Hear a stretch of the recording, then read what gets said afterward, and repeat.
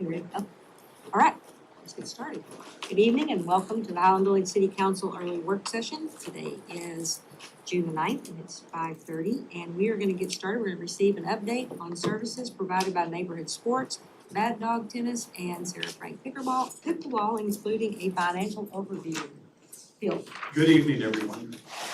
So this is a continuation of what was started about a month ago. So we're going to call up David Enderling with Neighborhood Sports first, and he's going to go through his PowerPoint. And feel free to answer any questions. And at the end, I'll give a recap of the financial impact of all three. Okay.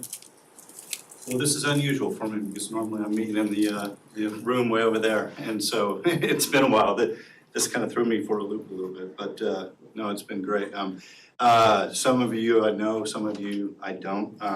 My name is David Enderlead, and normally I don't like to stick with like the script. I like to just kind of tell my story of what we do as a league. We actually started this league way back in 2011. When my wife and three boys and we moved up here to, we live in Flower Mound, but we moved up here from Austin back then in summer of 2011.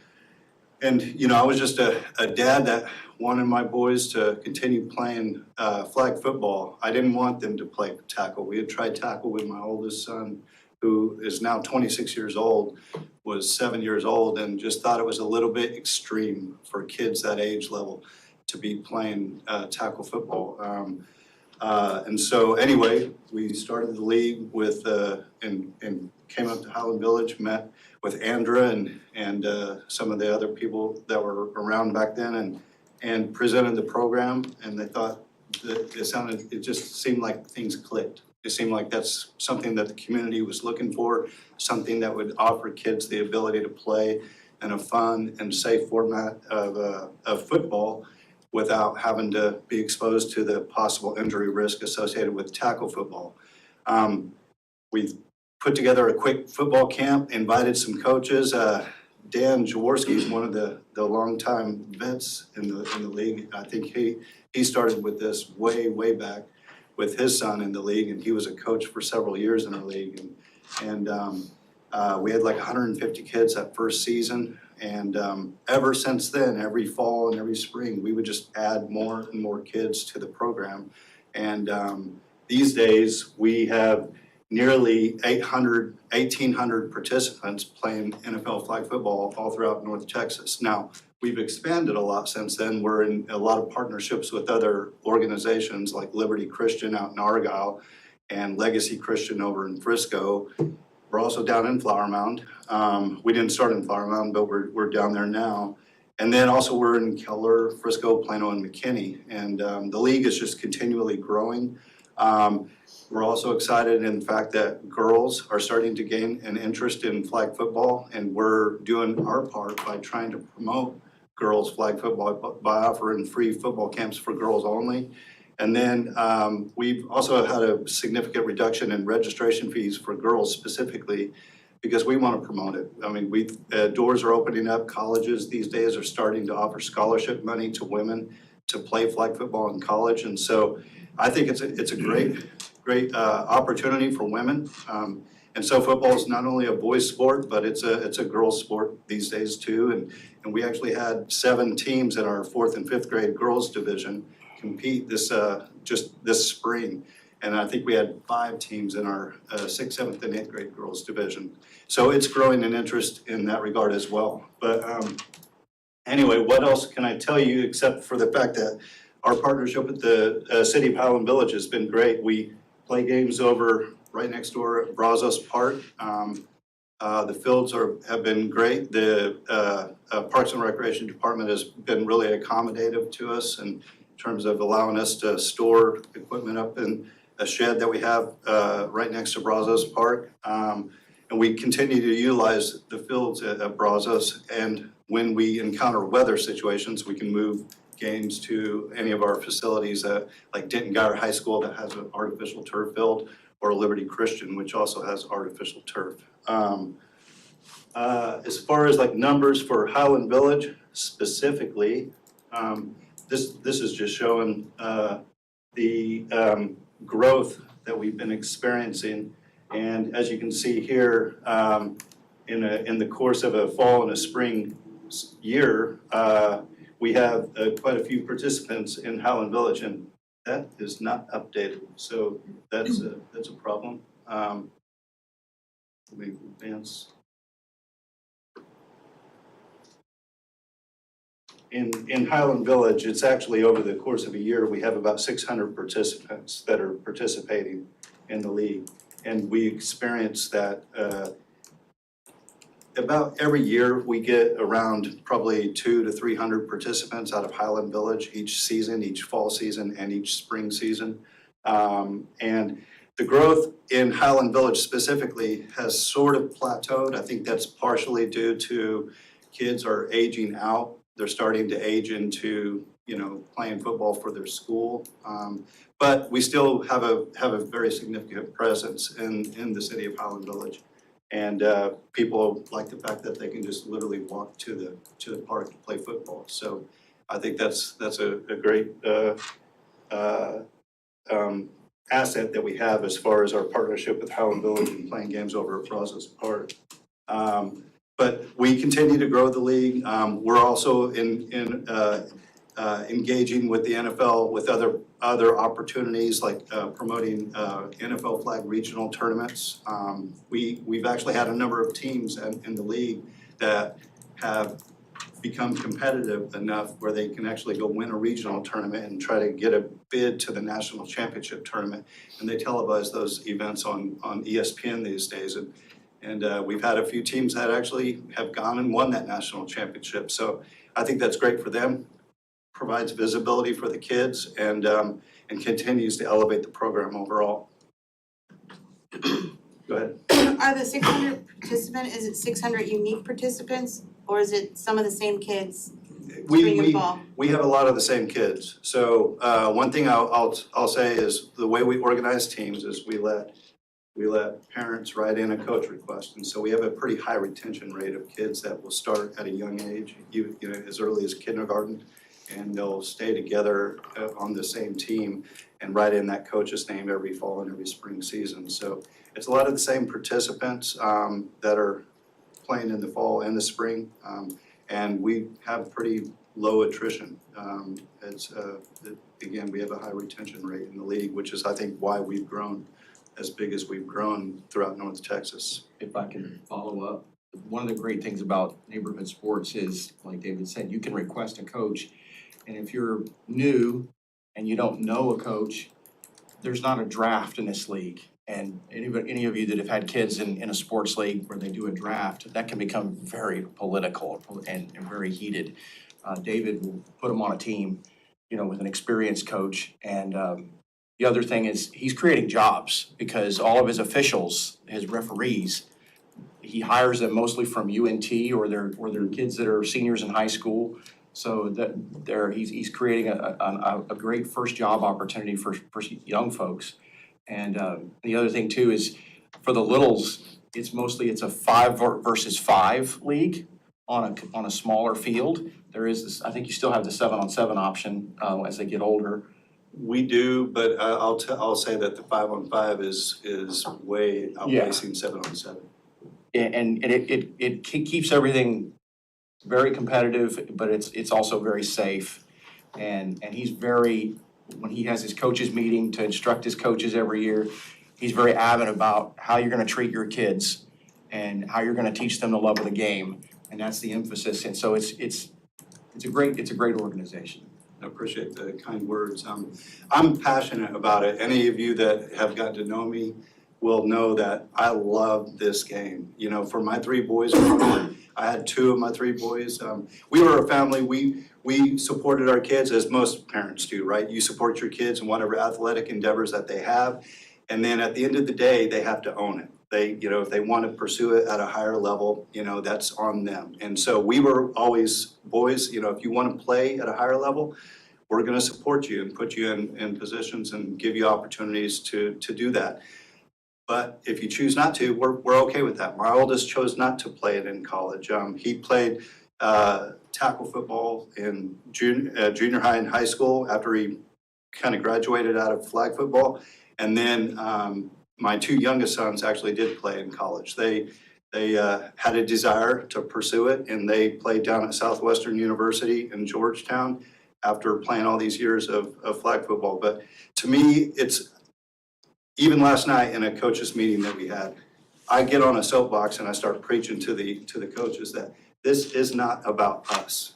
This isn't a sport to live vicariously through these kids. It's about putting these kids first and then having the heart for it as an adult and a parent and a coach. And so anyway, that's my story. I'm passionate for it, and I think because of that, I think that's why our program has grown to what it's grown to today. I'm gonna ask the same question I asked all groups. Are you guys a nonprofit? We are a nonprofit. So do you have your boards and meeting agendas and everything posted online? We don't have it posted online, no. Okay, I would just, if you're public or nonprofit, so parents and everybody who knows and the community knows, knowing what y'all do. It's just for full transparency, I always ask. Because I couldn't find anything online about meeting minutes or who's on your boards or anything like that. We haven't gotten that formal. Okay. Council, does anybody else have anything? Thank you so much. All right, thank you guys. Thank you. Thank you. Appreciate it. All right, thank you, Phil. All right.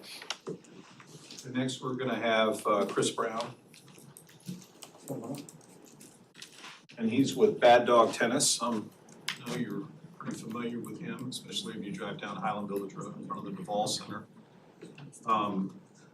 He's very active over there. Full disclosure, my kid's in Bad Dog Tennis. Coach Yvonne is awesome. Thank you. She's getting him ready to play in high school at Faith, so she's a pretty good coach. Forward. She'll set you up.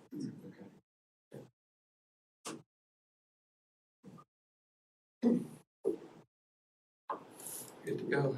Yep, I'm Christopher Brown, AKA Coach Brown. Had the contract here for quite a few years. I was trying to think how long it's been, but it's been a while. I remember we were in Highland Shores running a program there, and the HOA gave us 2 courts, and we were just bursting at the seams. And the HOA was getting mad at us, and the parents were parking in front of people's houses. And so I live in Denton. We drive down Highland Village Road every morning, and I'd look over at the tennis center, and I'd look for a for sale sign that would go up, and it never went up. But day after day, I'd look, and then one day I drove by, and I swear I saw it, and I had to turn around to go double check, and it was for sale. And we put in a bid, and we lost it to the Korean church by $3,000 or $4,000. And that was very disappointing. And then a couple of years later, we got a call from the city saying, we're gonna buy it. We'd love for you guys to manage it. So we've enjoyed our contract. It's been great. So let me tell you a little bit about it.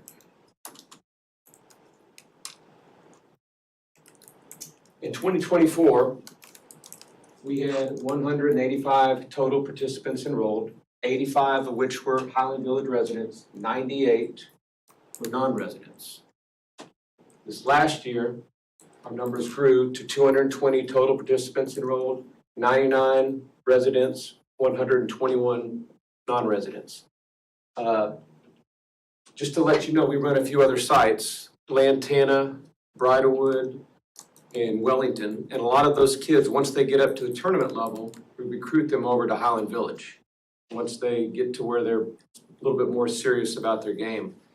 So we have quite a few non-residents that come use the facility, which is great because it keeps our program really strong. Couple of community impact of Bad Dog Tennis. We run programs ages 5 to 18, kindergarten all the way through high school. Usually the parents with the 5-year-olds, they really bring them out when they're 4, and they lie when they sign up. And then we ask the kid how old you are, and they say 4. What do you do with them at that point? Yeah, we give them a little pee-wee ball and racket, and we just start them off. So we have elementary, middle school, and high school training, basically all different grades and all different ages. We even have kids that want to come to us and they want to be able to play college tennis, and we can set up a plan for them that can allow them to accommodate that. down there in the bottom right. That was one of our letter of intent signing parties we had a few months back. The girl in the middle named Gabby, she came to us at 6 years old. Her father asked if we could get her at the Division I collegiate level, and after doing a background check on him, we said, yep, we can help you guys out. So she just signed at Southeastern Louisiana Division I on a full scholarship. The girl on her right played number 1 at Geyer, just graduated, going to Arkansas. The guy on the left plays number 1 at Marcus High School. So we're able to accommodate any different level of kids. Our large majority of focus is just your kids that just want to play and compete locally, that maybe don't want to play college tennis, they just want to play high school tennis, but we're able to accommodate all different levels. We have outdoor, and that's not supposed to be there on the indoor camp part. The idea behind that was we were going to use that room in there. And when we found out that it's being used by pickleballers, we don't mess with Sarah Frank's. So I looked at the different classes that they had, and it was jam-packed. We couldn't even squeeze in a peewee class. So I didn't have time to take that off, but anyway. We have adult classes, we have tournament travel. Bad Dog runs over 50 USTA tournaments a year. And those kids up there, that's just a small handful of kids that play.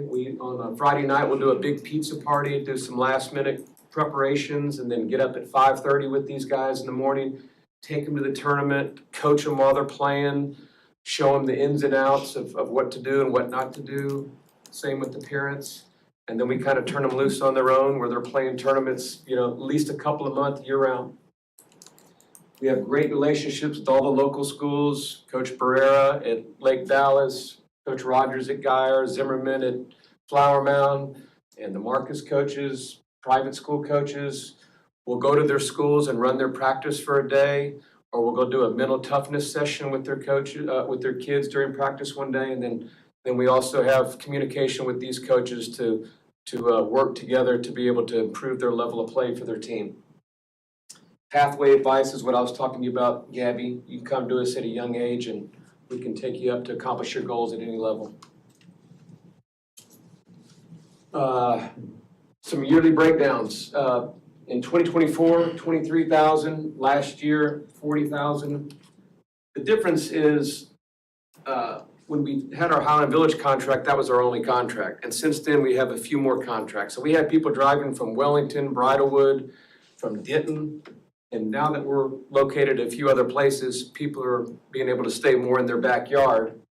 So last year we got busy and we said, okay, we need to start ramping up our numbers a little bit more. And we really started focusing on much younger kids, trying to get these kids at a young age up to a little bit higher level. So that's something that's changed this last year. We expect that number to be even bigger this year. Some realities, some positives, and maybe a couple of negatives. We have a great team. Phil and Andrea have been working with them for quite a while. Terry with an I, and Nicole. All these guys, anything we ever need, Phil helps us out. Andrea, anything we have any issues with, just an email away. And they've been absolutely great with us. So we just feel like it's a really great team.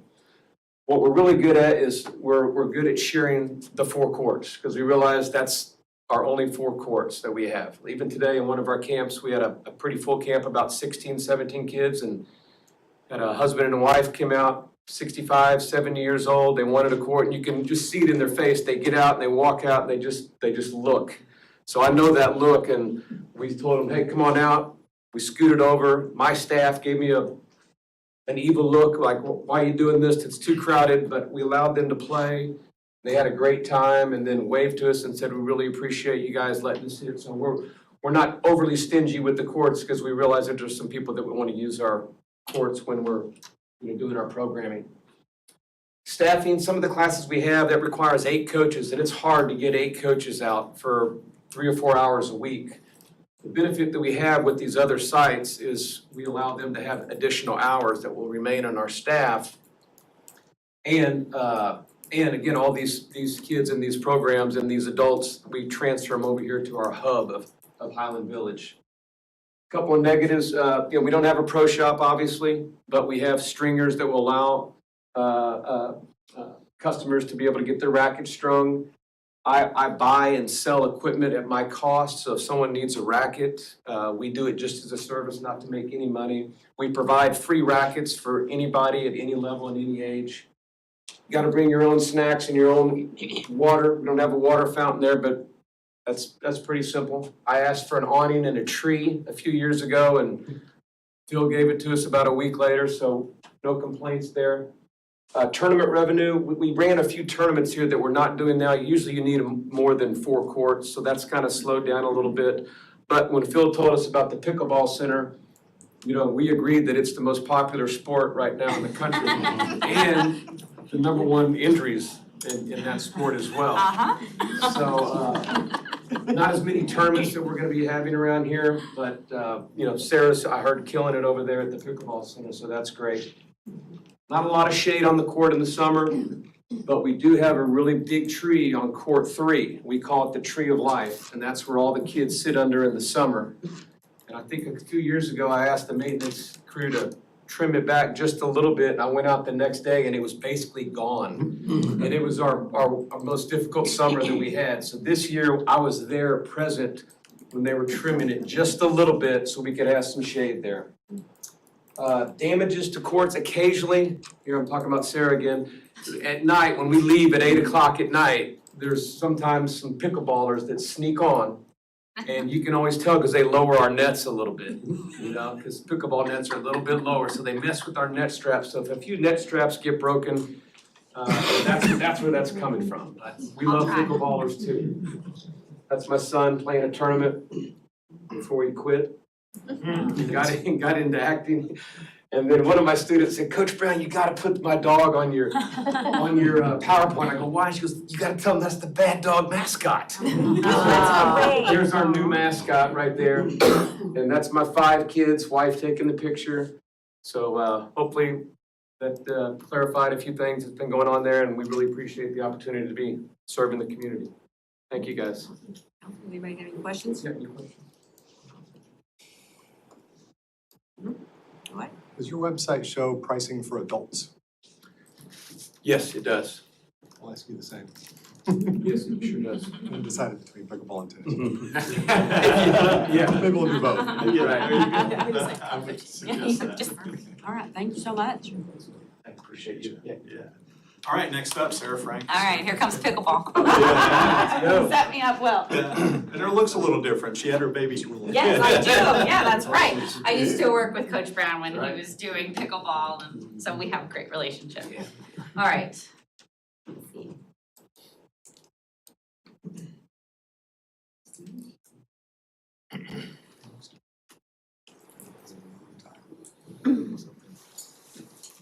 All right. Good evening, everyone. I am going to use paper. I'm a little bit more reliant on this, but good evening, everybody. I really appreciate the opportunity for speaking with all of you.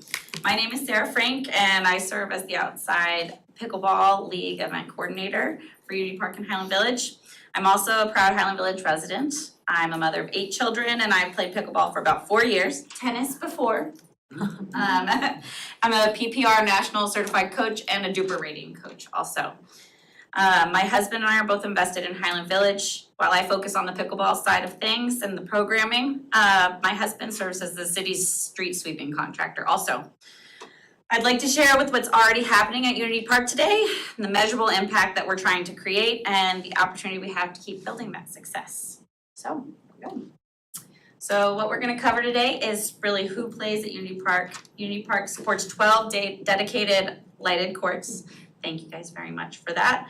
And we have 9 active league teams and 102 unique league players that are coming out there, with more than 864 pickleball players engaged in our community. That's a lot of people, 864 for pickleball. I know it's growing nationally, and there's the proof, because these are relatively new courts, so thank you for that. So that's not occasional use, that's daily consistent engagement. Unity Park serves residents of Highland Village while also attracting a number of players from around outside of Highland Village throughout Denton County and further. This positions our city as a really great destination for pickleball play, recreationally, and the community connection that it really has been building. Yes. Unity Park currently supports 9 organized teams, like I said, across women's, mixed, net, PCD, and 55+ leagues.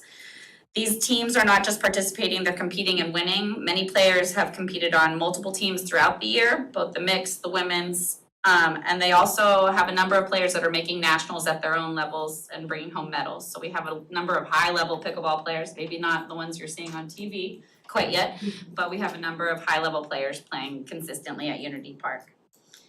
That level of commitment tells us something really important, in my opinion, that people are really invested in pickleball in this program, and they're invested in Unity Park and what you guys have put out with those fences that have gone up, and the windscreens have made a huge difference.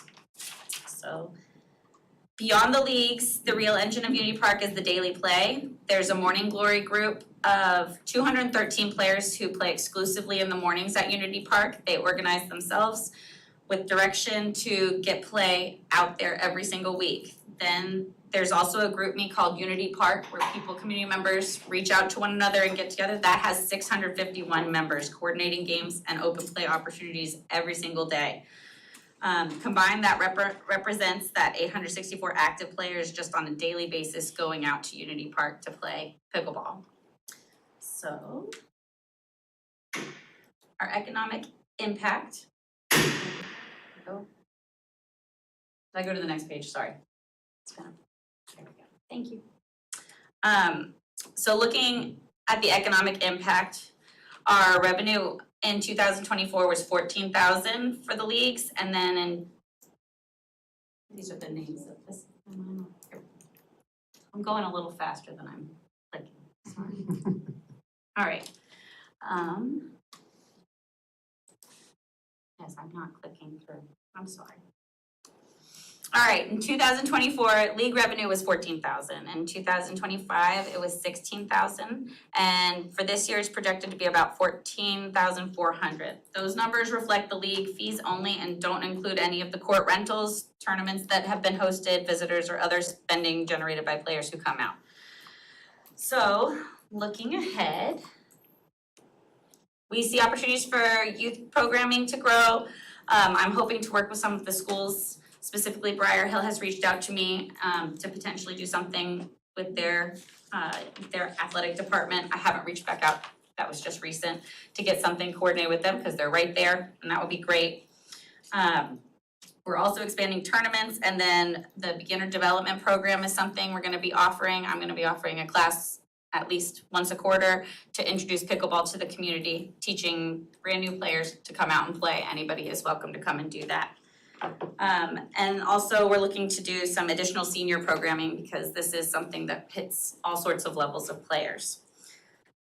One of the things that I wanted to highlight that I didn't get on here, because I thought about it after our rain out, was how it's really impacting again across the board generationally. I don't know how many of you have noticed, but come May, these open play community members that are coming out, it really flips a switch from being older generations, anybody 25 and above is throughout the year, and then May comes and there's a huge influx of college students and high school students that are coming out and joining the open play with that consistent group that is there year round. And to me, I think that really speaks volumes to the quality of the courts, the location of these courts, and what it's doing for our community. Because it's really great to see those students and kids coming out and spending their Friday and Saturday nights out there, and that's awesome.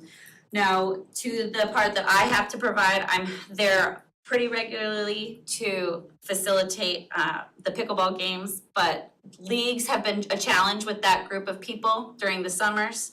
And I have seen with leagues over the last 3 years, some trickling off. That's why the numbers have kind of jumped up and down, because there's been a lot of influx of indoor facilities that have opened up in the area, for those of you familiar with pickleball, that has pulled away some of those players to go and play indoors a lot. But I just wanted to give that piece of information. We still have people coming out and playing outside. So with all that being said, thank you very much. I really appreciate the opportunity to work with Highland Village and be a part of this community and then help support it with pickleball.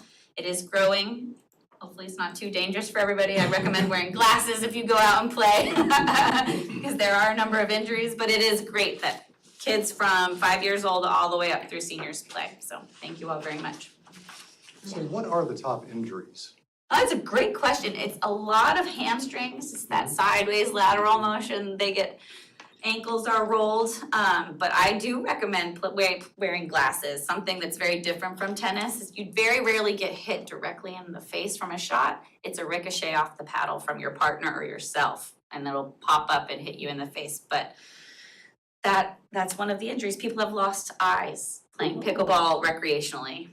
What does PCD stand for? PCD is Pickleball Competitors of Dallas. It's a spinoff of Tennis Competitors of Dallas. So it's a team that's based out of Unity Park. They have a home team there, and then they will have home matches and then away matches at other community outdoor parks. All right, Anybody else have any questions? Well, thank you so much. Thank you, guys. Council, we're gonna take those beginner classes. Yeah. Over 55 classes. I'll be at least one of those injuries. Hey, it's really fun, and I love tennis. 3 but- months. Yeah. Or 55. Oh, Well, I haven't started yet. no, that's right, yeah. We'll sign up and do that. Thank y'all so much.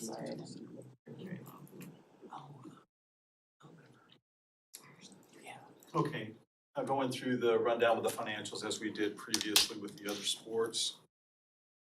The data's wrong, I apologize for that. So the city partners with a wide range of sports organizations to expand recreational opportunities for residents. Without these partnerships, we need to consider either increasing staffing to develop or managing these programs internally or scale back the range of programs offered. I don't think anyone wants to do that. The impact that it has on this community is positive, including the folks that aren't Highland Village residents. And this is a cost recovery strategy. This is part of our ordinance that we have. And we're looking at about a tier 2 cost recovery strategy with the verbiage in here of more self-pays where everyone plays. These services may require considerable staff like coaching, things like that. We, just like the other sports organizations, we don't hit this because the council and the park board, they really want to see low-cost recreational offerings. And that's been the initiative for several years now.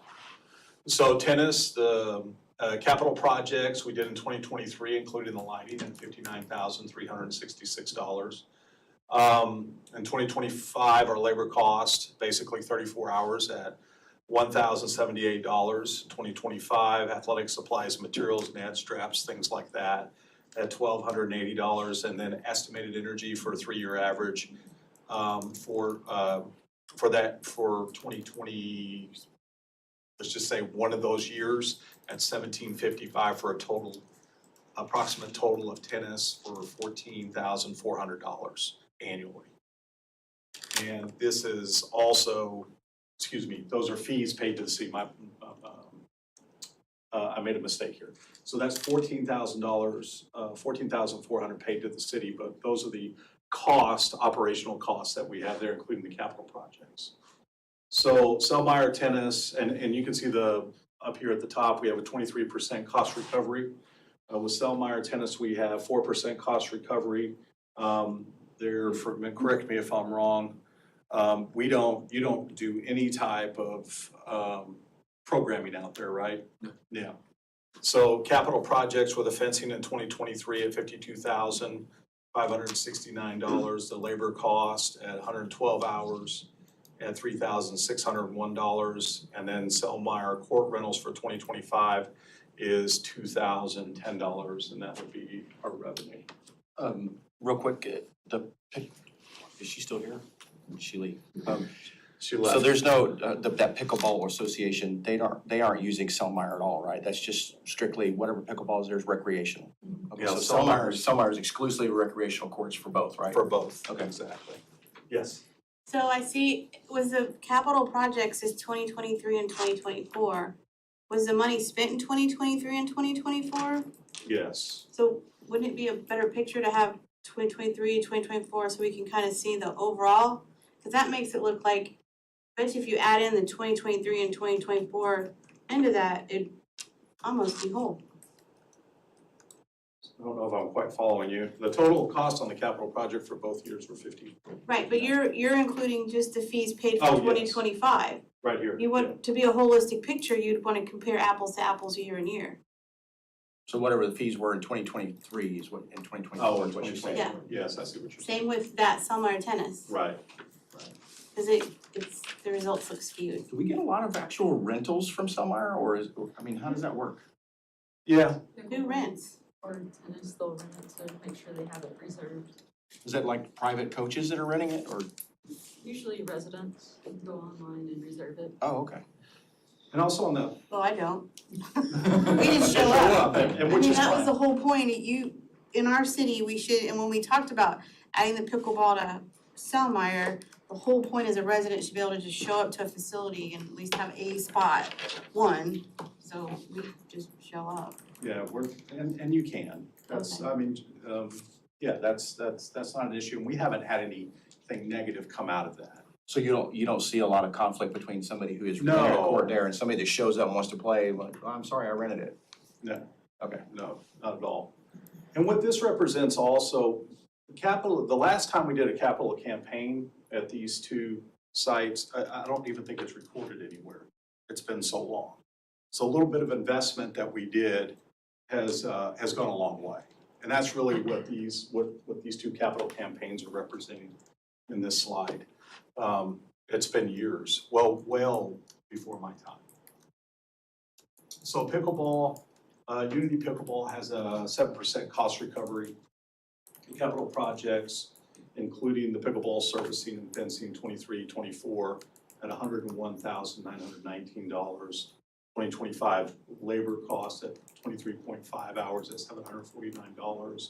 Estimated energy use at $7,380. And 2025 pickleball court rentals at $17,028. So to Rhonda's point, those labor costs in 2025, are there other labor costs for 24 and 23 that maybe will boost your cost recovery number? It will, but with our CityWorks system, we're really starting to expand in that. So the numbers that I can't guarantee that we captured all the labor.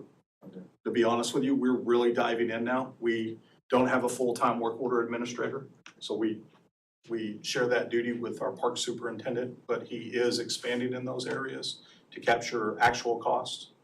Can you revise those charts and just make your best guess for all of it? Cause it'd be helpful to have the overall 3-year picture. Sure, and send it out in an email. Will do. Is there any other questions? With that, okay. Brazos flag football is 154% cost recovery. No capital project as of yet. 2025 labor cost at 74 hours at $2,566. 2025 athletic supplies and materials at approximately $3,500. And then the flag football fees paid to the city at $9,300. Clearly a good business partner. Yeah, Well, at this point, but what is the projection for the capital projects? That's coming up next. Okay. yeah. Getting ahead of yourself, Brian. Yeah. So future capital project cost, 2021 bond, future capital projects anticipated completion of fall of 2026, we may not get there. But Brazos football, turf and irrigation at $227,388. Unity Flex Field turf and irrigation, which there is no program sports there. It's intentional, it's free space, first come, first serve. And we really frown upon any organized sports using this. We really want the community to pick up games, things like that, because green space, just free unprogrammed green space is limited here. So you're talking about the open area, not the football field? Okay. Right here at Unity, at $189,018 for a grand total of. I remember part of that project was going to include a field that would become the primary kickball field and could become a flex field for Yes. softball. Yes. What happened? There was a study that was done for a future, anticipation of a future bond, 2028 bond. So that would be something that would be considered by, bringing it back through Park Board and making a recommendation to council as far as a future bond initiative. What was the reason why it was scratched then?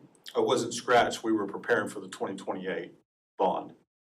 We did it knowing that we're gonna have other projects that we, But I remember that this was, I mean, we saw design. you saw renditions. Yeah, exactly, yeah, that's the word I'm looking for. There were renditions and everything, and it seemed like it was a green lit project, and then it felt like it got pulled back at some point for some reason. That's what I'm looking for. It seemed like we were on the, like the next, it was 2022, and it was supposed to happen in 23 or 24, and it just never happened. So am I just not remembering that correctly? It was never on a project guide or timeline for 23, 24, 25 to be constructed, and the decision was made to pull it back and wait for 28? And yes, with Copper's Branch as that being a part of the bond initiative too for 2028. Okay. So we're creating these, if you will, projects that the council, the park board and council has already seen. And when we bring it back, we'll update those numbers for projected costs for build out. And then there'll be decisions made at this level. Okay. Is the city still getting grief from the Baseball and Softball Association about kickball taking game and practice time away? No, not, I'm looking at Andra. I haven't gotten any complaints. Okay, good, that's good. Yeah. So, and the premise of that field was to provide adult sports programming, which we are limited on. We have kickball, we have tennis, we have pickleball, but there's no actual field space for that. Right. So this would provide flag football, soccer, kickball, wiffle ball tournaments, if you will, things like that, that would focus on adult sports. And I think that actually the budget numbers are flipped here, so I apologize for that. When you say flex turf, Flex field. okay, flex Yeah, so, field turf, is that still gonna be grass, or are you looking at our, okay, yes, it's gonna be a turf field. Okay. So, the intent again is to improve that, like we did with the baseball field. So right now, it has low pressure, doesn't have head-to-head irrigation, gets big cracks in the summer. We can't get a good turf establishment, so there's a lot of weed encroachment. So when we improve the irrigation and hydromulch a seed in there, turf variety like Champion, like what we have at Doubletree, we're gonna try to provide the best opportunity for that field to improve. And so that's the onus behind putting money into it. And everywhere we've done that, it's had a positive impact. well, I know. Tremendous. I know the gray field, it's a beautiful field. Yeah, Gray and now all the rest of them. We get a lot of compliments from them. That's the end. Council, anybody else have any questions, comments? Okay. Thank you, sir. Appreciate the update, and thank y'all. Thank you for everybody who showed up. I appreciate you coming out. All right, we're gonna move to, present and discuss Pilot Knoll Park amended project scope, opinions of probable construction costs, and 2021 bond and grant funds. Mr. Lozano.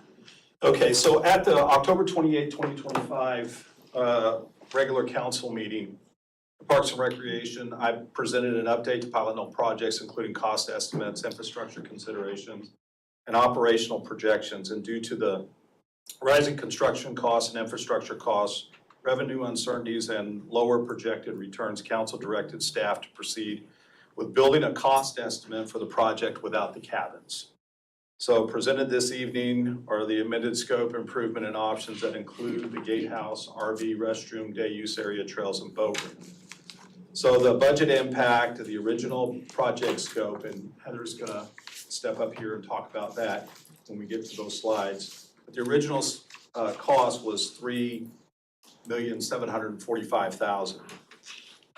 So with an estimate budget as we go through here, and we'll get to those slides, we're now looking at $2,271,000 to $2,786,000 without cabins. And so I'm gonna be seeking direction from council as to how we proceed moving forward. So these first slides are just basically the timeline that I feel like everyone in this room has seen. 2021 Kevin projected feasibility study, and in 2021 bond issuance, 2022 fall scoping and discussions, 2023 I applied for Texas Parks and Wildlife grant. First round trail grant not awarded, local grant, park grant not awarded.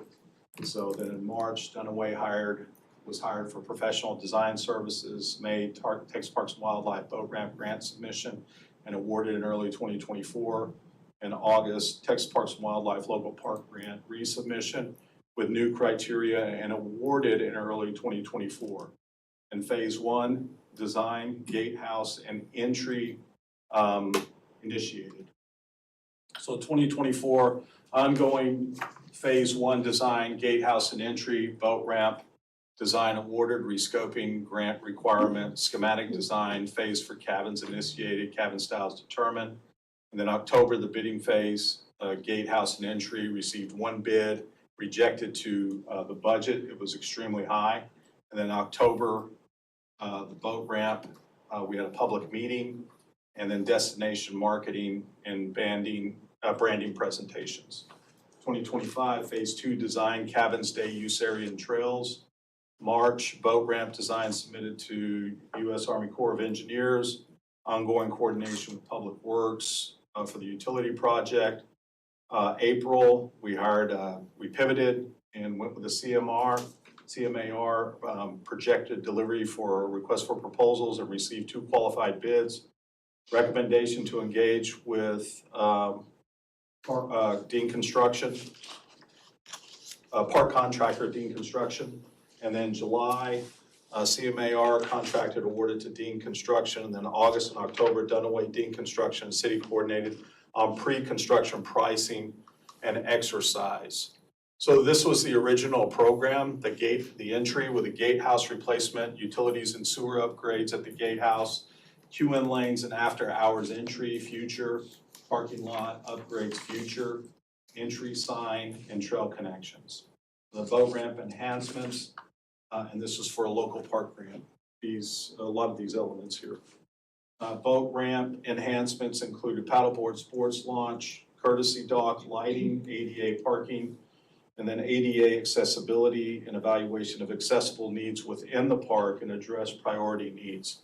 The day use area evaluation of existing structures, identify priority needs, painting, roofing, lighting, electrical benches and tables.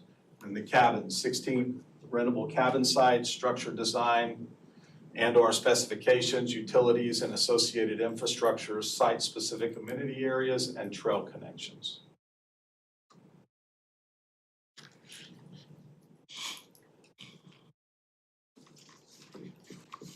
I just wanted to start with a review of what the original budget was when we issued the 2021 park bonds.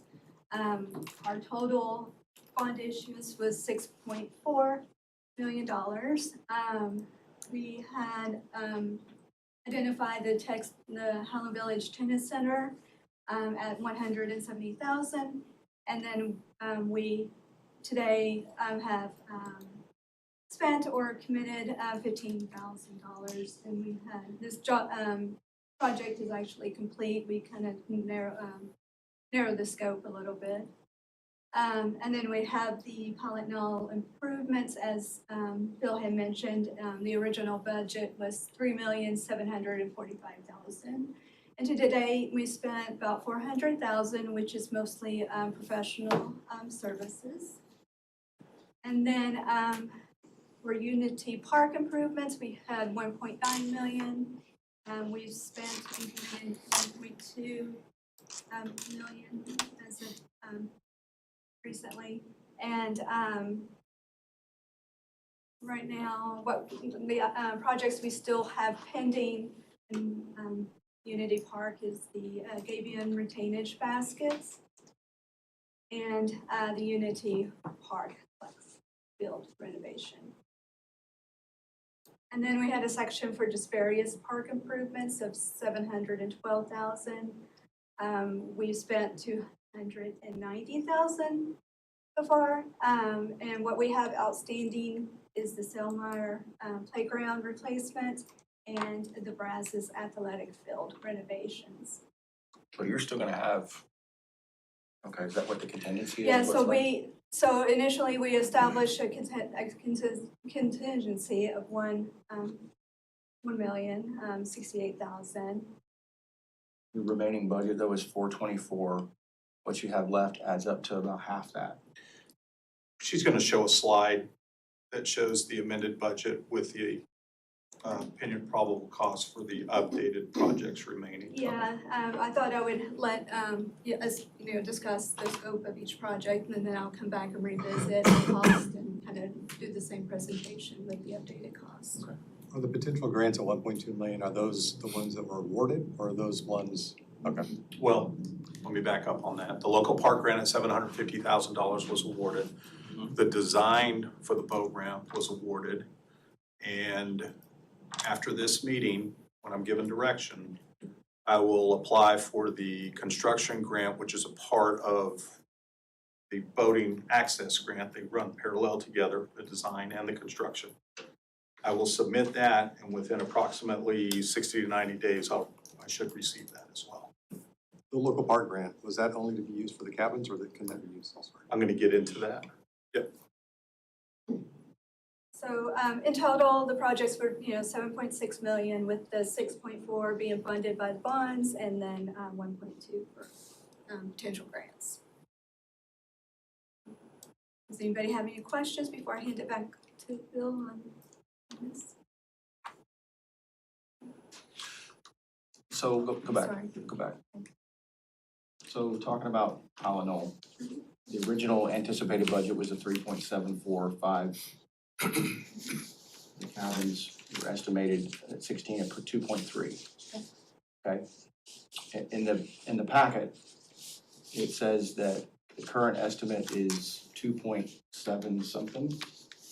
Yeah, On the high end, and we're gonna break that out. Right, where I'm going is, we originally were saying 2.3 million for 16 cabins. What we're showing in here, this math is showing about $1 million difference without the cabins. Correct. right, and Where's the other 1.3? It was the original anticipated cost of 2.3, and now we're Yeah. saving.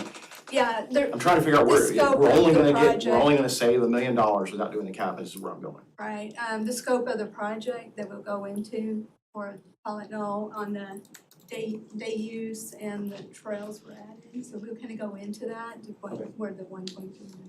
But also, these are 2021 numbers. That's In right. 2023 or 24, we Yeah. got increased numbers. Yeah, I get Right, that, yeah, I get that. yeah, because at the end, I think the last time that we reviewed the cabins were coming in with 3.3 million. Right, So, okay. there was a lot of changes from the time, the cost changes from the time that we issued the bonds in 2021 to the last time we visited the cabins.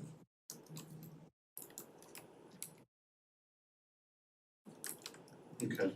And also, the deconstruction folks are here, Tyler Fireball, Kirsten, George, and Victor Del Rio are here, as well as Aaron Law with Dunaway.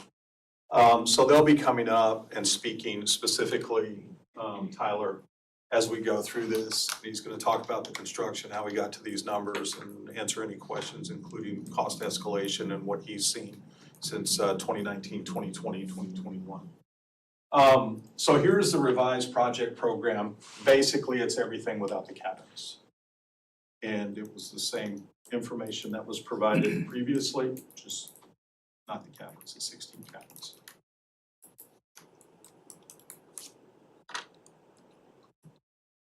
So the current timeline and sunset of funds. Texas Parks and Wildlife Local Park Grants period performance closes April 30th, 2028. And I think everyone in here has heard me talk about that date. The period of performance is typically 36 months, 3 years from the date the grant agreement is executed. So the start date begins upon full execution of the grant contract. The end date is usually 36 months later, unless extended by Texas Parks and Wildlife. And then what must occur during this period is design and engineering, permitting, construction, and installation and final inspection and reimbursement requests. Now, it's important to also note here, although it has nothing to do with this project, all the work that was done at Unity Park when we put it out to bid at $1.2 million, we got no responses. So the temperature at the time, in terms of construction projects, that was not a project for folks worth bidding on. So that was an indicator that we were gonna have problems going into Pilot Knoll, and that's why we pivoted with the CMAR, because the traditional RFP, at least for park projects, wasn't yielding what we needed in terms of contractors, which a CMAR does. So the completion requirement, the park facility must be fully built, operational, and documented before the deadline. And extensions may be granted by Texas Parks and Wildlife in certain circumstances, i.e. delays due to weather, permitting, or procurement issues. But they are not automatic and must be formally requested and approved.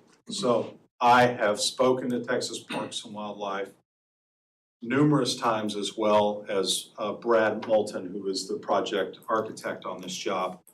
They understand what's happening all across the state of Texas with these grants. And they will do whatever they can to work with us in whatever makes sense. So we've been letting them know about the challenges that we've been having immediately. And just every quarterly report that I provide updates noting what the challenges have been. So they're abreast of everything that we've been going through in terms of, cost of labor, cost of materials, tariffs, all of these things that delay a project, including folks not bidding on projects. So the bid part of this, is this something that is, are cities that are trying to do park projects and going out for bid, is this like an across the state problem that? Yes. That developer, I don't know what the term I'm looking for, service providers just aren't responding to, I mean, they gotta wanna make money sometime and build something, right? I mean, that's what they exist for. Tyler, that's his area of expertise, speak to that, but I'm just wondering, is there some way we can make our bid requirements more attractive? Is that something we need to talk about, is making our bid requirements more attractive? I'm gonna let him speak, but I will tell you that, a project that is under $5 to $3 million is not gonna get very many bids, just because there is so much work in Texas right now. There is a tremendous amount of work that is happening. And you may work with one company one day, one contractor, do a great job. The next time you put something out to bid, he doesn't have the resources because he's been poached, or they've been poached, that are paying more. There is so much work in Texas. There is, but did you expand upon looking at bundling with other cities like other communities are doing? No. So there's other communities that pull together, they put their projects together so they can get past the 5 million, and they don't seem to be having many problems. So that's new to me. I haven't heard of that happening. And Yeah, I've got some, and the smaller communities with smaller projects, like I just discussed in the October meeting, they bundle. They all work together and they write their stuff together, and it's more efficient because you go to one place and you mow, to mow and demow, it's a lot of money. So if you mow Right. once and you've got all of them in the bucket, they don't seem to have much of a problem. And that may be something we need to look into. I need to do some more investigating on that. And if it's civil projects versus park projects versus what, I'll have to do some research on that, for sure. Okay. Yeah, so I wanted, the question was about construction. What was your question directly? Oh, it's mind-boggling to me that, I guess being a cheaper project, there's not as much money to be made, but it's just mind-boggling that there's, and I didn't realize there's that much work out there too, so I'm just curious what you have to say. I can't speak to the city side, we're doing construction, we build parks all over the Metroplex, that's what we've done since 1984, right? So on our side of it, we have seen the smaller jobs are less gone after, less sought after than the larger jobs, but I can't really speak to the city side of that per se. So you took cabins out, which frankly I'm glad of, because when we first started talking about this project in 2021, I didn't buy into the projections. Is there any conversation about expanding on RV availability? Yes, there was actually a conversation in Park Board about that. And something that at the end of the project, if there's any remaining fund balance, we could talk about that as well and get some pricing on that. Okay. And that's at I think it's 80% capacity from what I remember in the park right now currently, 79-80% from the RV sites. Mhm. And there's some revenue numbers in here, they're gonna talk about revenue that the park has generated. Might as well just hang out. What is the anticipated timeline to get the projects done At Pilot Knoll. within that 28 timeframe? Or are we pushing? Sounds like that's what you're worried about. Yeah, it's on the last slide. Okay. If we can get to that. Okay. So this is the master plan original, the park entry with a new gatehouse, park sign, parking vehicular, trailhead, circulation upgrades, site infrastructure, dump station renovation, septic upgrades, main wastewater line, or water line replacement, rental cabins, cabin structures, site amenities, tent pads, trail connections, RV area, restroom upgrades and trail connections, boat ramp area including courtesy dock, relocation, lighting upgrades, paddle sports access, accessible parking, trail connections, and then day use improvements include pavilion upgrades, paint, roof, columns, et cetera, LED lighting, electrical upgrades, outdoor activities, volleyball, horseshoe pits, pavilion and picnic area, accessible routes, and trail connections. Remind me, the black dotted line, is that floodplain? Yeah, that's the 537. Okay. 537, exactly. So the master plan revised, and this is just oversimplified, but for today's purposes, the slides will have the detail. The slides that follow this. The entry sign, the gatehouse, 8-foot concrete trail from 2499 through to the day use area, boat ramp improvements, day use shelter renovations, sand volleyball renovations, RV restroom rehab, not a total reconstruction, but we gotta make it ADA accessible. It's one of the challenges that it has, and then also put some new flooring down in there. And then a nature trail that connects the RV area with the day use area. Will that be golf cart accessible? The 8-foot trail. The existing gatehouse, this is what it looks like today.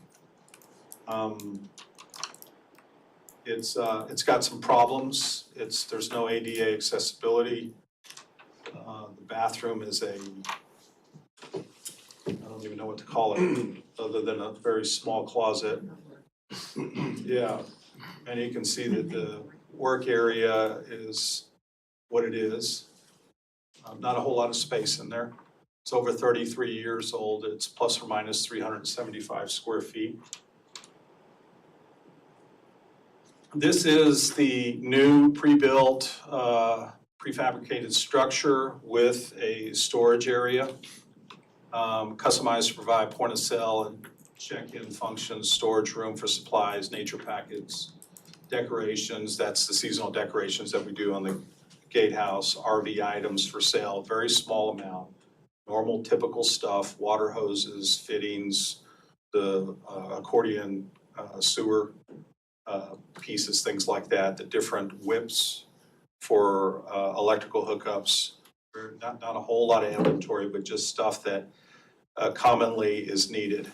And then a nook for an ice machine versus keeping it outside where it currently is now, right here in these pictures. So so where's the road in this? The road's right here. Okay. This is coming in, this is going out. Okay. And then cost estimate just for the prefab building only is $147,000. And it's approximately plus or minus 535 square feet. So that does not include any kind of foundation work that needs to be done to accommodate it, it's just the structure itself. Okay. Right, and Tyler will go into the budget. That includes that as well. Almost 200 per square foot. Yeah, 275 square foot. It's a pretty fancy prefab building. It's a regular building. It's bare bones, in terms of finishes. It's not the Taj Mahal for sure, as you can see here. That's what the CMAR does. If you want to speak to the, the FF&E, or, how it's constructed. I mean, what's the difference between that and a stick built, like, for example? So commercial construction is a little higher than residential, obviously. So on a commercial building construction, usually you come in with cinder block walls and all the finishes are built to withstand abuse from, the public and everything. And those end up being like anywhere from $600 to $800 a square foot. So we knew that wouldn't fit inside your budget. And hence why we came up with this option. It's the same thing we did with the cabins. We came in, it was all about 250, 275 a square foot for something like this. But these are built to last. This company that we've been talking to, Leland's in Grandview, they are, I know some of the guys pretty well too, and they're a respectable company. So they've had stuff out there for 30 years already. So the construction manager at risk setup right now, I have a fundamental understanding of how that works. You take on the risk of, is that timeline, is that, start hitting benchmarks along the way, along with the budget? Yes, Okay. yeah. We're totally responsible for the entire project. What weather impacts will this withstand? Wind, what kind of wind, how much wind will it take? It'll be more than a traditional house, but How is it anchored to the ground? it's actually a concrete foundation on this. It is a concrete, anchored to concrete. What's life expectancy? 30 years, 30 to 50 is what they told us on the phone. Metal roof? Yes. You have to prepare the pad, the foundation and everything and the connections for them before does the 147 include installation once the pad's poured? No, Or is that that's just for the building. equipment, That's like- just, the materials? That doesn't include putting them, so that's the building yes. and it's prefab, but that doesn't include you just get the Lego set, that doesn't include putting the Legos together? No, it's prefabricated off-site. They come in and set it with cranes on the concrete slab. We trailer Right. it like that. Right, so then you're someone responsible to make sure all the utility holes are in the right place, the foundation's set, the pad's set, and everything's graded properly? Yes, ma'am. Okay. We did a similar project with the day-use restroom. It was a prefab restroom. Is that the CXD restroom or something like that? Yeah. See, that comes with a slab, so this is a little tougher to install. And especially with a prefab style, like a CXT restroom and stuff comes with it depends, CXT has, you have to hit these stub outs, and this is one of the most insomnia inducing nights is the night before you set a CXT building, because you gotta hit a 6-inch hole with 4 different 2-inch pipes, right? Like this is also for a different reason. When they usually build these, the floor is pre-built in it. But we felt like it would not be as strong of a construction without a concrete foundation. So they would usually come in with a truck and they just back it off and it drops in place. This is gonna have to have a crane come in, pick it up and set it down. And it's not a large crane, but set it down on the foundation and the connections we made. The builder is responsible, Leland's, whoever ends up being, is ultimately responsible for the connections and everything once it's on site. To the subbed up electrical and sewer and plumbing.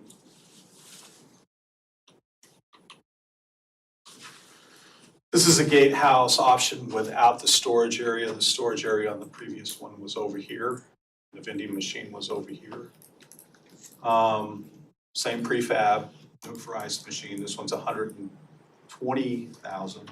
I think the difference is approximately 27,000 between the two. Do they currently have storage there now? No. Outside the building? Has no storage. We are currently keeping supplies, restrooms, things like that, and the plumbing chases at the 2 bathrooms. So this would alleviate some of that. We'd also be able to store capacity in terms of those items, as well as the other items that we use for decoration and Christmas and the different seasons that we have there, keeping in the theme of what we do throughout the city with our city buildings. So, you've got a fairly large lobby and a registration area. What is the normal process for an individual to drive by? They get a gate pass, the attendant, and they go through, right? How much time is spent with people walking up? What are they gonna do in the lobby? What are they gonna do in the registration? That's not already being done now. That's a great question. And how many, and then in addition to that, what is the parking like to accommodate the people that you anticipate coming to this? Yeah, how much stop and shop traffic do you actually Right. get? So the first thing, this lobby is actually gonna be moved in 2 feet to give more room back here. That was one of the things that we discussed. Same footprint, we're just gonna move it in to give, like I said, more room back here. So, and Andrea, you're welcome to jump in on this, but typically, because she manages the gatehouse staff. But it could vary, but on weekends, you can get walk-ups, you can get folks that are wanting to purchase their park passes. You're getting folks that just want information about the site itself and what it offers. In addition to that, you have folks that made reservations that are trying to get in. And traffic has backed up on 24.99 to get folks in, especially on a weekend. During the week, that traffic typically is not like that, but you could have, there's been situations where I've been there during the weekday where you've had, folks from the, what's the development right next to it? Brooks Court. Brooks Court, that are coming in and just, if you will, fellowshipping with the gatehouse staff. And then we've got folks that park and don't want to pay, and they come into the park to use it, walking, fishing off the bank. So the traffic can vary depending on the season. If you're looking at October, November, end of March, April, May, there's a lot of traffic in and out of there. The ice machines, are we selling ice? Oh, yes. Okay. We're selling ice. You only have one. And we're also selling firewood. You only have one person working in here, correct? Yeah, and the hours are from 10 a.m. to 5 p.m. Okay, so if you have people coming up in the lobby and you have people in cars, are they gonna alternate between the two, or are they just gonna focus on the people in the cars? And then get to the people in the lobby? They do both. And that's where the stacking, we need a bigger lobby space for when that happens. But the gate right now only allows one car in and one car out, right? So if I'm. Oh, yeah, it's a 1 lane, but in the future, we've got a plan for dual lanes. One's if you will, a pass-through lane where folks that have already paid and can put their code in and just go right in. It's not a part of this project, but it will be after this is built. So at this point, I can get more people checked in, I just can't get them through into the park That's right. faster. Anything to add there, Andrea? Okay.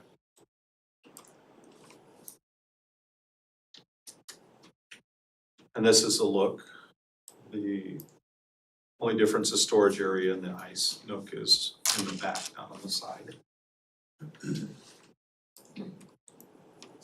So this is the boat ramp improvements. We have a floating dock here, replacement. And this is the boat ramp currently. The dock is over here and it's shared between boaters and non-motorized kayakers, canoers, paddleboard sports, things like that. So this is the plan to improve access for boaters to a dock that's adjacent to the ramp, and then also create a separate dock for non-motorized launches, your paddle sports. So courtesy dock and then boat launch dock. And the scope of the work includes not only the boat ramps, but curb cuts here, and solar lighting, ADA parking, and a sidewalk. That's what this is. We currently don't have any ADA parking here. The curb cuts and the additional chevron signs. One of the biggest requests that we had in the public meeting was we need to try to increase boater days when flood events happen. So bringing those curbs up higher with the chevron signs so that the trailer can align properly without getting hung off or overshooting the existing ramp and getting hung up here will provide that opportunity for more boating days during flood events. It won't completely mitigate because as we know, the lake fluctuates up to 17 feet, but it will provide more boating days and the days, and the boaters were very, very happy with that in addition to this courtesy dock just for boating and separating these two. Is that a replacement of the existing ramp or is it an expansion of the ramp? It's just an expansion, just the curbs is all we're doing on the concrete. Just the on curves, marina. not a width expansion or length? No, nothing of that nature. So are we anticipating, I mean, if you build a better boat dock, we're not widening the ramp so we can't get more boats in at a time. Is there a requirement to make more parking spots? Are we anticipating additional traffic? Great question. There is a future plan to expand the parking lot that is there. It's not a part of this project. And that can actually be applied for with another grant. And this grant currently is a 75-25 match. So we've already talked to the U.S. Army Corps of Engineers and they said, yes, they would be, they would, and verbally approve or like to see an increase in that parking lot. The parking lot that is there was built in the 60s for much smaller vehicles and boats. So it needs to be expanded.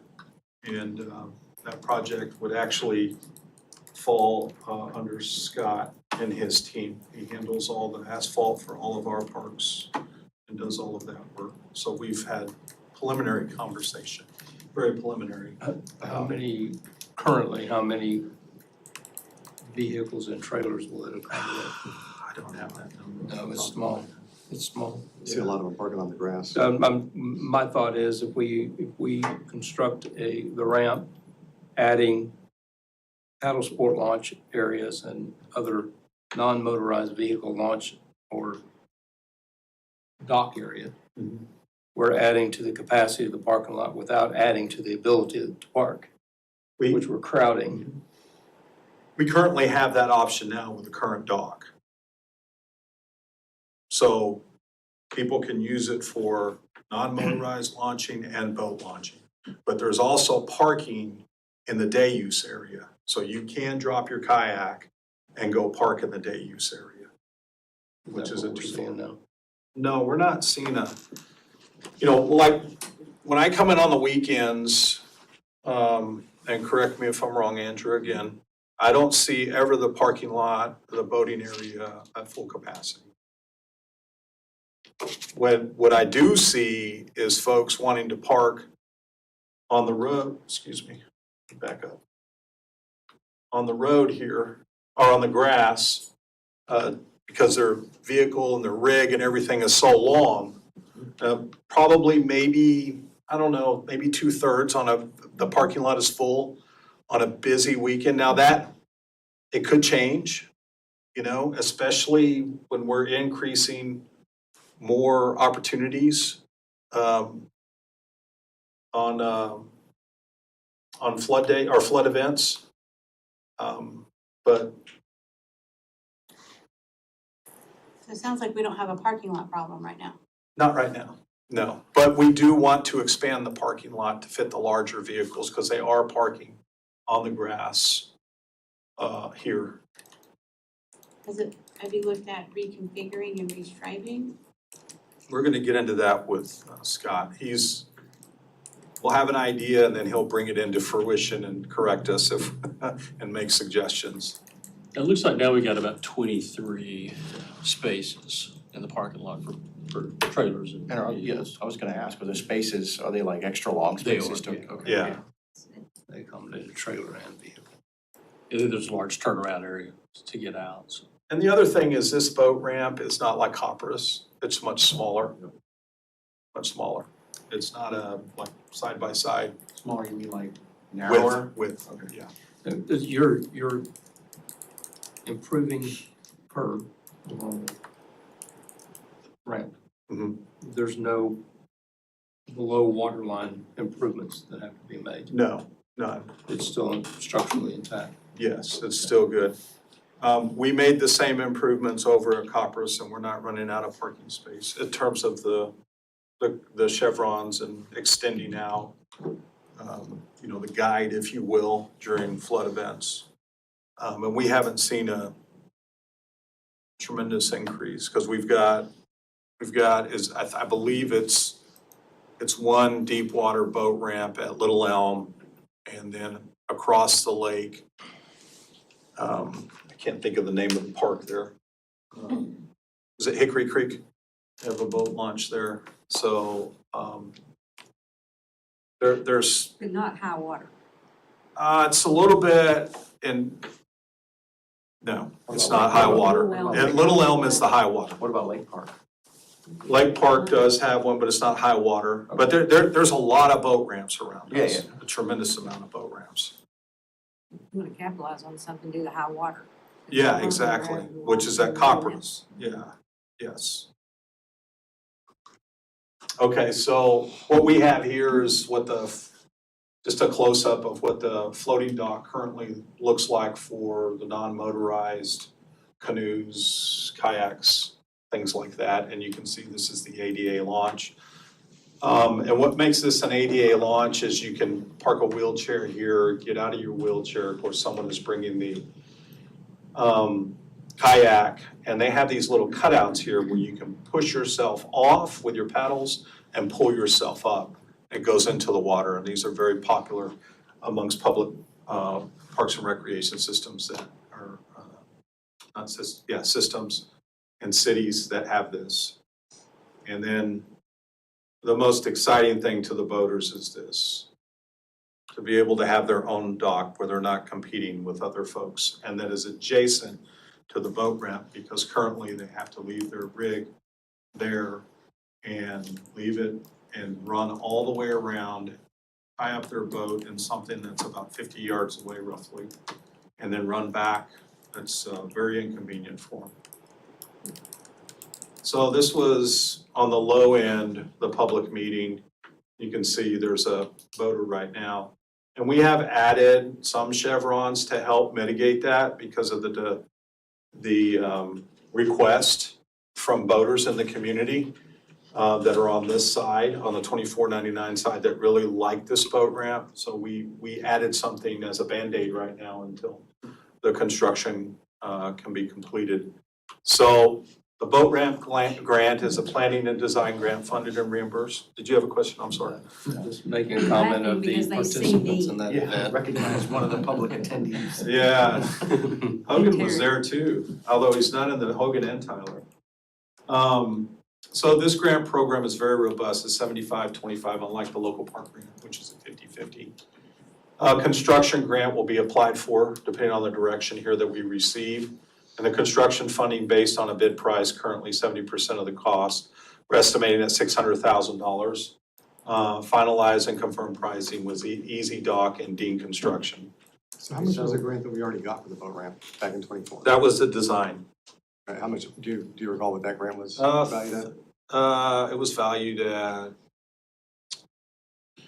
put a high number in there. I think it was, 80,000, I believe. And then we used 60, maybe 50,000 of it, and we got 75% of that reimbursed already.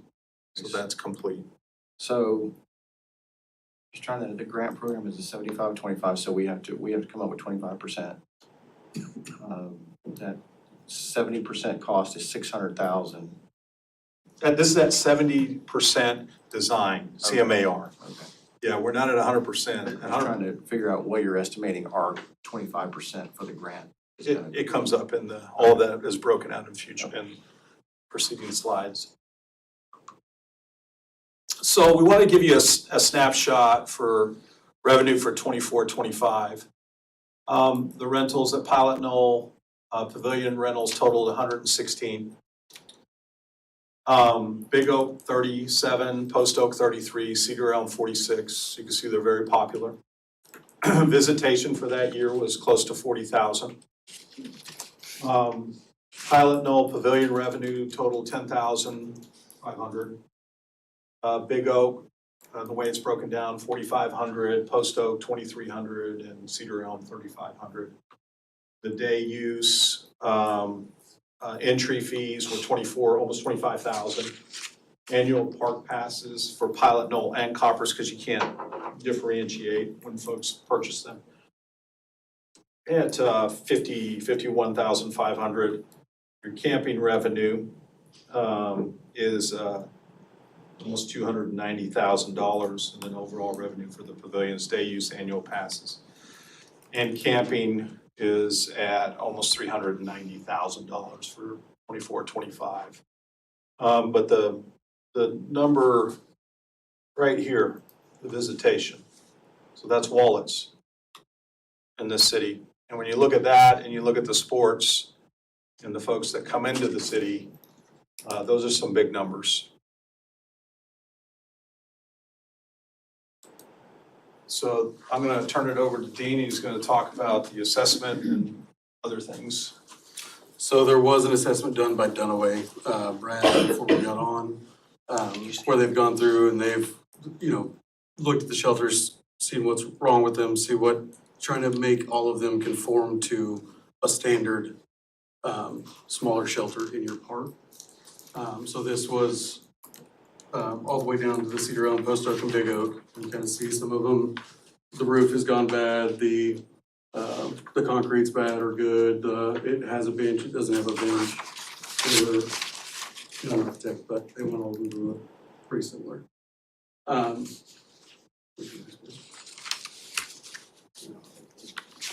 Just the back arrow. So this is option one. Phil spoke a little bit about the options before. And basically, option one, out of the 34 picnic shelters, we're saying, okay, this may be something that council want to entertain.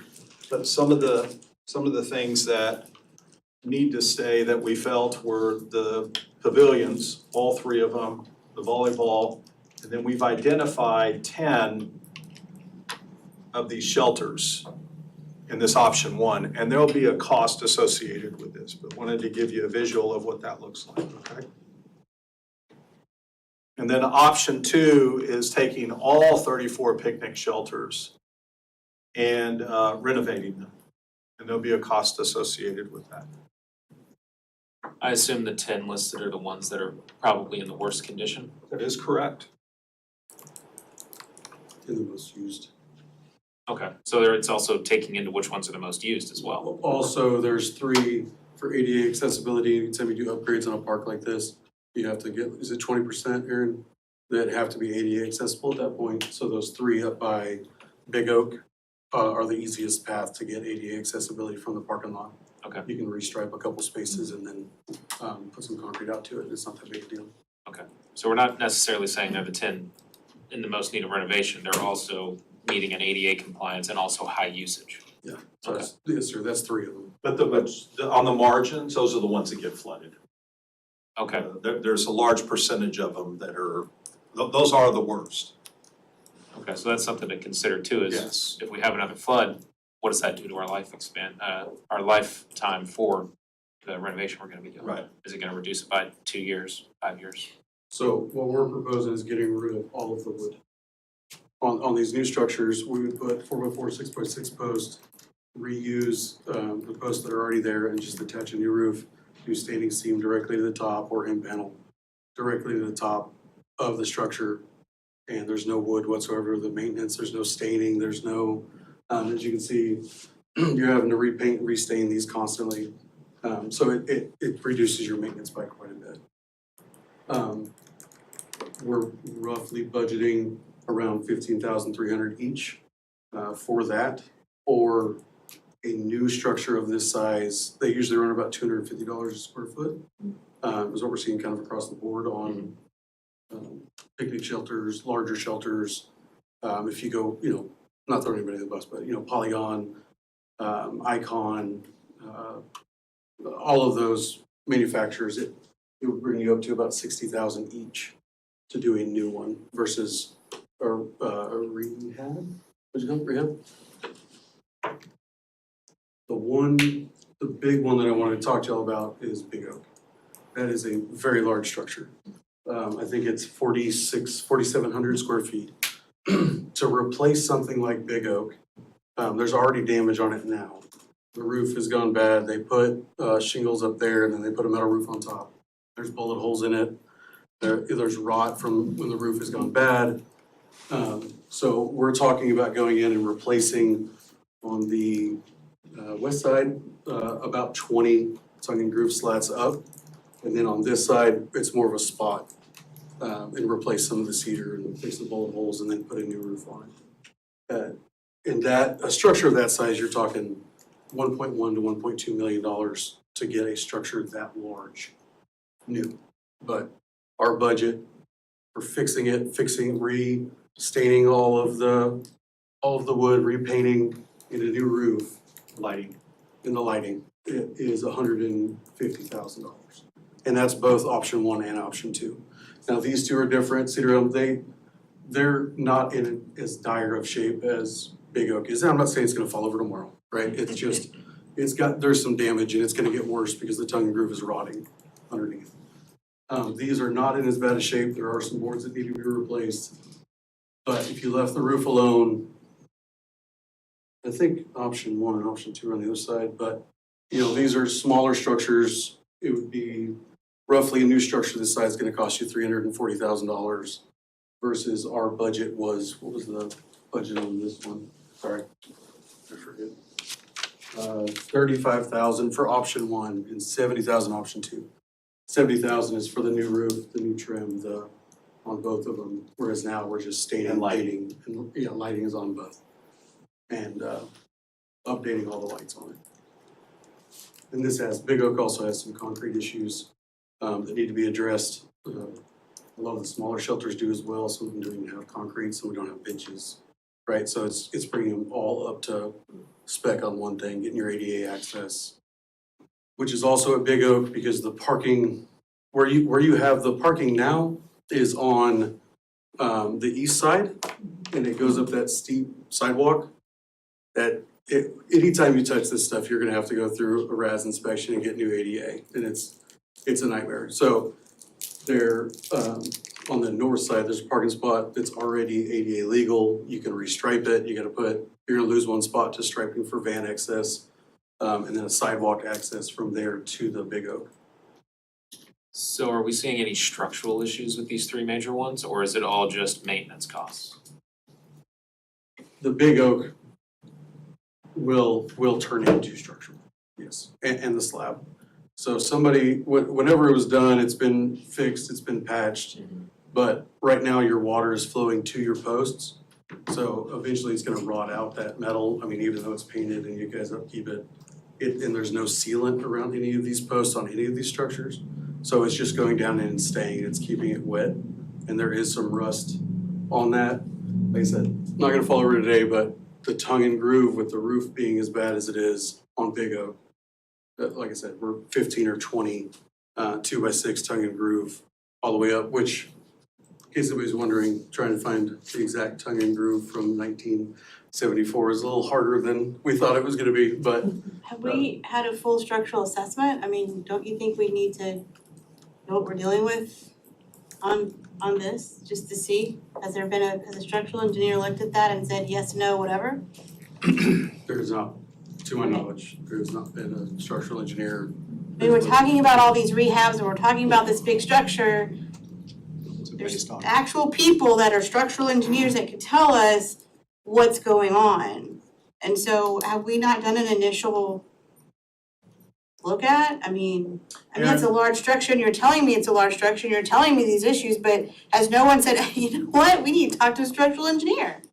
Well, I think about, you talk about a rehab on your house, and somebody comes through and says, oh, we can do this, this, and this, then you get in there, oh, we got this problem here and. And that's why you get a structural engineer. Exactly, so yeah. Why aren't we doing that Follow up legwork? with Brad on that. Yeah. We certainly do, sorry, my name's Aaron Law, I'm with Landscape Architect with Dunaway.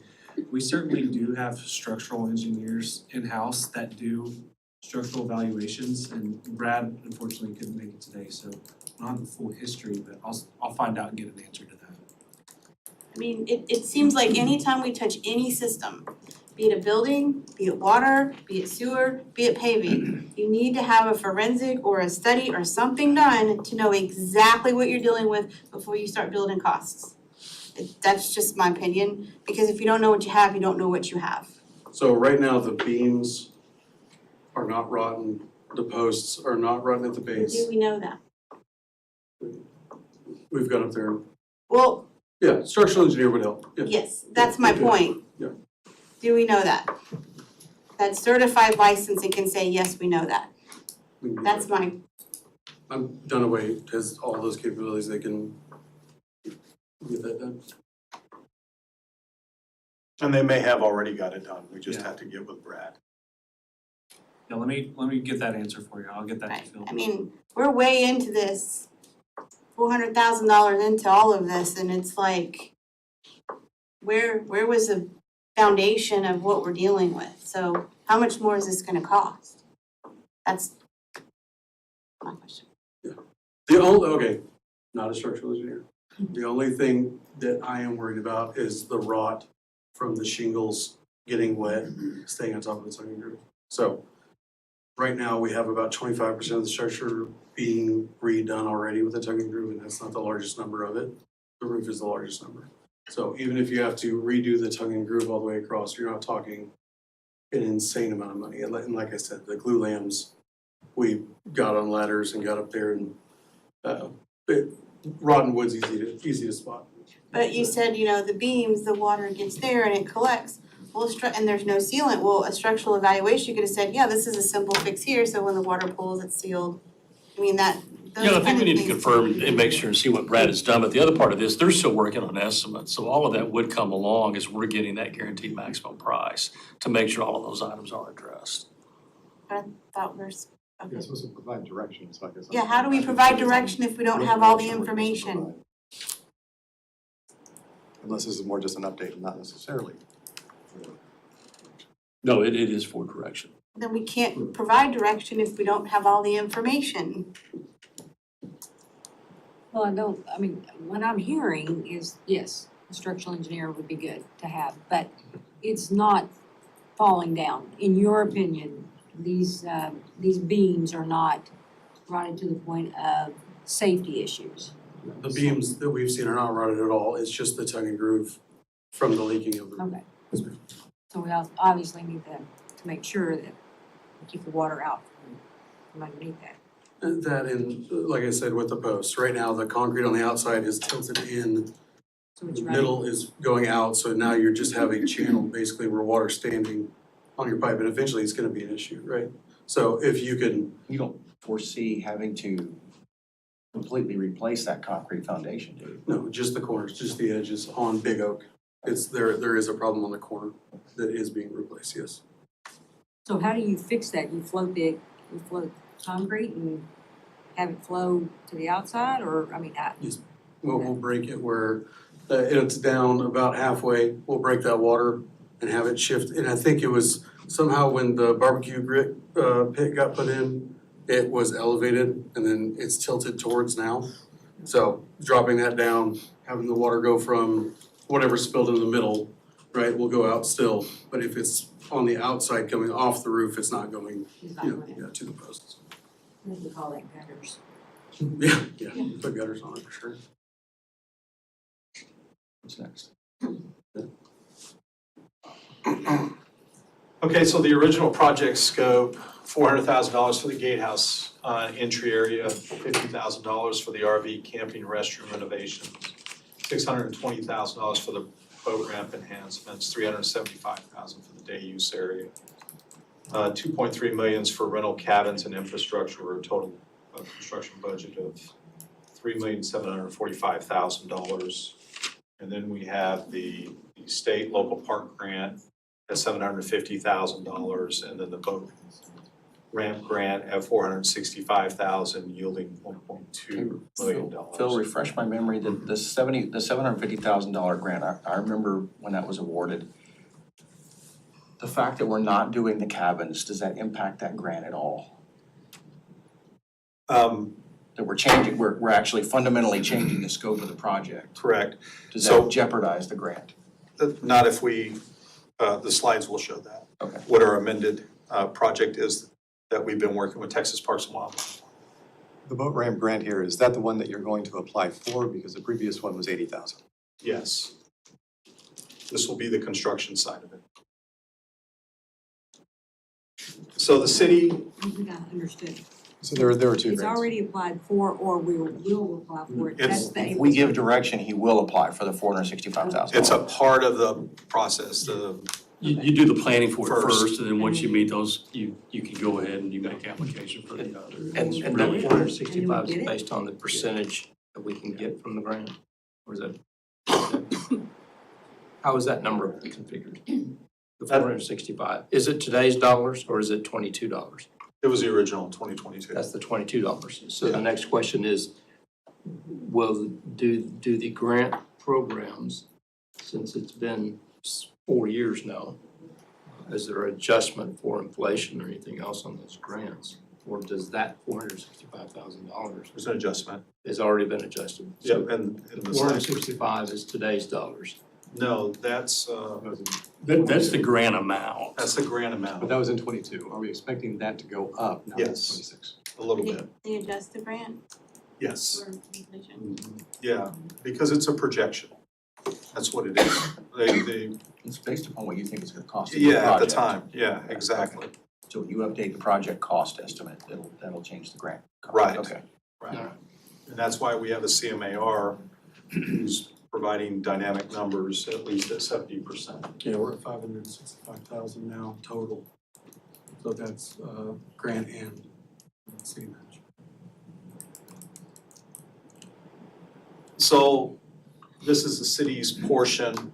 This is a 50-50 grant, the local park grant at 750,000.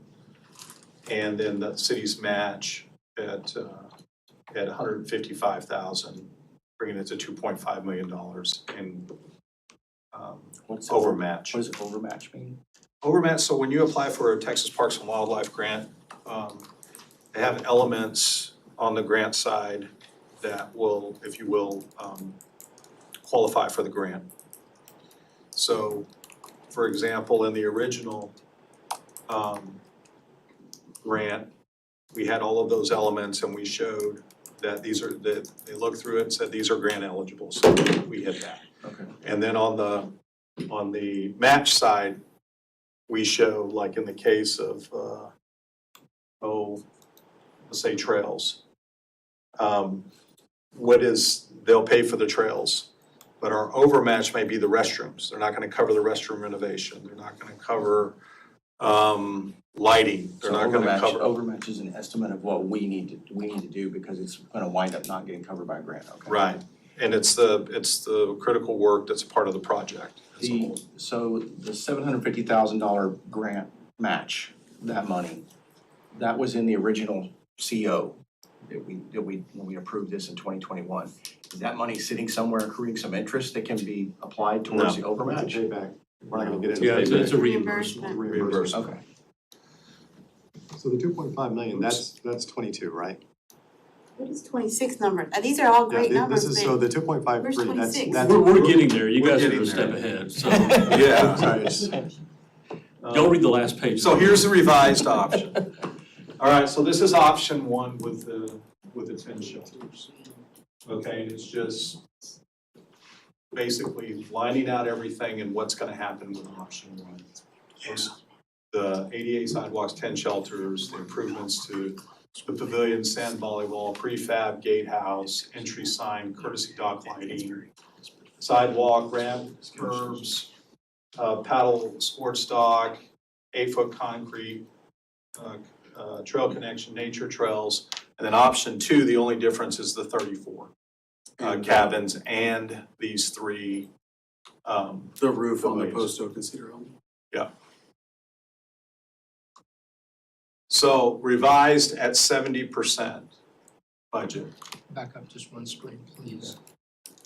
You've got both options. In the previous slides, you have also put in there for renovations to the restrooms, septic system, wastewater systems. I don't see it in here. Where is it covered? It's covered in the gatehouse for the septic system for the gatehouse. Is it on a separate septic as the rest of the? Yes, it is. So I have a question. Yes, What it ab- is. what about septic. the restroom at the far end by the lake? That restroom was replaced in like We don't have to worry about that one. We're just talking about 2019. gatehouse. Yes. Yeah, what's your question? How many septic systems are there in the park? There are 3, You sure there's 3? yes. Well, only one's permitted. Did you know that? No, and we work with I've Denton County. Nope. I'm telling you what we do. We work with, I can't remember his, Leslie Freeman. yeah, Leslie Freeman. And, Our permits through, that one is through TCEQ. right, Leslie Freeman, because it's in the city limits, I chased this whole thing down. That one, the aerobic system is permitted. Nothing else is permitted. It's not permitted through the state, it's not permitted through the county, it's not permitted through the Corps.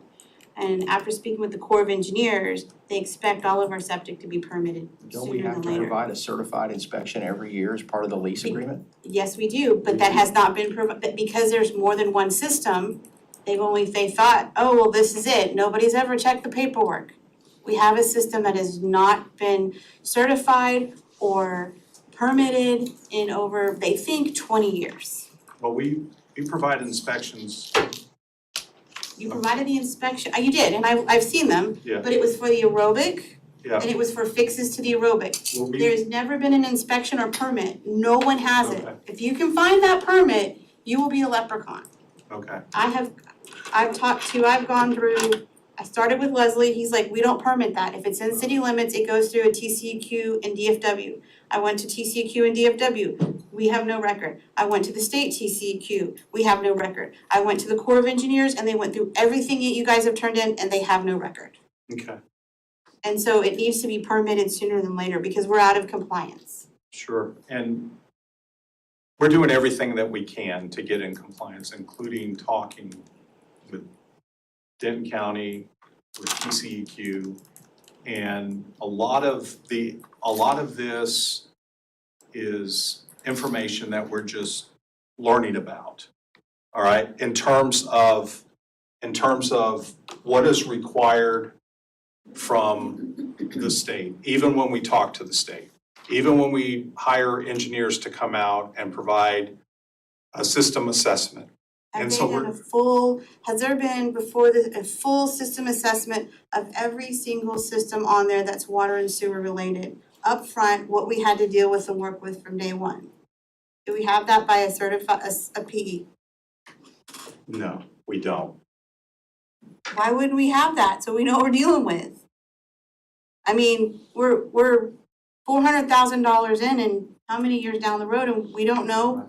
I shouldn't have to find out we don't have a permit on a Right, septic and system. part of the problem is that we don't have any plans from the Corps of Engineers. So it's hard, just starting from that. The system was put in the 60s, and what they provided does not show where these systems are. So we're finding them, especially the one that was in the woods that we had no idea about. Now, we are doing everything we can to come in compliance as quick as possible. I can tell you that, including clearing areas, adding warning systems to the existing systems, getting them inspected annually, getting them on service contracts, things like that. We are moving as quick as we can. Okay, So, maybe a dumb question. Scott, question for you. I know like all your wells and your lift stations and all that, you've got all kinds of systems in place that if something goes down, if something stops working, it trips off an alarm. Does anything like that exist for a public facility septic system? Yeah, Yes. really, you Yes. One Yep.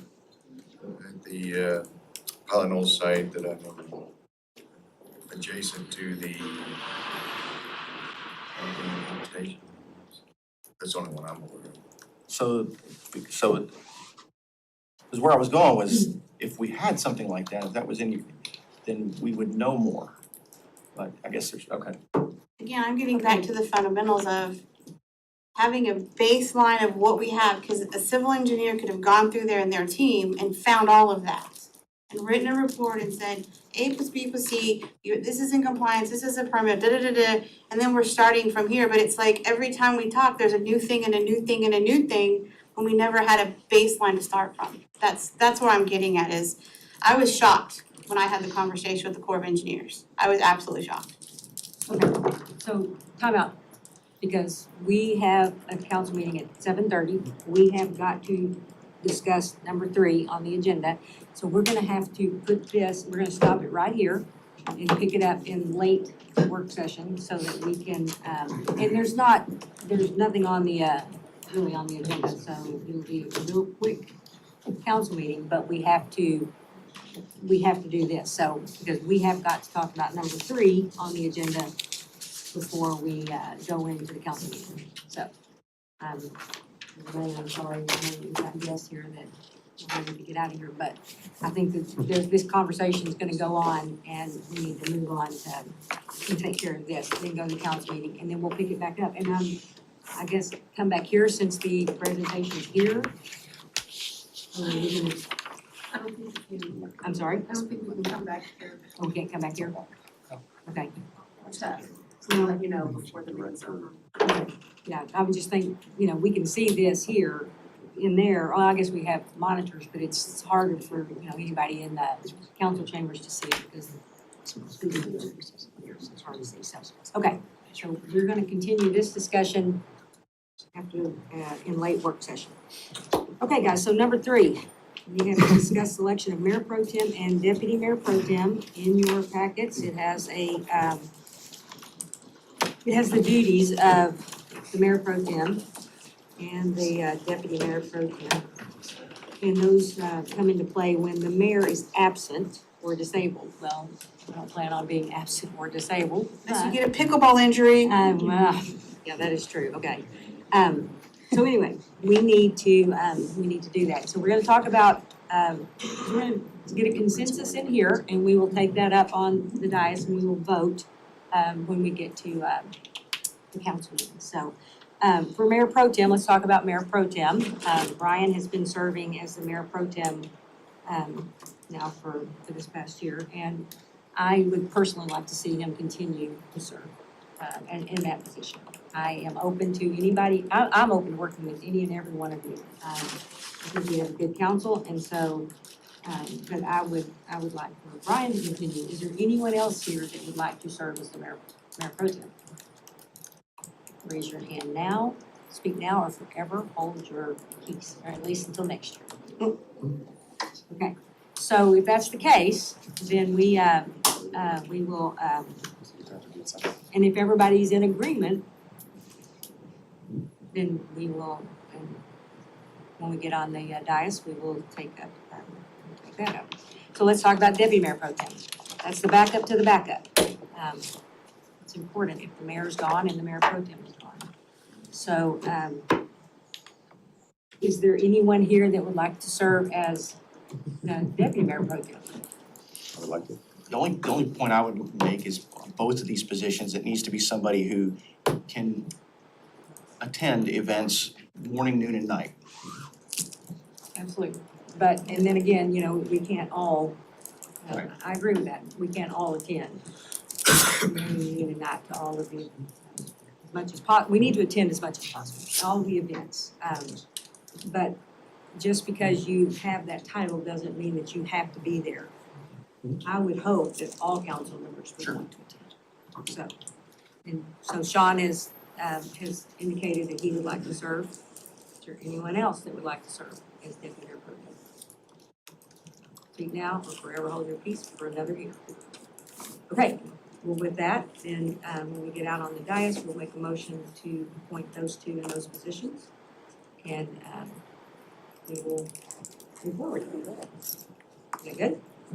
All right.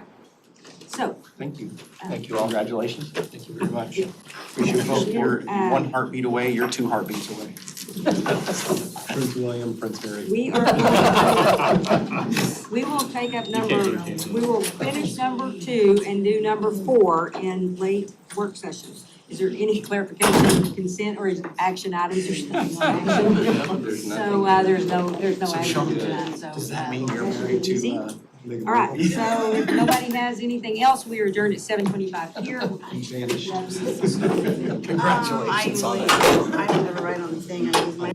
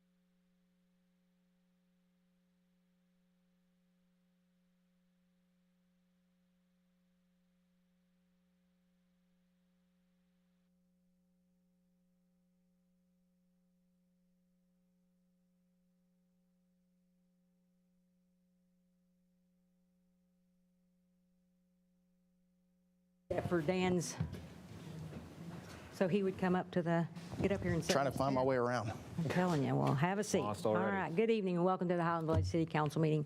It is June the 9th. It is 7:36 p.m. Let the record show all council members are present with the exception of Councilman Cox. And we are going to get started by a prayer, and I am going to lead the prayer tonight, so please pray with me. Heavenly Father, we come before you tonight with grateful hearts for the opportunity to serve this community we love. I thank you for the residents of Highland Village, for the blessings you have given our city, and for those who have stepped forward to lead and serve. Tonight, I especially want to lift up this council. As we begin this new term of service, grant us wisdom in every decision, courage in difficult moments, and humility as we work on behalf of our residents. Help us lead with integrity, compassion, and a servant's heart. I ask you for your guidance over this council, our staff, first responders, volunteers, and all who work each day to strengthen our community. Give us clarity of mind, respectful dialogue, and the ability to listen to one another with understanding and grace. Lord, may unity guide us even when opinions differ. Remind us that we are all here for a common purpose, to serve the people of this city and leave Highland Village stronger for the future generations. Bless this meeting, Lord. Bless our community, and bless all who call Highland Village home. Thank you, Lord, for loving us, and thank you for forgiving us. In your name we pray. Amen. Amen. And please stand with me for the pledges. I pledge allegiance to the flag of the United States of America and to the republic for which it stands, one nation, under God, indivisible, with liberty and justice for all. Honor the Texas flag. I pledge allegiance to thee, Texas, one state, under God, one and indivisible. Thank you all. You may be seated. All right. So now we are going to do the ceremonial oaths, because this is our first meeting since the election. And there are 4 of us that will be sworn in. So we are actually going to start, I think, with Hogan. You want to go first? Don't look at me. Privilege. You go down there. Gotta wear your thing. Nope, gotta bring it's all inclusive, dude, all inclusive. It's a joint package. Yes. Well, I have to come down here also. And you have, who's swearing you in? My wife, Shanna Heathington. All right. Where do you want me to stand? Right up there, you stand, you're gonna stand right there. Y'all two stand, and then you'll stand over there. There you go. Cool. Works for There me. you go. Yep, go for it.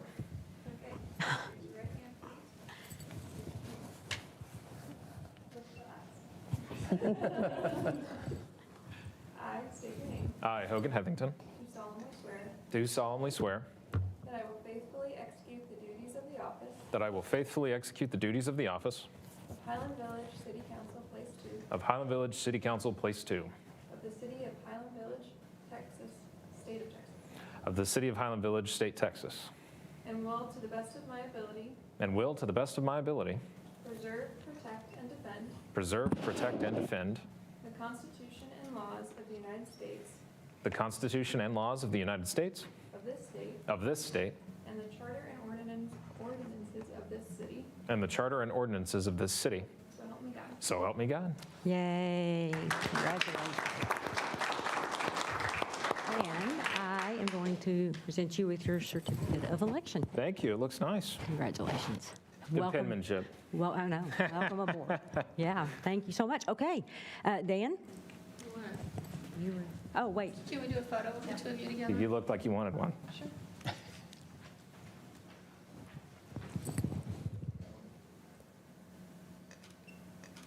Awesome. Thank you. Good job. Dan, who is going to swear you in tonight? My daughter Emily is going to swear at me All right. tonight. Yeah. Repeat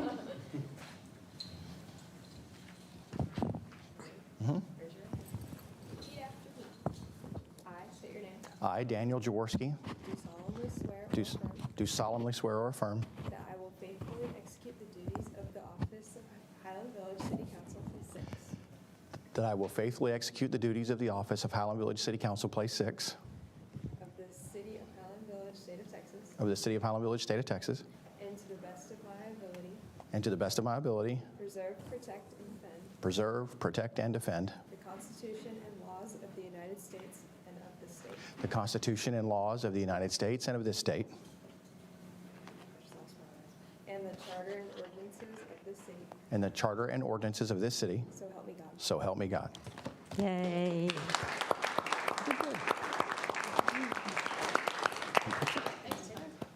Here. Oh, Here's piece of your paper. Thank you, ma'am. Certificate of congratulations. Thank you.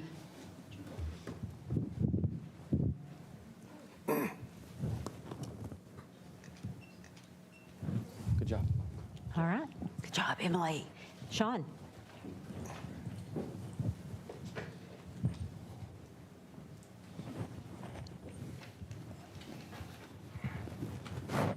And who's swearing you in tonight? My wife is doing it tonight. Yay.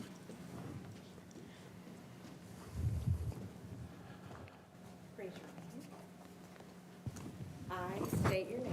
I, Sean Nelson, Do solemnly swear do solemnly swear that I will faithfully execute that I will faithfully execute the duties of break it the down. office of Highland Village, the duties of the office of Highland Village, City Council Place 4 City Council Place 4 of the City of Highland Village, of the City of Highland Village, State of Texas, State of Texas, and will swear to the best of my ability, and and will will swear to the best of my ability, swear to the best of my ability, preserve, protect, and defend the Constitution preserve, protect, and defend the Constitution and laws of the United States, and laws of the United States, of this state, and the charter and ordinances of this city, and charter and ordinances of this city, so help me God. so help me God.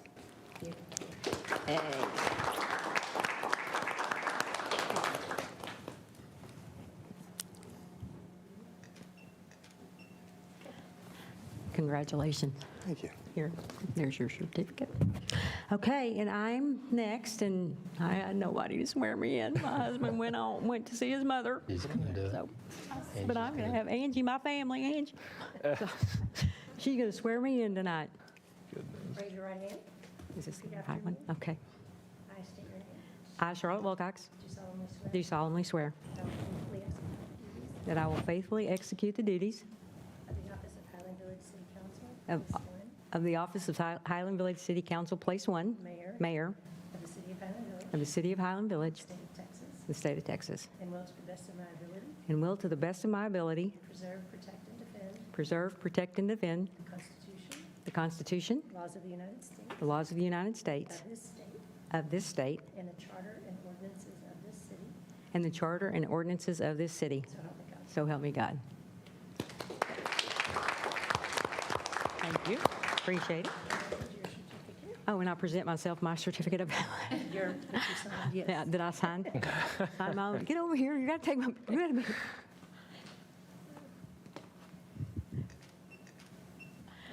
Thank you. Thank you, Angie. Appreciate it. Congratulations to all of those that were sworn in tonight. And welcome, welcome aboard.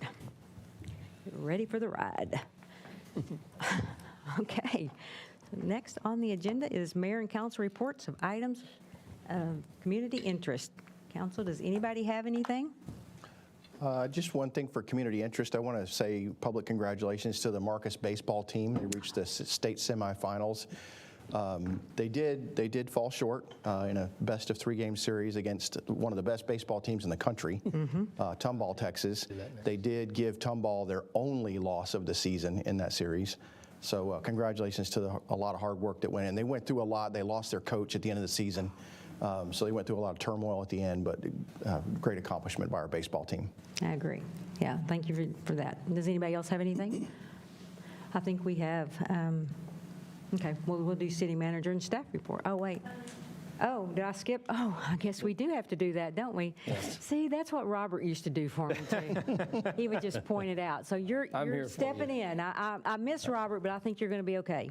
Okay, so next on the agenda is selection of mayor pro tem and deputy mayor pro tem. Council, I am going to make a motion that we select for Mayor Pro Tem Brian Fiorenza and for Deputy Mayor Pro Tem Sean Nelson. So council, there's a motion. Do I have a second? I have a second. Oh, well, we got all of us seconded, so I don't know. And I followed the rules. I turned my light on. So my good friend Tom Heslip, if he's not watching, I just want to know I found my light really quick. Okay, well, it says Nelson. So Nelson, do you want to? Oh, thank you, Dan. It still says Nelson, but okay, so Dan seconded. Okay, council, all in favor, say aye. Aye. Those opposed, same sign. And it carries 6-0. So, all right. And congratulations to Mayor Pro Tem and Deputy Mayor Pro Tem. Thank you very much. Yeah.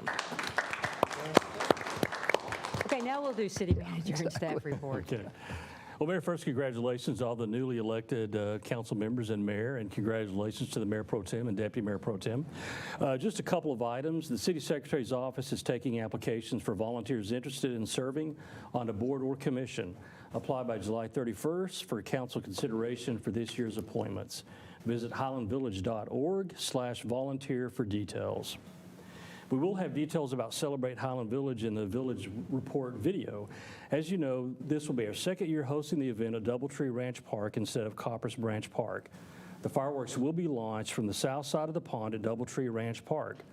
Last year, we worked with our longtime fireworks vendor, Western Enterprises, to determine the best location and create a show tailored to that area. Again this year, the best viewing location for this show will be inside the park looking to the south. The fireworks will not be visible from Lake Louisville or from locations with a view of the Coppers Branch Park shoreline. We have informed and invited residents in the area, including Louisville residents, with social media posts and a letter sent to over 600 households within Louisville and Highland Village. Additionally, the event has been promoted on the city website, an online ad in the Cross Timbers Gazette, multiple social media posts, roadside banners, a postcard sent to every Highland Village household, the utility bill insert, the city manager's report, and the Villager email newsletter. We hope everyone will join us at Doubletree Ranch Park for this year's event. And we now have the video. Oh, perfect.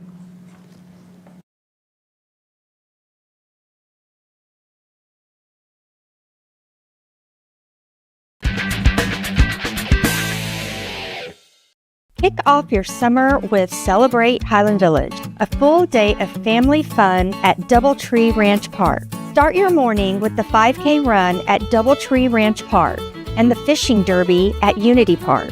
Then head back to Doubletree Ranch Park to cheer on the community in the fire truck pool benefiting Special Olympics Texas. That evening, enjoy live music, great food vendors, a kids zone, and so much more. All capped off with a spectacular fireworks show. Join us Saturday, June 13th for Celebrate Highland Village. Find the full schedule of events at hvparks.com.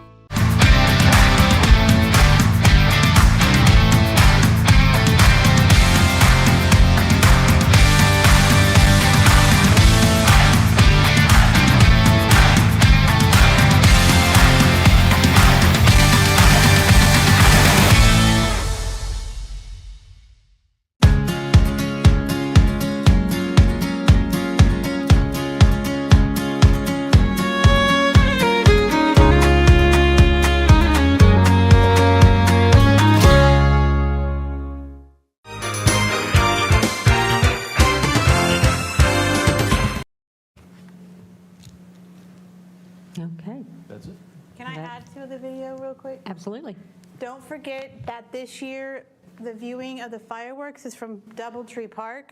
If you're gonna go hang out on the lakeside over on Coppers Branch, you're not gonna see anything. So that's a new thing, so remember that. Also remember, there will be fireworks, so with your pets, make sure they're inside, they have their collars on, and just be aware because that can scare them, and a lot of times you get a lot of lost animals during fireworks. That's it. Absolutely. Good thing to remember. Does anybody else have anything to add? Looking forward to winning the fire truck pool, Chief. Just FYI. Yeah, he's back there. Yeah. And we're going to have somebody making sure that when we're pulling, nobody's got their foot on the brake. I'll have somebody stationed back there to make. Can somebody tell me how do you win? Well, that's a great question. You're going to need to ask the fire chief. They already got Is their it like workout who pulls it equipment, the Mayor. fastest, who pulls it the farthest? Fastest. Okay, so when we're doing it, the engine's on and somebody's on the gas. Yeah. No, last year they had their foot on the brake. That's why we were ahead the first time we pulled the first round, and then the second round, we weren't. So it's amazing that the fire department won. But it all goes to a great cause. So everybody come out and watch. It'll be a fun time. Visitor comments. Do we have any visitor comments? Okay, so we're going to move on to the consent agenda. All the items on the consent agenda are considered for approval by a single motion and vote without discussion. Each council member has the option of removing an item from this agenda, so it may be considered separately, and/or adding any item from the action agenda to be considered part of the consent agenda. The two items that are on consent are consider approval of minutes from the regular city council meeting held on May 12th, 2026, and receive a budget report for period ending April 30th, 2026. Council, do I have a motion? I'll make a motion that we approve the consent agenda items number 15 and 16. Okay.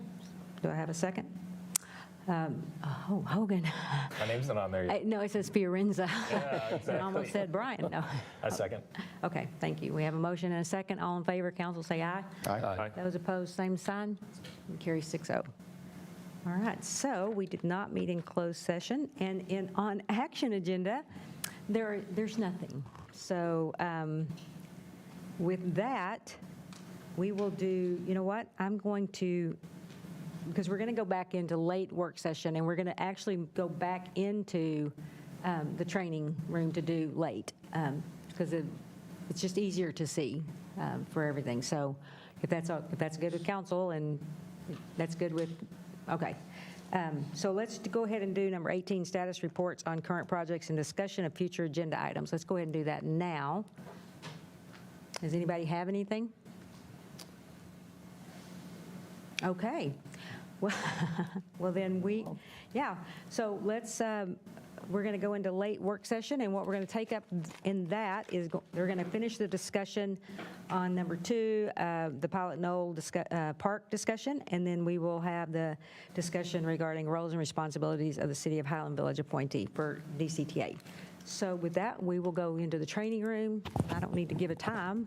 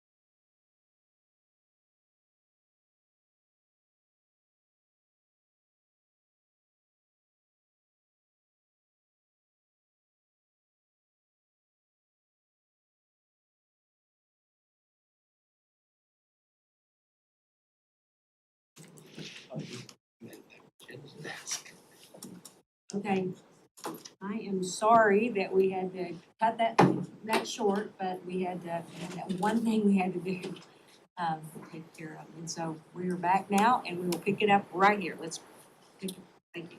I did want to answer or go back to the question about permitting and not knowing, or the statement that Councilwoman Hurst made about not having those two existing septic systems permitted. The fact is, we didn't construct them, so the U.S. Army Corps of Engineers would have been the ones that would have had the permit. And we did construct the day use one, and we had the permit, pulled the permit. But You installed the leach field in 2001 then? wasn't us. Okay. That was the Corps of Engineers. We got the property as is, and like I said, with no plans. When did this? The leach field was installed in 2001, so. When did the city take, I didn't- when did the city take the property though? Oh, 22 years ago. What was that, 2001, I believe? 22 years ago would have been 2000. At that time. Yeah, I think it was 2001.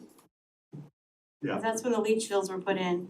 Yeah. 2001. So we wouldn't have pulled any permits. But we're certifying to something we know's there and nobody bothered to see if we had a So that brings permit. up but that brings up a question. If, take Phil at his word, the Corps of Engineers did those other two septic systems, then they own the property. So, and this, again, I'm gonna paint my ignorance red and I'm okay. When we have a lease on the property, correct? Yes. We didn't buy it, we have a lease. Oh, we have a So lease. like a 99-year lease or something? No, 25 now. It's 21st one, 25 Okay, now. so we got a 25-year lease on it. As the leasee of the property, is it then our responsibility to provide those certified inspections each year as part of the lease? Or because it's core-owned property, is it their responsibility? As the federal government. Yeah, and then is the federal government required to pull a permit on federal property? Well, the No, Corps that's- said that we were supposed to, Yeah. right, but the Corps said we're supposed to provide the permits and the lease and all of that stuff. That's what they said. I have to follow up with them because Okay. typically when I feel like several of us know that in here, if you're constructing the project, you're the one that's pulling the permit. Yeah, Right, we can but- make sure, of Yeah. course, we had an evaluation of the systems done, and I know that person, the ones with inspections, can help us and make sure if we are missing something to And we address have that. worked hard, really hard with Denton County, TCQ, everyone. So if there's, here's the thing. If there's new information out there, we would love to hear about it and follow that and chase it. I know you feel like, at least the comment that you made is that you're having to find out this information. I've been asking. Well, we are searching ourselves. And we're going to core. We've done that since day one, but when they're not producing anything, it's hard to understand what's there when there's no plans. I think, in your. Oh, I agree. It's Yeah. just a septic system has to be certified every single I'm year. with you. And so if we've taken possession or lease of, we still have to turn in that annual certification and nothing has ever been turned in on that. And what we've been told is. Is that something that Parks does that, or does this Public Works do that? That the Well- inspection and the certification? How's that done? The septic systems are a different entity than what Public Works is licensed for. So you have to contract somebody to come in and inspect it? Yes, and we do. So is that contract managed by Public Works or is it managed by Parks? Parks. Okay. Yes. And I'm gonna tell you, we don't like being in the septic system business. I wouldn't blame you. Yeah, it's not our lane. Is there a But we're copy of the doing- lease, is there a copy of the lease that somebody can send me? Yes, absolutely. Yeah, just email it to me. Is it in the lease that we take care of, that we have to get that recertified? I'm gonna run it through AI. No. You're gonna run through that. I'm not sure if that. We have quarterly is that inspe- specific. annual but inspections. Yeah, we'll send y'all. I know when we read it, I didn't see it in there. Yeah. Right? But if it's not in there, then we have to clarify and we have to confirm that the, Former Councilman Kicksmiller said it's in there. So we have a difference of opinion now. well, did he say that it was in there that we have to do Yes. the recertification of the? Yes. No. That's what he I conveyed to don't remember me. reading that. Well, So- we'll find out. Yeah, so Yeah. people Okay, probably, but at the end of obviously the needs to day- be clarified. At the end of the day, there's gotta be a permit and nobody has it. that's, my whole thing is at the end of the day, Yeah. it's, Well, we got There isn't one, with the one. one that we built is Yes, the permitted. one we This- have. So I think the question then it has to go back to the core of you built it, you proved that it's permitted. And the other thing is the certification, we collaborate with the Corps all the time. We have to do annual inspections with them. We have to provide annual inspections, electrical, plumbing, things like that. At no time did they ever bring that up at all in the 9 years that I've been here. And we have a very good relationship with them. In addition to that, they don't have the documents that we need like you would have in a public works department that basically state everything that is underground. right, but moving forward, we need to have it certified every year, and the Corps, I think, when I spoke with them, they had all this stuff from one, but nobody ever connected the dots, there was another one I'd have to, in the Corps paperwork, that's just in the paperwork. okay. All right. And then the other thing that I just kind of want to speak to is this is 70%. This is not guaranteed maximum price. We're not there. Is there a reason why we're only seeing 70%? Yes. 70% Design. design. Design and, And based on the estimates now. right. So to further that, your note about a structural engineer on the pavilions and the post. So the pavilions are not part of the grant funding. The other items are.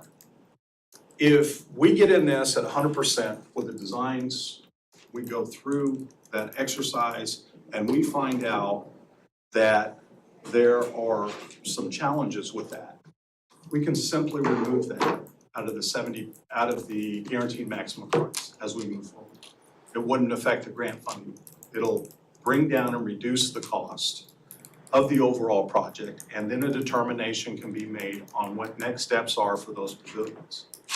Okay, that's great, but we shouldn't even be at 70% until we've had these, that's my point is we should never go on, you should always have your due diligence, you should never go on a project 100% if you don't have all the knowns, and at 70%, really, after 30, you should at least have your knowns. That's my thing is, we keep going down, but we don't have all our knowns.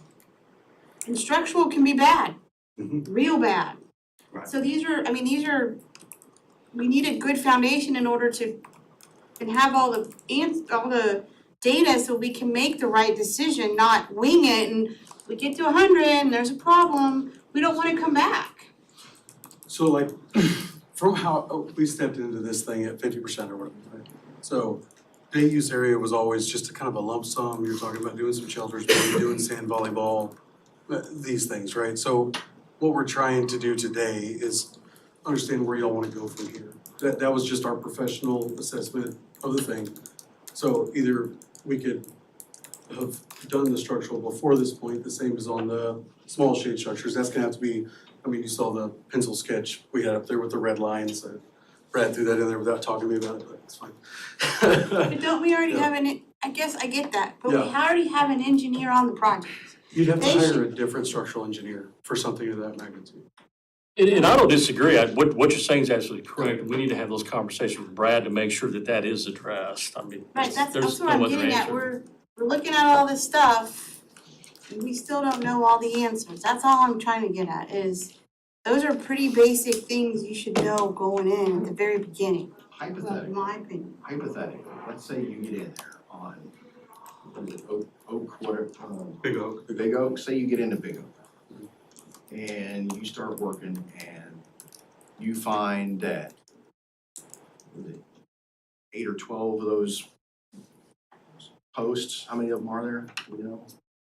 It looked like there's probably, There was probably 12 or 16 12 or of 16 them. of them. Say you find 7 of them at their base are in much worse shape than we thought. What kind of added cost is that gonna be if you had to pull that post out and put a new one in? If we're just talking about adding a post, that's fine, but if you're bringing in a structural engineer, it's not gonna be, we're not in this to screw cities, like that's our, I'm not saying. No, I'm just asking, it's not, that number's not in here is sort of, and I get why it's not. I'm just saying, we're looking at 70% design, okay, so then you get into construction and there'll be a contingency fund, I'm sure. But if worst case scenario, half those posts have to be ripped out and replaced, or if, if the other two buildings have a similar situation, although maybe not as bad, I mean, is that gonna just blow the cost up? Or is replacing metal posts like that and doing it the right way gonna be manageable? It really depends on the structural engineer, I think, right? If we're gonna get the structural engineer like you're talking, that's the next step between 70 and 100. Okay. But we don't really know, day use, like I said, was just kind of like a broad term for, that's money allocated for certain things in the park. And then once the cabins came out, they had to reallocate money into the rest of the park. And then Big Oak was one of the ones that they mentioned that they wanted to do. So we just went in there and said, okay, this is something, if you just updated it.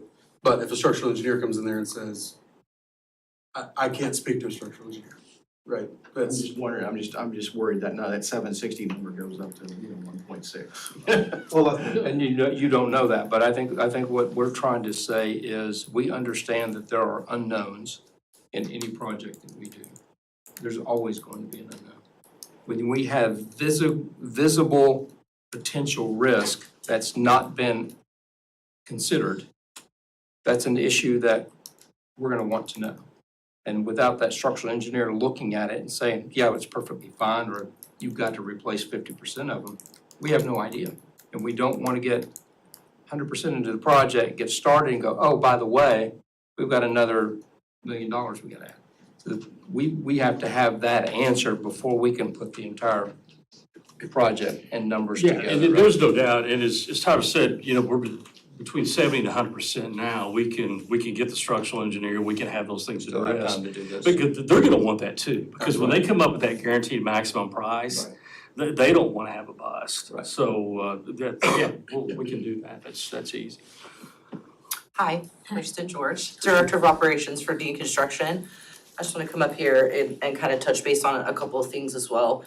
But just to clarify what Tyler was saying about the $250,000 day use amount, right? Like there was a lot of focus financially with the grants on the cabins. And so, what he's saying is that, when we stepped into this, when Dean Construction stepped into this, a lot of the financial grant money was going towards cabins and other things. And there was just this kind of lump sum $250,000 on there for the day use area with not a ton of direction about what that $250,000 was, right? And an effort to keep that money on this project, because it's a lot of money, and that 70-20, 75-25 match is huge, right? And so they're trying to 50-50 on the TPWD. Sure, but 75-25 and 50-50. That's in both, yeah. And so, you reallocate those funds, and so then, focus is put on things that maybe weren't being focused on to begin with. The focus truly was the cabins when we stepped in. That was like the hugest part of this conversation at our last meeting. And so, while I don't disagree that it needs to be done, it didn't seem like the main focus the last time we were here. But I do think now that it's a bigger focus on the job, it certainly does need to be completed now.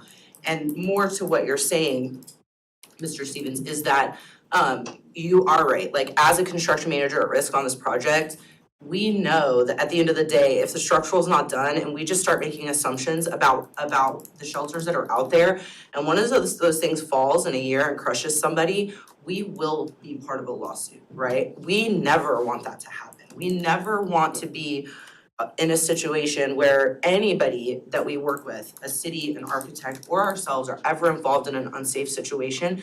And so I think Dean Construction, Dunaway, we are all, gonna do what we need to do to make sure that, the general public is safe too. We would not go into this any other way, period.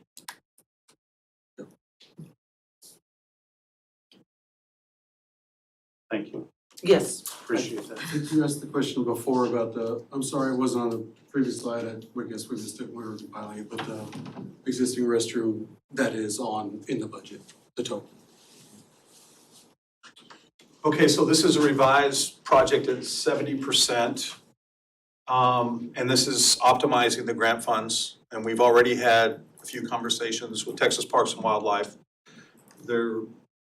After this meeting tomorrow, literally, if I'm given the direction to move forward, we will be pushing that forward for final approval. We got verbal approval, but we Okay, but need yeah, it if you have- documented, and to receive the paperwork that says it's been approved. So as we go down through here, through option one, remember option one, the difference is 10 shelters, little day use shelters. Option two is 34, all of the shelters. In addition to that, it doesn't have the amount of work to the pavilions on option one that option two has. And basically the difference is the roof. Yeah. So Is the gatehouse and entry sign and both options, you have it at the same price, yes, but between option one and option two, there's some significant differences both in square footage and Right. amenity, if you will. yes. How does it stay the same price? We went with the higher price here. And of course, if you change that, you can subtract $27,000 from this. The same option on both. Yeah. Yeah. Good pickup. Restroom renovations, boat ramp enhancement, day use area, trails, and we have $2.271 million for option one. Option two is $2.786 million for construction budget. And of that, we have our grants down here at $1.2 million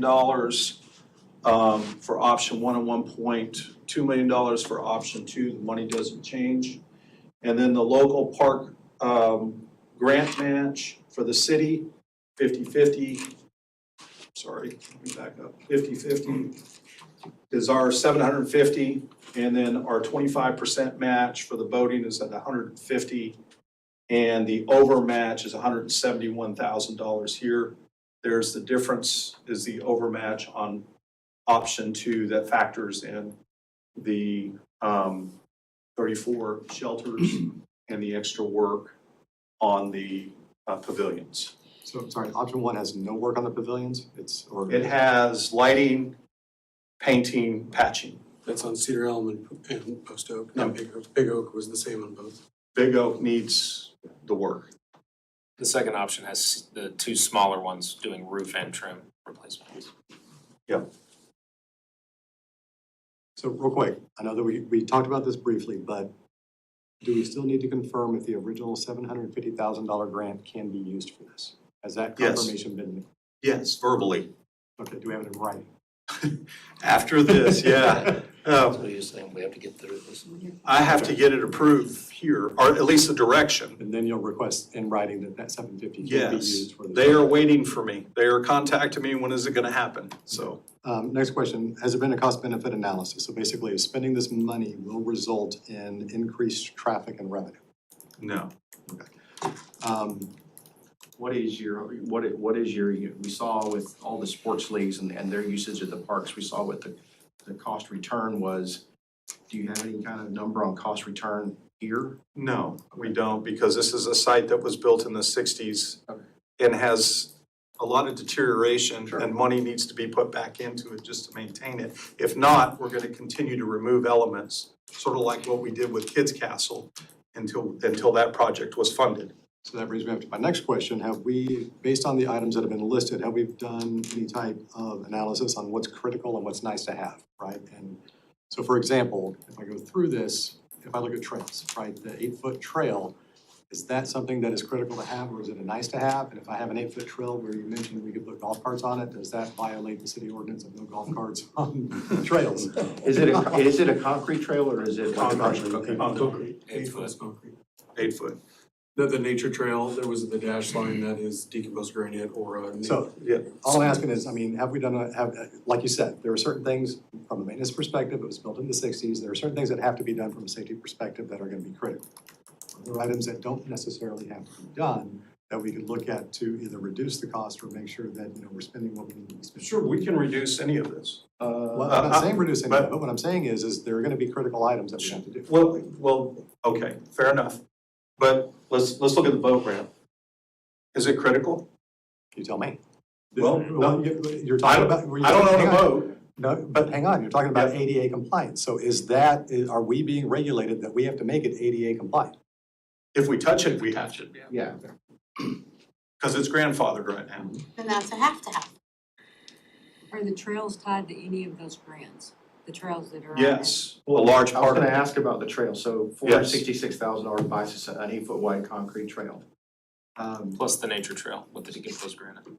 Yeah, it's a nature trail. Alright, so I'm thinking about Wichita Forest. There's a walking trail Yeah. through there. It's not concrete though, right? No, it's not. So if we wanted to do hypothetically crushed granite on both, No, does that bring the price down? no. It increases it, it increases the maintenance. Yeah, okay. Yeah, we're not gonna do DG. No. So with the trails tied to one of the grants, if we didn't do the trails, we would.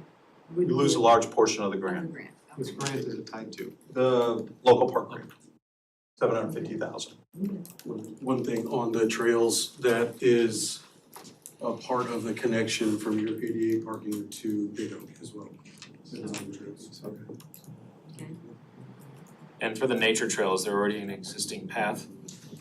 No. Okay, so it would be a new path through the Right. trees. And this trail gets, a portion of this trail goes off the road and into the woods. Right, So the it's- wooded part is what I was thinking about. Yeah, we'll go through there, selective clearing, tag trees, Yeah. nothing bigger than. But it's new creation, it's not, you don't already have a path. Right. Okay. They haven't already made one. There's just something that's already kind of been Right, walked those are through. the best paths, if We people have have, already we made have, it. we have walked through all of it, and then the 8-foot trail is based on, the concrete trail, we went through. You don't wanna put the thing right up against the road, one, it's not that safe, and there's an easement there for your electrical. So we pushed off into the trees, and we actually took a survey equipment and staked through that, Victor and Chris. We went through and staked and made sure, missed all your big trees and got the linear footage and everything to make sure it was good. So if I look up here, the gatehouse and the day use area and the existing RV restroom renovation, is that all part of the local grant, the local park grant? Day use restroom is not. Yeah, but the gatehouse and the boat ramp enhancements are. I'm sorry, not the boat ramp, the day use area and the gatehouse. And trails. Well, I was thinking, like, if we take out the trails, I wanted what else was part of the local Well, if- park grant. If you take the trails out, you lose the grant. Yeah, you lose a substantial portion of the grant. Why? Because it is a grant required element. Trails? Yes. Let's say that I'm not doing an 8-foot concrete trail, but I'm doing a nature trail. It's not a trail, a nature trail through the woods. Okay, what about it? No, so what I'm saying is like on the 466,000, let's say it's 66,000 to build a nature trail. 400,000 is for the concrete trail. Is it going to reduce the local park grant if I do that $66,000 nature trail as opposed to having to do the nature trail and the cement trail, the 8-foot cement trail? Do I still get the local park? I'm just looking for ways. You if get start to a look at it, reduced then I really- amount of the local park grant. So is it based on linear footage of trail? Like, what's the measuring stick for trail? Your overmatch, right? Yeah, it's your overmatch and your cost, yeah. Because the way I'm looking at it is, I mean, let's say that you wanted to do option 2, but I didn't want to do the 2.7 million. If I could reduce the 400,000, if I could reduce a portion of the trails, then I can start to get option 2 more aligned with option 1. And I get more of, the structures renovated without having to, The trails are a big piece of it, Yeah, huge piece. Phil, to answer that, the way the grants are put together, they're funded by amenity, but there's also a dollar figure associated with it. So the concrete trail has a certain amount of money tied to that grant. So if you take out the concrete trail, that money is also taken out of the grant. okay, do we know the split at all? I think we probably have that. I just like to see it, just, I mean, if we want to pick and choose, or, if we can start to look at things to reduce to get more benefit out of the dollars aligned to something else, then it's something we're looking at. But essentially, I don't know if I'm oversimplifying, but to get 750,000, we have to spend 750,000. I think we got Right. it. If we, You got that on If we remove something or a piece of an element that reduces the 750,000, that increases our overmatch, right? Yeah, but you got 750,000 just from the gatehouse and the day use area on option 1. Unqualified, Use area. right, unqualified areas. But the trails are a portion of that grant. Not all of these 2 elements are 100%. Right. So that's what I want to understand is what portion of the grant would be impacted by the trails? Yeah, I don't have that for you here. But my question though is if say we're onto something and we can keep the grant, even though we're reducing the trail commitment. By doing that, the $750 goes down to, say, $650, which means our overmatch goes up, right? We have to come up with more on our side, correct? Say that again? If for whatever reason, the local park grant goes from, because we've trimmed something in this, goes from $750 to say $650, is what Parks and Wildlife is willing to give us. Our overmatch amount, the 171 and the 686, because we're not getting as much from the grant, we have to come up with more on our But side. you have to subtract that additional cost of the sidewalk. So if you take an element out, you just hypothetically. It can be proportional. I don't think it turns out to be dollar for dollar though. No, it's not, it's proportional. No, We gotta right, it's understand what the proportionate, proportion yes, so What it's I'm not saying is which one of those proportionals is more Right. disadvantageous to the city, losing grant money or it's or savings. saving money because we're not doing something? And the other thing is that the council, the October meeting, like going back to, the agenda briefing, the council directed me to proceed with building the cost estimate for the project without the cabins. That's what we've done here. Yeah. And we've provided two options. And we're not No, we're not. dissing on any of that. Yeah. But we're looking at the numbers though, I think, and trying to, from a fiscally responsible way, trying to say, is there a place where we can maybe not do as much, trim a little cost, but maintain what we can in the grant? Can we, I feel like Heather's, the next section on explaining or her presentation on the funds that are available will help with this conversation. So do you mind if we move to the next slide and let her, and Just then we can come before you back? do, one question. The gatehouse entry sign, the $395,000, no, I'm sorry, the $760,000 day use area. That's 10 or 34 of the pavilions, right? What else is included in day use? The Lighting, The pavilions. volleyball, all the lighting where, just in the 10 or the 34? The lighting was just for the three larger structures. Just the three. Just for the Those three, other- because yeah, they the other ones didn't those have other lighting. water side Right. little areas don't have lighting. and also ADA access, that's a big one. And ADA parking that has to happen with those sites. How many ADA spots are required? For the 34 project. parking structures. How many ADA spots do we need to construct for this per regulation? It should be. It's a percentage, right? Yeah, we could, Kind of. we'll verify that and make sure. We counted, there's some new ones up by the large structure. That's where we're adding them. Correct. Yeah. And down by the sand volleyball. Yes, down by the sand volleyball. Yeah. So I don't have a number off the It's- top of my head, but Yeah. we're meeting the minimum For both options. for, Yes. for both options. And the ADA requirements and the boat ramp enhancements are included in that 600? Yes. Yes, sir. There's a handicap parking beside the trail that we're adding in the, that goes down to the docks.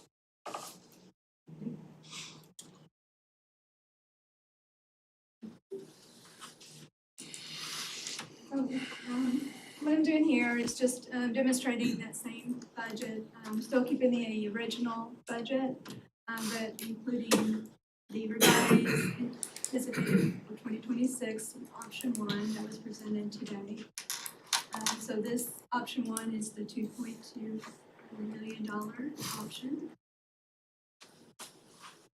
I also want to show you that, kind of review of a revised budget on some of those outstanding projects. The Gavian retainage baskets, our last opinion of probable cause was 1.9 million. I had factored in some inflation because it came from 2024. Okay, you're gonna have to refresh my memory on what. It's Gabion baskets? So that's what controls the garbage or whatever that flows through the pipes? It mitigates between the- erosion, Okay. is what it does. It's around the bank on the pond that is closest to the dog park. Oh, it's the rocks with the wire around Yeah, it. it's the Gabion baskets, So it's not, it's we basically just, erosion control. in, what was it, 2000, We removed the silt is what we did. And I thought, that wasn't there some work already done on No, the rocking? Or didn't we increase it on one part of the, one side of the pond? no. We just went back to the original depth of that pond. Okay. That's what we did. Okay, no. In construction. Got too many people retiring. The other Or trading. project outstanding is the Unity Park Flex Field renovation. I received a updated estimate from Ryan and Parks this last week, and that was $260,000. And then we have the Selmeyer Playground replacement. We got community feedback on that, and the cost range was $142,000 to $165,000. I just put the $165,000 in there. And then we have the Brazos Athletic Field renovations. The estimate that we got last week was $217,000. And these are the irrigation and sod replacements, both of those two items. It's irrigation and seeding. Yeah. Yeah, because that number is higher than what you just presented Yeah, by a lot. which one? The Brazos Athletic Field, that was the turf you talked about earlier, right? I think they were reversed on that. Yeah, they were slide. reversed. Okay. They were swapped Yeah. accidentally. The Unity one's a larger field, I assume. Yeah, it is. The slide was incorrect, and I did note that on the totals. This is correct. So, No. so with the funding is still the same except for the grant has been reduced to 1.2 million. So the difference between, the cabins and then the updates that I just showed you, results in an increase in the contingency to 1.6 thousand. The 2021 bond, that the 6.4 million is what we approved in the CO back then? Right, yes. Okay, so now we're 1.2 million above that. Is that correct? Yes, My math right? yes, you are, but we're also factoring in the potential grant. Are they potential or for reals? Because, 750,000 is for real. okay, So, And The boat ramp one is what we don't. well, where I'm going is, where does the 1.2 million come from? Do we have to issue more COs? No, it's from grants. it's So great. you're making up the difference in all funds. grant Yeah, prices? yeah, let me answer Rhonda's, Councilwoman Hurst, question. The $750,000 has been awarded. And it's banked. We just need to draw off of it once we start constructing. We were awarded the design portion of the boating access grant, which there's 2 grants associated with that under its umbrella. The design portion needs to happen first and submitted, and once it's approved through CORE, Texas Parks and Wildlife Department, it's been approved. Now the construction grant goes with it, so it's 2 vehicles under one umbrella. this isn't, so if we follow the bouncing ball and follow A plus B plus C, we get the grants? Because when I see potential, it's like, are we in the running for it? Or is it, we have this, if you do this and this, then this comes with it? Yeah, That's my question. We were verbally told yes, but federal government. I have no control over what happens on the House floor in DC. I think that'd be the only danger, really, because the way the process is supposed to work, you do the planning phase of it. Yep. Once that's approved, the other follows. Okay. That's why we're trying to get it in. So basically, the amount of money that we don't have here is 450, which is the grant that we want to apply for. Is what it comes out to. 150? 450. Oh, 450, yes. That is correct. So after we do this, what's left? Like, where is Unity So really, it's the Park? contingency is kind of the holder of what's left So, in the contingency. so we still are short. So what we have left, wait, where's the, We'll have the 2.2 with the contingency and the 1.2, we'll have the 2.2, which then covers what, option 1? Is that what we're saying? Yes, this is option 1. Right, so if I have like just 1.1 million, and then I've got 1.2 million down below, assuming the 450, that's 2.3, right? Yes, 2.271. Right, which covers, Where, am I missing, which means we can only do option 1. where is, We only have enough money to do option 1. whatever, where is Pilot Knoll Park on this side? It's just on the left, yeah. It's broken out on the It's left. two separate projects. So this side is a continuation. That's what I was- So the total here, Oh, so you were gonna, Includes if I take that one and stack it on that one, it gets, okay. I just That's didn't have what's enough getting room confused. on the. No, on that this makes one. sense now, I I was got it. wondering that too. I was like, okay, so bottom line, how short are we? We're not, it even. Okay, As long as we get the 450, this evens out. The problem is we can't go over. because that includes Which is why it's contingency. good that we have a CMAR. In We still have addition, a lot of assumptions. yeah, in addition to that, these are opinion of probable costs, they're not actual costs. You know, there may be other options to do gabion basket, there may, you know, there's other options for that. We haven't explored that yet. And the same thing with the field renovations. Yeah, remember she gave, like, for example, I think it was the Selmeyer playground replacement, she gave us the maximum amount there. So there's a potential of $30,000 savings right there. So I'm sure the same the same can be said for all the other ones. For the gatehouse too. Where's option 2? It's It's coming on up. the Next slide. very last. I'm so lost. So this is option 2 with what was discussed earlier being 2.7 million. How do they not, the numbers are the same. Because we're probably do less. Probably doing less on the right The side. contingency is less. So on the previous slide, the contingency left was 1.6 million. Same number. 1.68. Oh, that one, I was looking at that one, okay. Use this part. Okay. You'll have to excuse me, I'm, new to this thing, but what's the contingency number? It is, so we have a set amount of money, right? We have bond monies we have $6.4 million that we can spend of bond money. And then we have these grants.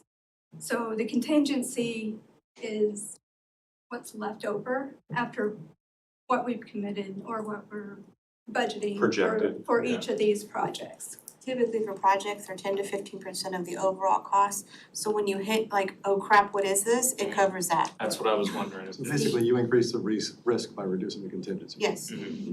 That's the, oh That's our crap fee is uh-oh. what we call, yep, that's what we call it in construction, oh crap. Okay, that's what I thought, just wanted to make sure, thank you. What do we typically run percentage-wise as contingency on this? I'm I sorry. mean, I can do the math here, but like, is there a number that we typically use for contingency percentage?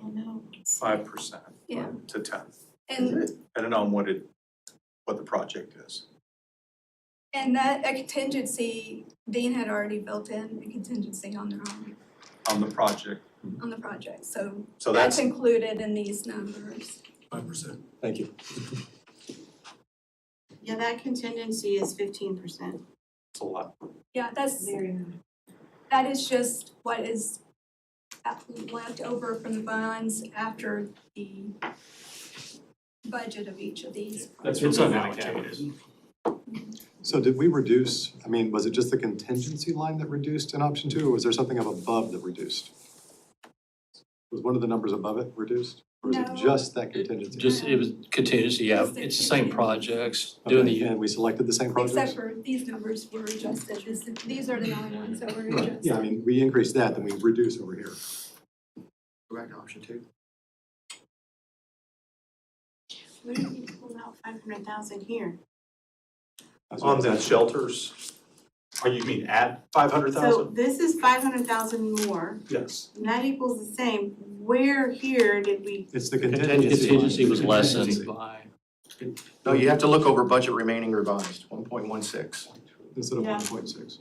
So that contingency is. Never mind, it's 1.6 versus 1.1. No, I was with you, You but you got see the focused numbers on the together. 6 and the Yeah. 8. Yes, I got the numbers, yeah. I just, yeah. So, is there another slide after this? Yes. Another slide? Oh, I okay. think that was. Is there any, yeah, is there any, yeah, Back to, it's, is there any more questions about this? So the difference is the contingency, I think we all understand that. There's almost a $1.1 million contingency on option 2, and if you can flip back. And on option 1, Almost 1.7. yeah, almost 1.7. So this, option 2, if we go with, let's say we go with option 1, we will have to remove some shelters if we're only doing 10. And by remove, you're talking about like Permanent. permanent removal? Yeah. Are they deteriorated to where it's worried about public safety, or is it more of a? They're going to be, yes. How And many? Tyler can speak to it. Yeah, cause we had that slide earlier that said bad, good, fair, but there's a lot going on. Yeah, it was Yeah, kind of an eye mess. Done, sorry, that was done 5 years or so ago, and we did our own, we went through and looked at all of them in the system. Do you intend to go back and do that, since it was 5 years ago, go back and do it again? Yeah, we can. Okay. I think the two things that are necessary for us to really go forward is go back and do that assessment again, and then the structural engineer to look at the what you call them, the pavilions. Then I'd also like to know what the grant, if we can move things around, right? Like if you reduce the trails, can we do more on the structures? Okay. I can't speak to the grant, but I will say the trail that you have now that comes down from the entrance all the way through the park, if you reduced that, I don't know, I mean, I guess you could go past the gatehouse, stop it, and then pick it back up at the nature trail. I mean, there's a scope in there that could be reduced. But I think it's down to how much money you're spending versus how much you're. That, and we have the real issue, the fact that this project's gonna sunset and we could lose the grant. Yeah. And yeah, so, That's what. So, before you move on, if you will, please, Sure. I'm still stuck on the smaller picnic areas that we're looking at, 10 verse 34, right? We're gonna find out how many of those, if we only do the 10, how many more have to be removed, right? What is the timeline, if you do the 10 and you remove, let's say you remove another 15, what is the timeline for life expectancy on the remainders? Depends Because on upkeep. A lot of the paint is deteriorating and stain on the wood, you know, just needs to be upkept. And You would need to spend some money to take You care would need of. to spend Yes. spend some money. Right, to but take there's care of those. nothing- Is it more expensive to do that than it is to take them down?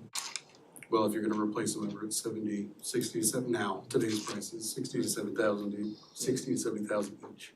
Well, no, if we weren't though, if like the ones that we identified, say we decided we're only gonna renovate those 10, those other, was it 24? 24.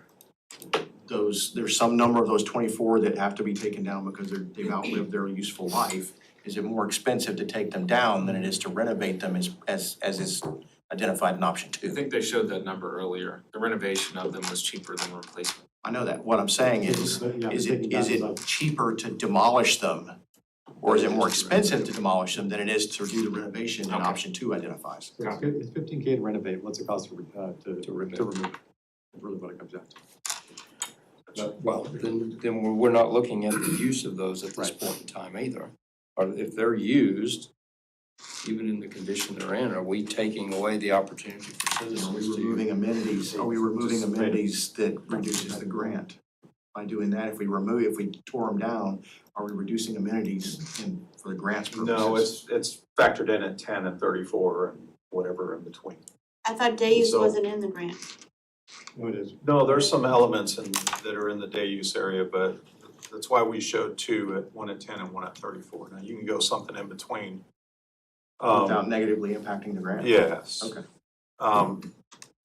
But, you know, back to what Brian had stated is you're reducing recreational activity at a park that receives almost 40,000 residents a day. Those are wallets that come into Walmart. Those are folks that are looking for recreation. And it's a very, very popular park. So there's also an impact when you reduce those amenities as well. And so that has to be factored in as well. We understood that more perfectly when we took the fields out of play at Unity, and it impacted the businesses there at the Bowery. And actually Awesome Times came and met with us and asked us what had happened. Well, we didn't have baseball for a season because we were renovating them, and it impacted their business. And this goes back to what the council had tasked specifically. I felt like all departments, but I felt like it was definitely directed at Parks and Recreation because we have the ability to generate revenue, which is look at those things outside of the box that generate revenue. And that's how all of this started. What are those opportunities and those options, and then also maintaining a high service level, which the residents of this community from a recreation standpoint are used to. We have several residents that use Pilot Knoll for camping, for trails, for walking their dogs, for day use, for fishing, for boating. They use this park and they came out at the public meeting. So it's no different than anything else on that grant list, whether it's a flex field or, a playground or whatever it is. There's not a cost benefit per se with a playground, or what's the cost benefit with upgrading a field when the baseline revenue is at 14,000? Is it really going to increase? No, we're providing an amenity, a service for the community and the residents, and hopefully capturing wallets that will wind up spending money in the local businesses. And that's what I felt the message was several years ago when the council had asked and looking at those opportunities. In addition, we're doing other things to help with that as well. So just a little background there. So my only concern with option 2 is the fact that we're doing more with less contingency. Typically, if you do more, you increase your contingency. Still, the contingency is still pretty high. No, it's still high. I'm not denying that. With option 2, say that again, if you don't. With option 2, you're doing more work. And you're adding reducing more. You're adding, you're doing more work, right, but you're physically doing more work, but you're reducing your contingency. Typically, if I add scope, I add contingency to cover that additional scope. Here, we're adding scope, but we're reducing contingency to cover the cost of the additional scope. But we also noted that the contingency is at 15%. Which is fine. I just wanna make sure, that's what I would Plus look at is. 5%. Plus the on the 5% CMAR. that he has. All I'm saying is, when you look at it at face value, typically if you increase scope, you increase contingency. I understand our contingency is already high. Is it abnormally high on option 2? Even at the 1.1. Right, I've got 1.6 million contingency on a 2.2, on less work. Is that too much contingency? Can that be reallocated that way? Oh, yes. Yeah, and that, just to be clear too, of course, these are bond funds, so they have to be spent on capital projects. $6.4 million is allocated for parks. I can't remember how much was allocated for streets. So that's what the bonds have to be used for. So if you do option 1 or option 2 and they both turn out great, you got contingency you've got contingency to be allocated somewhere else for another. And that's what I'm saying, if we're comfortable with, the $1 million contingency on option 2, then, it's almost like a no-brainer. If that's the comfort level, if the risk associated with $1 million contingency, then. 1.1, you're roughly 12-13% contingency anyway, you Right. didn't change it that much. Plus his 5%. Yeah, so you're really talking about 20%.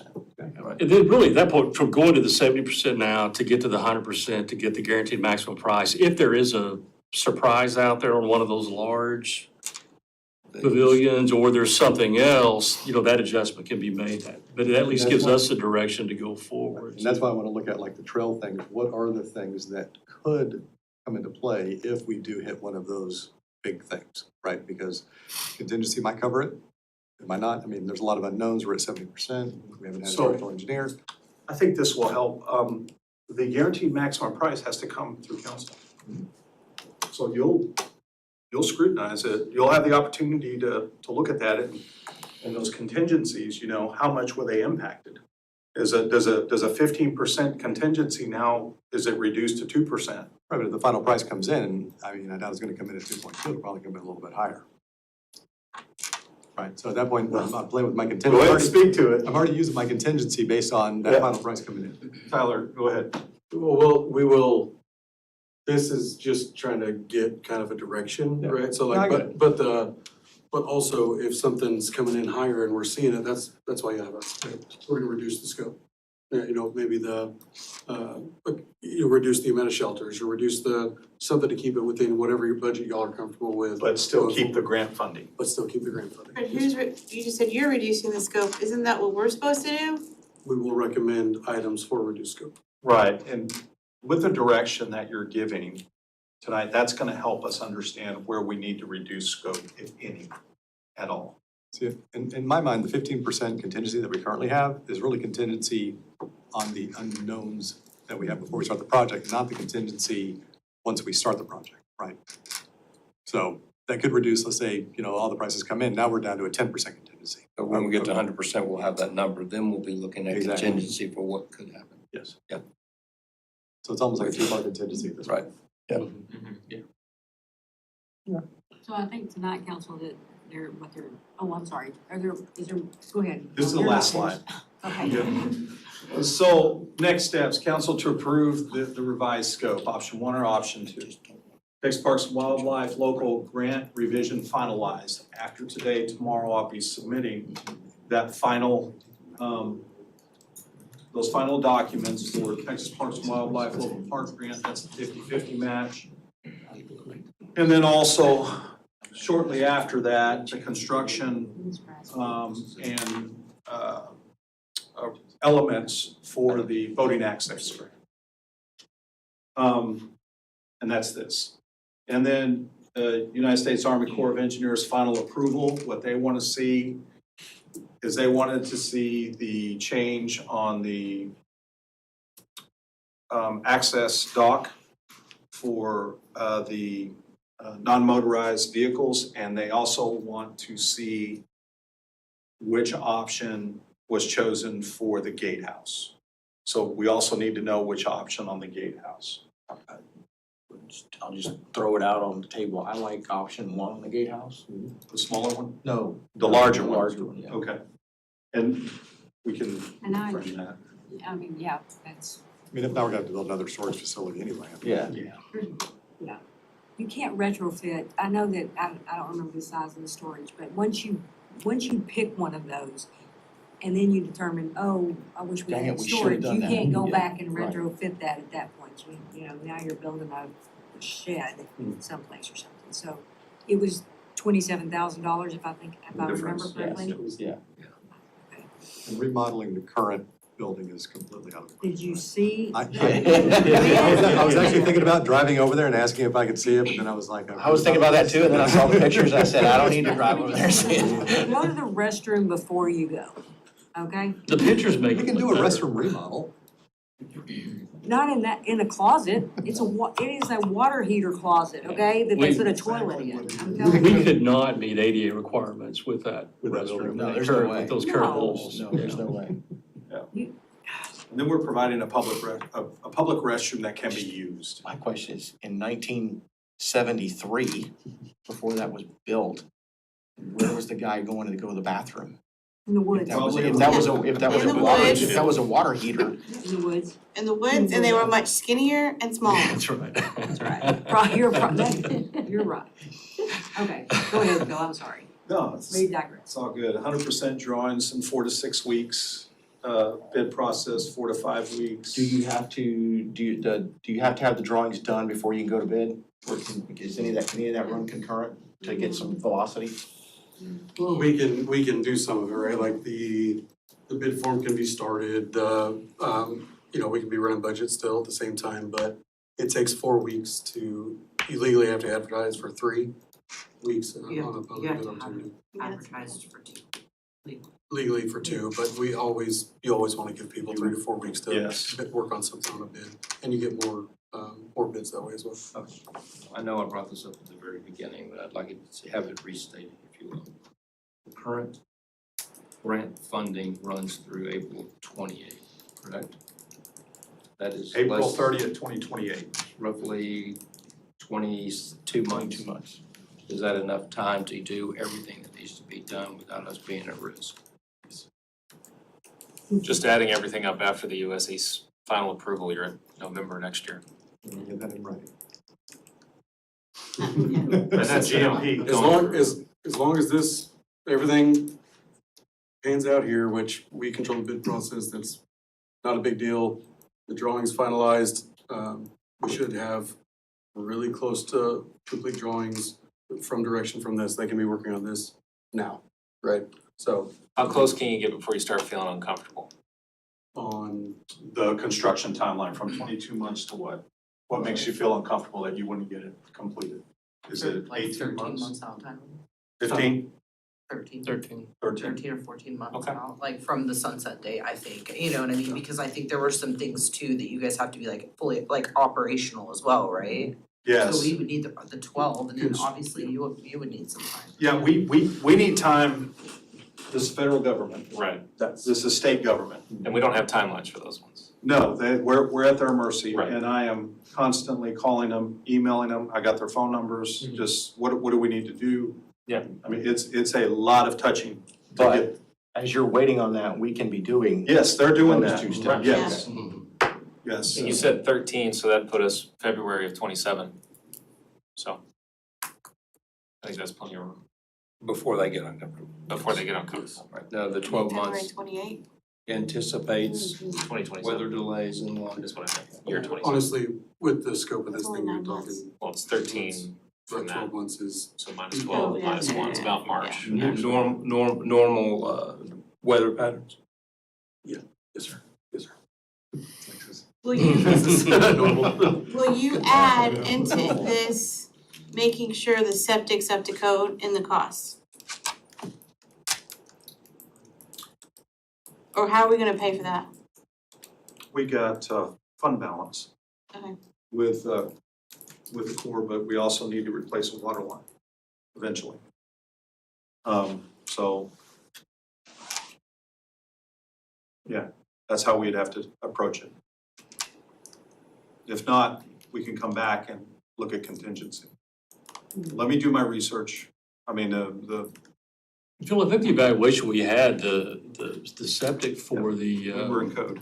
yeah, the And septic for compliance for the number of and the gatehouse was fine. RVs. And that's the engineer that works with TCEQ and Denton County. He had no issues with it at all. It's just the Right, but no- capacity. No Again, permit. Again, We didn't there's install been it, no certification Yeah, on yeah. that septic system. And regardless if it's working or not, it needs to be certified no doubt. annually. No doubt. I don't care Right. who's in charge and who's responsible, it's gotta get done because you're leaching sewer into the lake and you want everybody above board. Yeah. That's what I'm getting Yeah, at, I don't care who's yeah. responsible, Completely it agree. just needs to be done sooner than later. Yeah.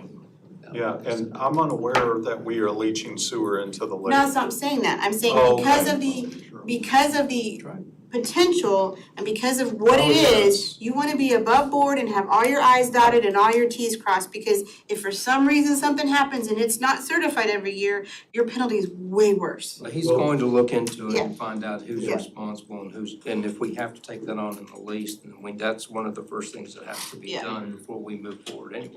And to your point, the Corps is gonna be all over this thing if they're approving funding for it, so they're gonna be out there inspecting and, so, yeah, absolutely, it needs to be up to code, because they will catch it. And the Corps has approved everything up to this point except the gatehouse. And what was the other, the boat? The change on the non-motorized dock. So just reiterate again, that the communication that we have with Corps in the state of Texas is dynamic. We have tremendous, I personally have worked on those relationships. If anything needs to be corrected that is out of line or missed, we will move in that direction. I have proven that when we find out. But again, we weren't given a whole lot of information all the way back from the first lease. And through this 5-year process, I have been asking for information religiously. But when they don't produce it, it's difficult. I go back to, we should have had a study. I will go back to, and civil engineers should have gone through that whole thing. They would have found it. They would have found it. I'm thinking that was a good old boy transaction. May have been, but again, when you go out and do a due diligence for those kind of things, they would have seen, they would have gone over the aerial photos, they would have seen all that stuff as theirs. And I don't think we ever did it down and dirty of what we actually had. That's all I've never seen us. I don't think they knew what we had. Yeah, I don't think we ever knew what we had. But again, that's here nor there. It's just, it's one of those that I hope on all of our projects, we do all the due diligence up front. That's a great lesson learned, so. Okay, so let's give direction if Phil is finished. Are there more slides? No, I'm just going to the. We're gonna go through one more time. That was just the first read. No, we're not.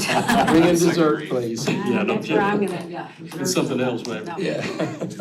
I will- Liquid the dessert. position, I will exert the position and say, no, we're not. So we're going to give Phil direction tonight on moving forward. Council. I'm in favor of us taking on option number 2. I've got Absolutely. just one rookie question maybe. What happens to the remaining funds if we don't spend it all? Let's give it back to you.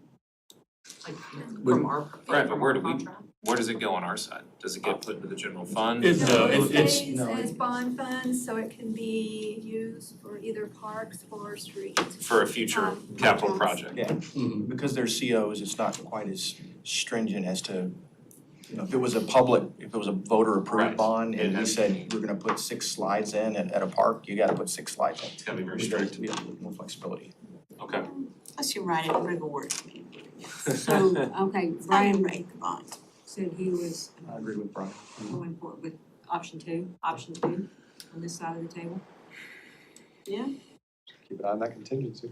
I mean, just investigating it and moving forward. There's a lot of moving pieces on this, and we're gonna have a lot of updates on this. Mm-hmm. Yeah, I I think feel the faster we comfortable can get- getting the I think the- answers that we need. Yeah, I think the at faster we get time. those answers, the better. And I think we'll get them before we have to just We gotta start absolutely go. So We gotta make sure we get that grant, because if we don't get that grant, We're up creek. it changes It everything. is, if yeah, they're but here's the, moving yeah, but here's the thing, parallel, it's a $400,000 grant, I right? know. And that's where you start to look at, if I don't get the grant here, can I take from here and not impact the other grants? Right. but if you have all your ducks in a row and you're paralleling and the holdup is the Corps and Parks and Wildlife, rarely do they not give an extension. So as long as you're showing moving forward, they're not gonna say no, especially when it's their own red tape that's holding you up. Well, I'm not experienced in that, so I'm not well versed with the Texas Parks and Wildlife, so I'm glad somebody in here is.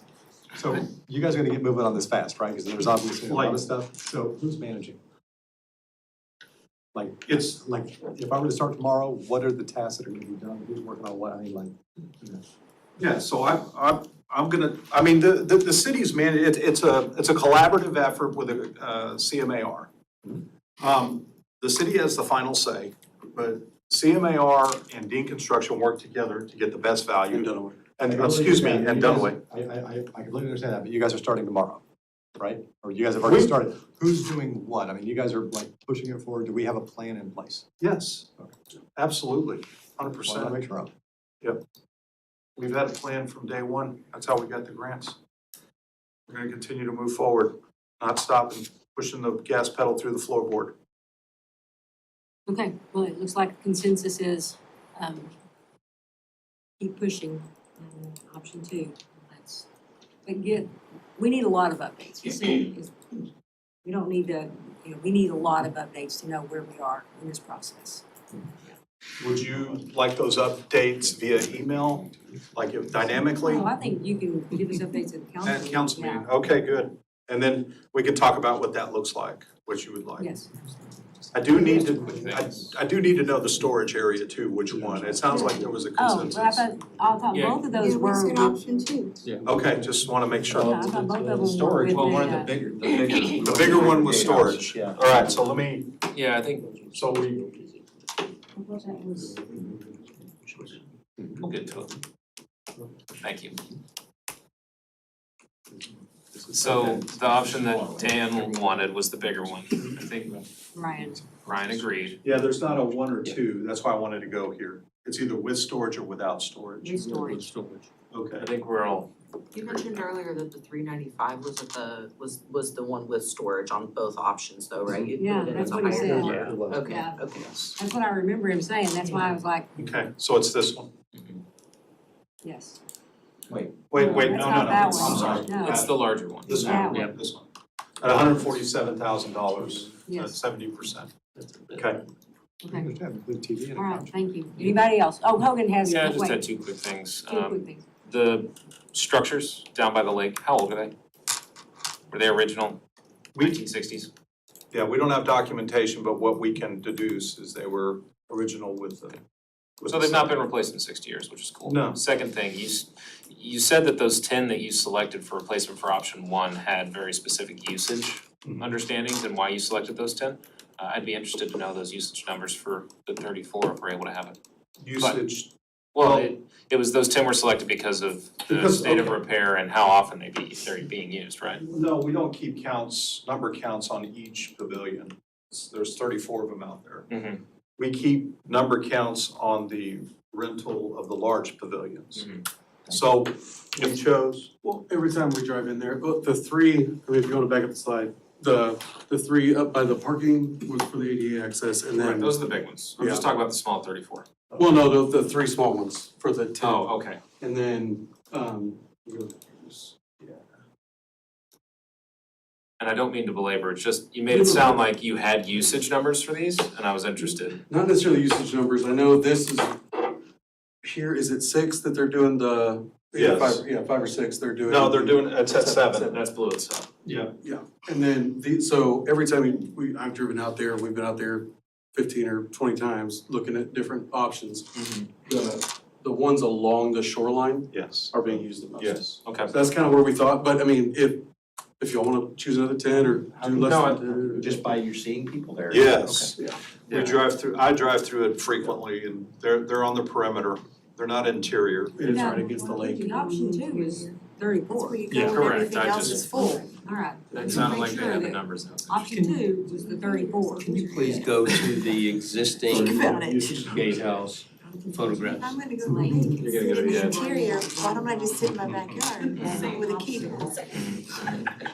And just one suggestion, when you're redoing the viewing on the poor, bad, fair condition of everything, just, I guess if you do it, since if we go with the 34, you might not do it, just a summary column that says overall bad, fair, good. Absolutely. Thank you. Okay, now go back to the plot drawing with the storage. Okay. The office space. The one Yes. thing I see missing here is, a small kitchenette or something for them. There's no water in that area for them for washing hands or anything to have to go to the restroom. There's no place for them to put a coffee maker or anything like that. Yeah, it's in the registration and office space. It can fit in there. A small sink, Well, we're not gonna put a sink in there, no. They'll use the because the restroom sink. existing one has one. It's not operational. They don't use it. It's storage. Yeah. That's the current storage. Pretty much is, yeah. No, It is they've seen these plans and they love them. Right now, they have no protection. The reason why this is like this is for active shooter situation. They're a lot more protected now.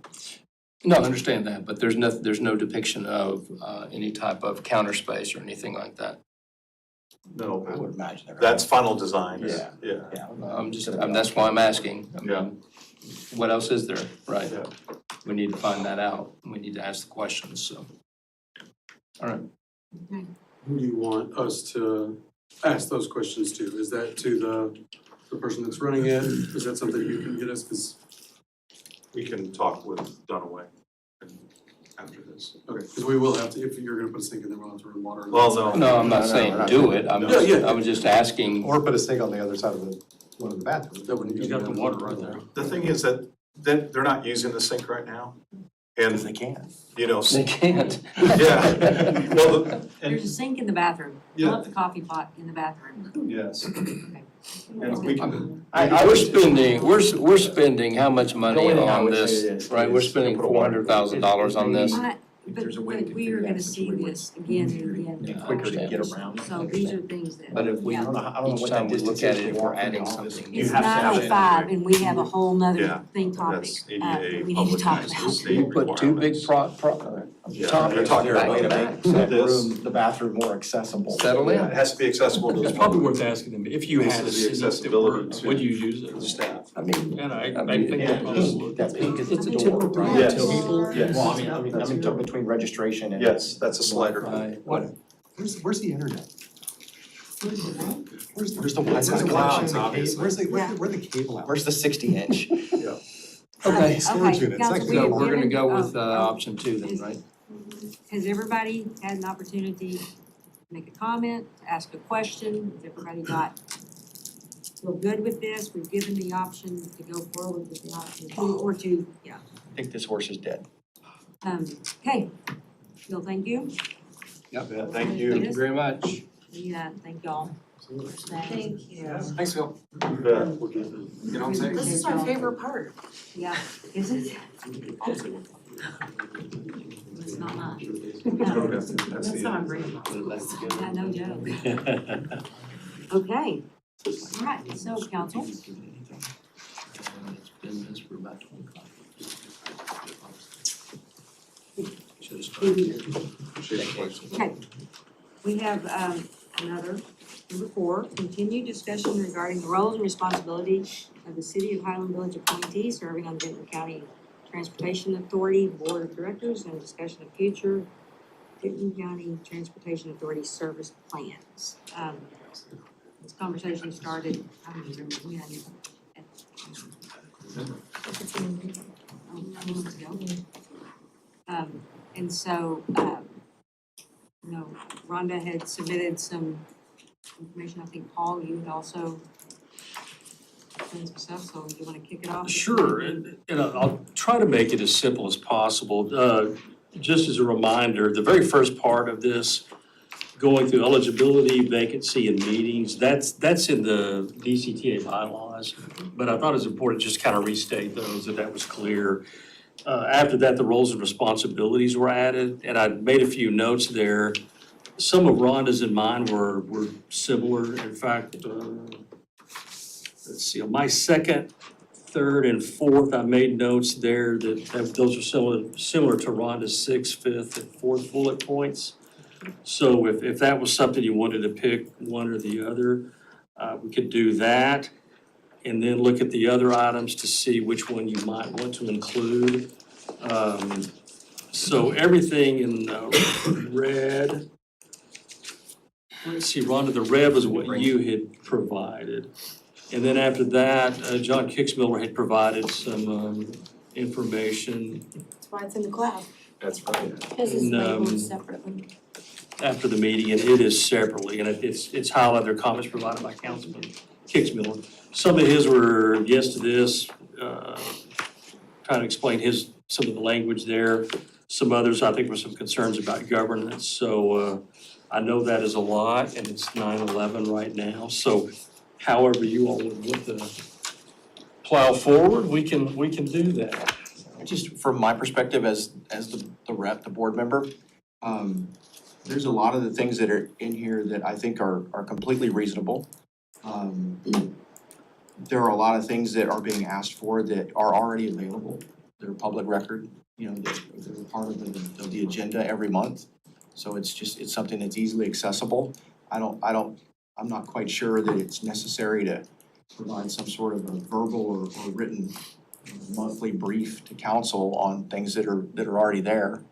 The only thing I really had a concern about was in the next to last bullet point, keep city council informed of any service changes that might affect DCTA service delivery to Highland Village. This information shall be presented to the city council a minimum of 30 days prior to the service changes being voted on by DCTA. That's something that I think the board would have to vote on that because you're kind of tying the hands of the board. You're dictating a requirement to the board that is outside the structure of the board. So to date, Nothing's presented to council on the Flower Mound Economic Development Map. So let me start there. If you had, and I know you have, if you've watched the meetings or attended the meetings, you can see that there has been no decision because there are ongoing conversations with another entity. I'm not at liberty to discuss what those But it would be conversations are. helpful, because other people, you know, I'm not the only one watching or I'm there. This is thrown up there, so it would have been helpful, hey, council, because that is a significant change to the city. So knowing and what's going on or what's up and coming is helpful. Than getting caught off guard, it makes the agenda and we weren't even, you know, aware of what's going on. So if then we know, oh, how's this going or how's it going?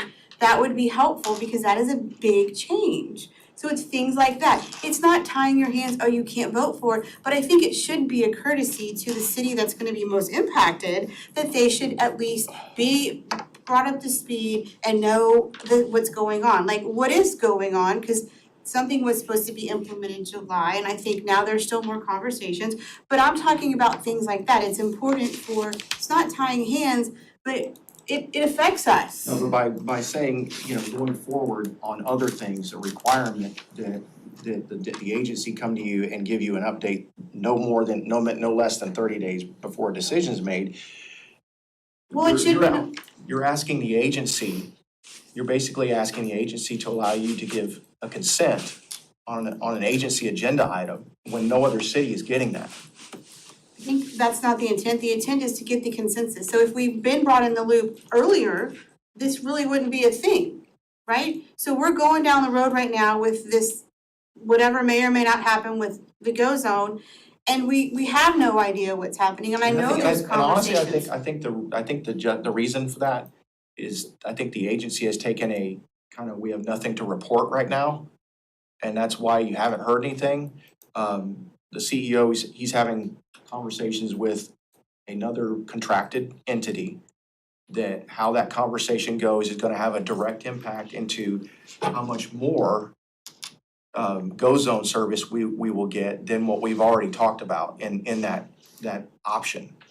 But conversations could still be had with the city like we talked about, surveys, reaching out to our residents, what is it, what are they looking for, none of that. I mean, that could be doing parallel, right, while they're doing this. And so it's stuff like that, it's reaching out to our community when these big changes come, it's stuff like that, it's saying, well, it's on the agenda and it's public record, that's great. And that's what we tell people all the time here to look I was at. talking about like ridership numbers, you know. Obviously, you're gonna be informed if there's ever changes in the trip fund, which there aren't any projected changes in the trip fund. But like ridership numbers that's all stuff that's routinely made publicly available. Anybody, literally anybody can go look it up. I'd like to interject for just a minute if I can. What I'm listening to is, and I don't want to get off track of what we're trying to do here, which is implement a set of procedures to get information back to this council. So when we ask for, in this document, we've asked for regular updates to city council. To me, that is incorporating what can be said from DCTA to us. We are looking at these possible projects, right? There can be an update to us in some form or fashion. It doesn't have to be the details or anything that's going to compromise any of their negotiations otherwise. Mm-hmm. But giving an update to council on upcoming projects, I think is a reasonable ask. And I think that's what we're asking here for. I'm not looking at it from the standpoint of, I want to know the particulars, right?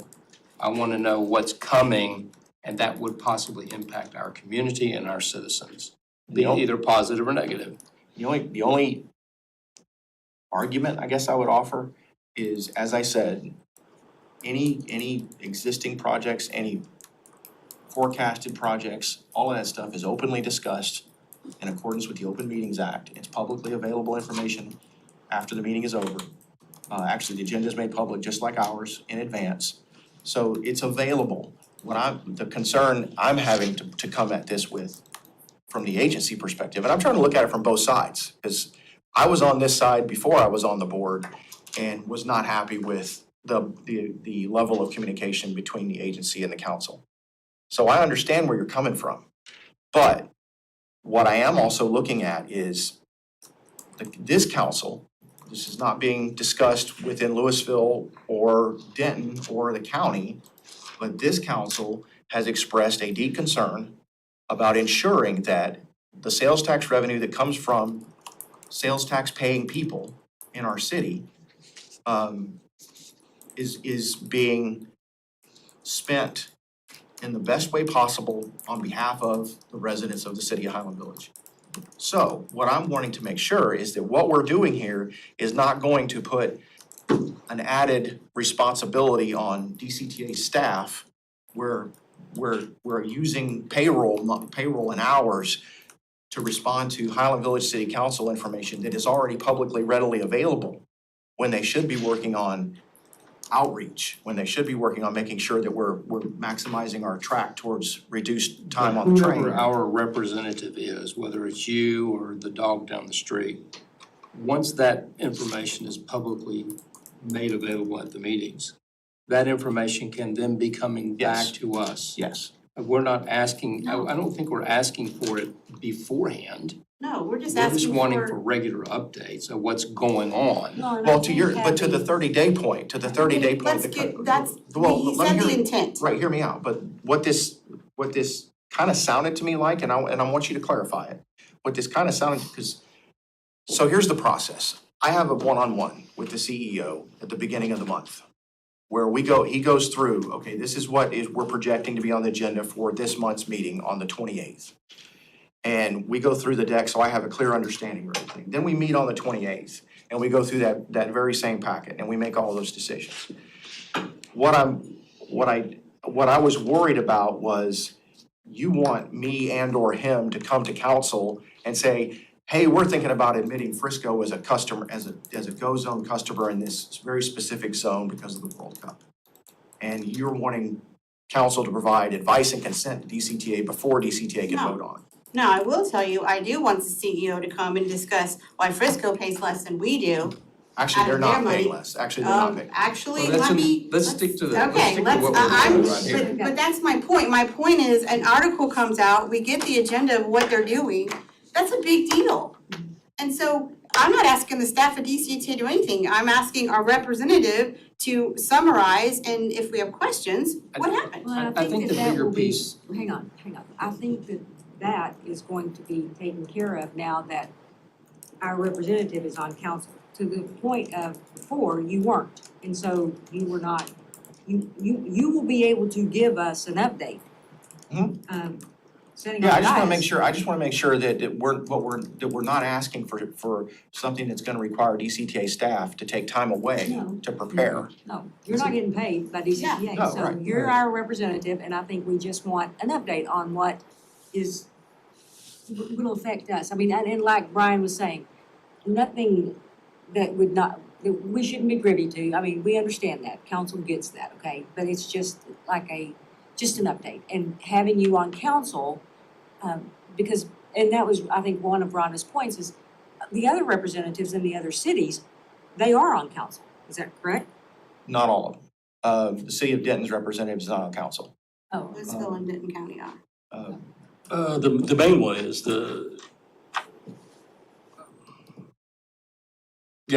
she's on council. Well, her predecessor was not. Yeah, and then their alternate is not. Yeah. So we had an agenda item, and it's on the agenda once a month, right, one of our meetings, and it says DCTA board update. We never have a board update. It's on the, what is the purpose of having that on the agenda? I think it's to her request, you know. But it's just been a- on there for months. It's been on there way before this. But there's Yeah, it's information, well, there's information. And that's really a summation of. I'll be honest with you, Summation. I'll be honest with you, I have not looked at every agenda item, you know, and every agenda. I was just leading curious up- because leading it's up on to now. there. So I was not, You if saw it I on had there. known. Yeah, no, I'm saying, is it something that we can use going forward? I mean, is it? Sure. Is that a, No, and I is that a think reasonable that's where, ask? instead of it being a summation of that Paul would include in there, it will be, we can make that Sure, yeah. an update from our representative. And I think sometimes, based on that, you've asked me a couple of questions and follow-ups, and we try to address those. There certainly are other things that would require, I think, a more in-depth update as opposed to just a summation of the meeting. For instance, when we get to the intermediate service plan, and some of those changes are made. Yeah, I think that would be a more thorough update. The other, I think, was just the intent was to give everyone a rundown of what happened at the previous DCTA meeting, so you had that information. So what I would ask then is, first of all, is that on the, and we didn't do it in tonight's agenda, we skipped past it. But is that on every council meeting agenda or can, and It's once a month. We want to see it pass it, it's Okay. written. It So, follows yeah, the so I was gonna say, DCTA like, can we make policy. sure it's on the first meeting of the month on that agenda? Because that will come right after, That it will is, come yeah. literally the Yes. week after. Okay, all right, good. No, that's good. The only other thing I had was, in terms of, I think there was something, Rhonda, you had in here about, inquiries to DCTA and making sure that the representative is responding to those inquiries. I need to be aware, so you need to copy me when you inquire on staff. And I know you sent an email recently where you said you're not, you're just gonna copy the mayor because of the Well, Open would Meetings you- Act or walking quorum. It doesn't apply. It's not. I've tried that. And it took 2 months. I don't recall, I recall Would you one like email. me to read the email? Yeah, I recall like one email. I'm just saying, it's to the point where I've tried and I want information. I'm not trying to be a turd. I just want information and waiting. Literally in 2.5 years, I recall one email where you copied me and it was after it was brought to your attention that you were continually not copying me. So No, this is again, really let's- simple. This is really simple. Who cares about the past? We're talking about going forward. You must copy me if you want me to be able to provide a Yeah. response. Moving forward, and I have since we've had our meeting. So yeah, but I also, it was explained, and I think we should go to get to where we need the information, but I will copy you on it. Okay.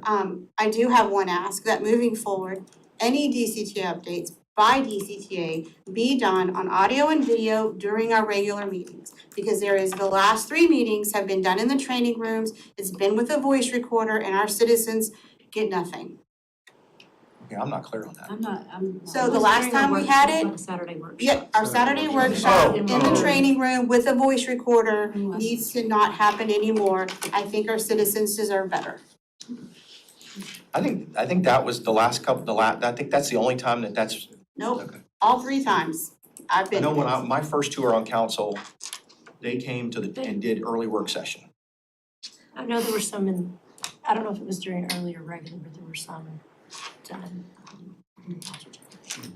It's been a while. Yeah, November was the first time I remember being, and since I've been on council, it was the first time I remember a Saturday workshop. Well, I mean, It was that's an done- easy ask. Yeah, that's an easy Yeah. ask, but the last 3 Sure. have been, when I've been on council, have been in the training workrooms with a voice recorder.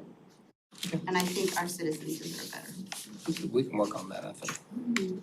So I wanna go back to A tape recorder on the your desk. Yes. first comments. I am not in favor of duplicity, so if we can combine some of those that are similar or can work together into one segment, I would prefer to do it that way. Because I did notice some of the duplicity as well.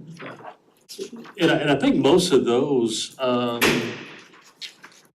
fairly easy. There's probably, in fact, if y'all want to take the time, we can go bullet point by bullet point. I would also ask, I don't know if Kevin, I don't know if you've had an opportunity to go through this yourself, or if Joe's had an opportunity to go through this. I think it would probably warrant having their eyes on it from both the city's perspective and the agency's perspective. Yeah, I think when we get to a more complete Yeah. document. Yeah, I was gonna say, I typically, until y'all are kind of halfway, 3/4 satisfied with the document, we typically don't spend a lot of, like I said, our time and your money going through it until, if it's gonna be continuing to be changed by council and staff, so when it hits that point, then we can go through it. So Paul, do you want to go through the bullet points quickly, or do y'all? We can do part of them quickly. I guess in some of the discussion that had just occurred, my very first one on roles and responsibilities is less detailed, but it somewhat gets to the point of. Are we talking about the red? The very first page. The very bottom bullet point, well, I'm sorry, the first bullet point, which is the bottom of the page, under roles and responsibilities. It is similar to Rhonda's 6 bullet point, except there's a lot more detail in Rhonda's. And then actually, my second bullet point, that's the very top of the next page, kind of encapsulates that as well. So the first one was in conjunction with the Chief Executive Officer of DCTA presented to City Council on and I had just had a recommendation, semi-annual or annual basis, an updated DCTA ridership capital projects, potential new DCTA members, efficiency analysis, and other pertinent information. And then Rhonda's was, I think the discussion earlier was talking about the 30-day notice and things like that. Do we want it to be more vague to cover that way, or is that Yeah, that's, sufficient? I think Brian got the intent was just to keep us up to date. Regular monthly updates. Yeah, regular month, not having to go watch a video, go dig it through. I mean, that's why we have a board representative. Okay. Yeah, It's not true, but Oh, by the So- way, we changed something. So on the part about a semi-annual or annual basis, I think semi-annual is fine. We've asked for that in the past. okay. What And did we the were other kind of getting cities on do? that track to do it semi-annual, no pun intended. Okay, Going to the next one, inform the city council of any service changes impacting DCTA service delivery to Highland Village. And again, that kind of was, Rhonda's was probably all inclusive of my first and second bullet point, but based on Brian's comments, leave number 2 as is. Any service changes affecting DCTA, is that what the one? Mhm. Yeah. And then the next one, inform the city council proposed changes to the transportation reinvestment program. And Rhonda had that in her number 5, so that would be the same. I put that in there because we specifically asked at our last meeting, what changes can be made in the trip funding? Well, what I will tell you, so the agency is kind of going through similar challenges that all the cities are, in the sense that costs are going up, revenue is kind of flattening. So there was conversation about changes to the trip fund in terms of like we have a percentage of our budget that goes into fund balance, there's a percentage of the budget that goes into the trip fund. The contribution, it's a certain percentage of each city's contribution that goes into the trip fund. There was some discussion about whether or not we need to reduce that percentage, and I don't recall what the percentage was, but the consensus of the board was not making any changes right now. But another question we asked wasn't just that, it was, can they be used for things like streets? It can be used for anything that is transit related, that encourages or improves the connection between resident and transportation. If it meets the requirements in their long-range plan. So does that include streets?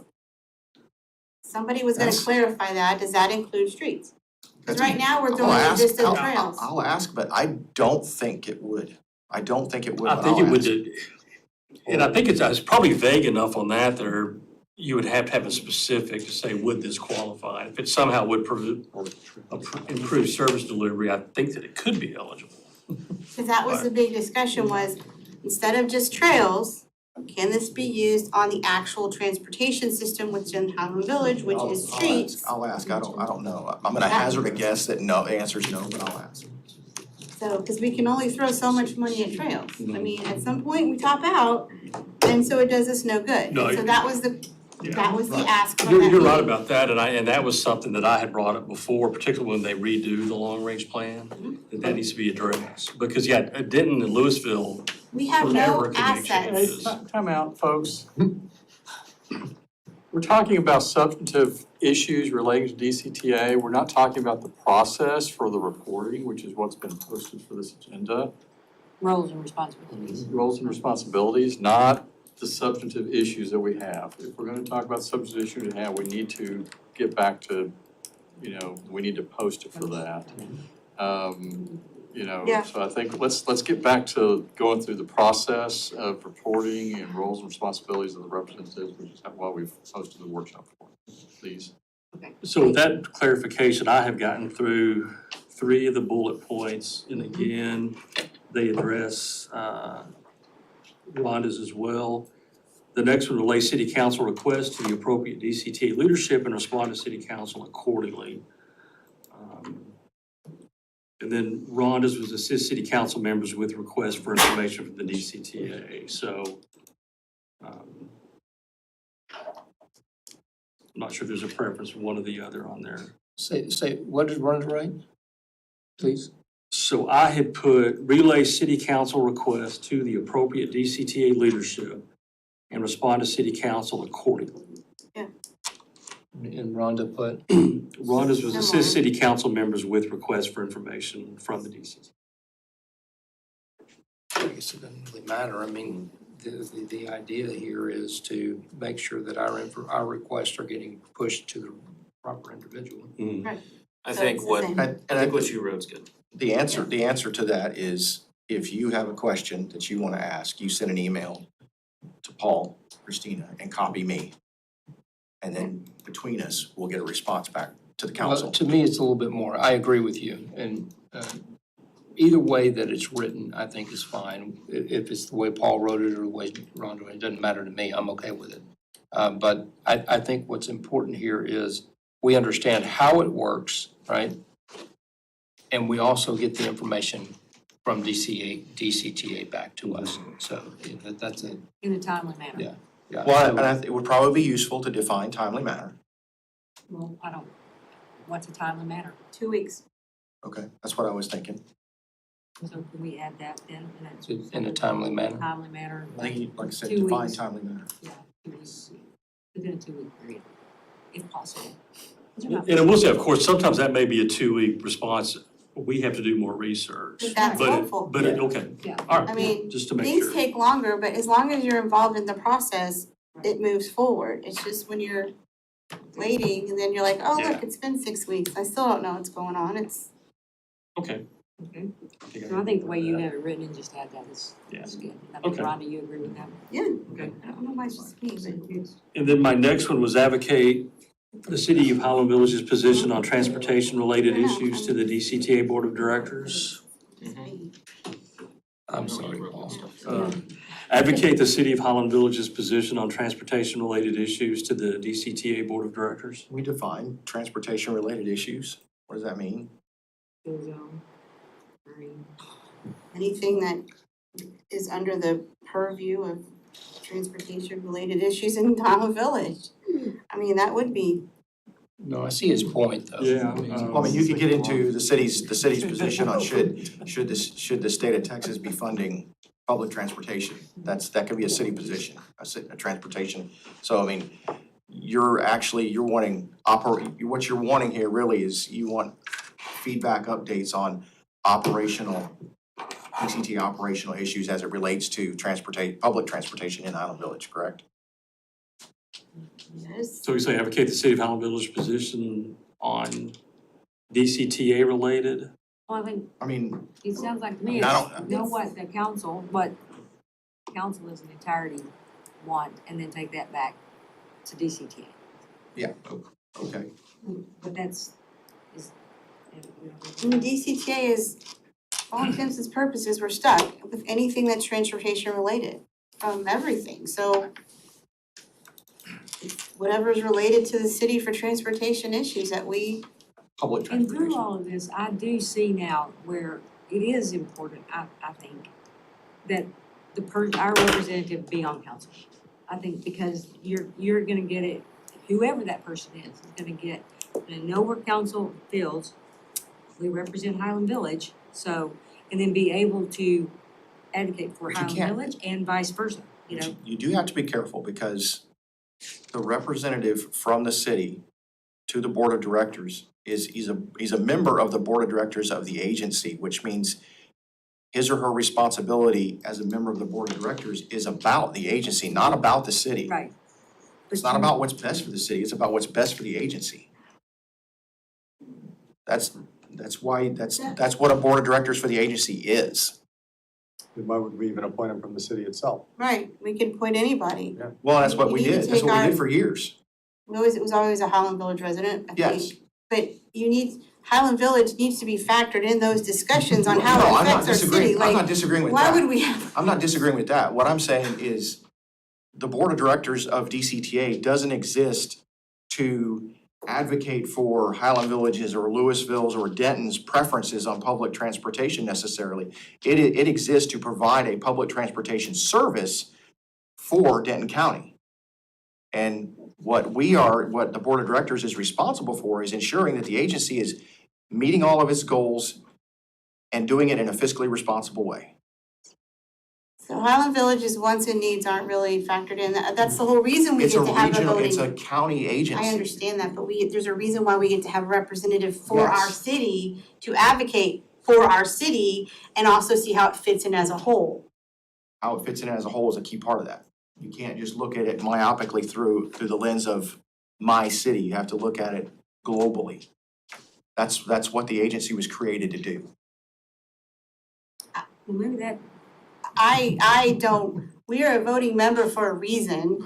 Yes. We are a founding member for a reason, and if things are affecting our city, then I I'm don't not take it. disagreeing with you. I'm not disagreeing with you at all. I think our representatives should stand up for the city and say, these are the concerns we have. Can we discuss it and then see how it fits in globally? But just glossing over saying we're gonna be a globalist about, or regionalist or whatever, that defeats the purpose of having somebody on the board. Okay, now we're talking about philosophy of representation. Well, this is all not wrapped the in, process. but Kevin, this is all wrapped in the conversation of council for the first time in the 26-year history of the agency is trying to set expectations on the board representative that has never existed before. So it's a new territory. And, well, okay. but don't you think that's a good thing? Yeah. Some Yeah. guidance from Yeah, the city, absolutely. yeah, Absolutely. so. I said that 6 months ago when this first came Should up. have been done a long time ago, so. So how do y'all feel about that bullet point? That advocate the city of Highland Village's position on transportation-related issues. It's pretty broad. The only thing I would say is put public in there. It's not transportation related, it's just public transportation, because that's what DCTA is.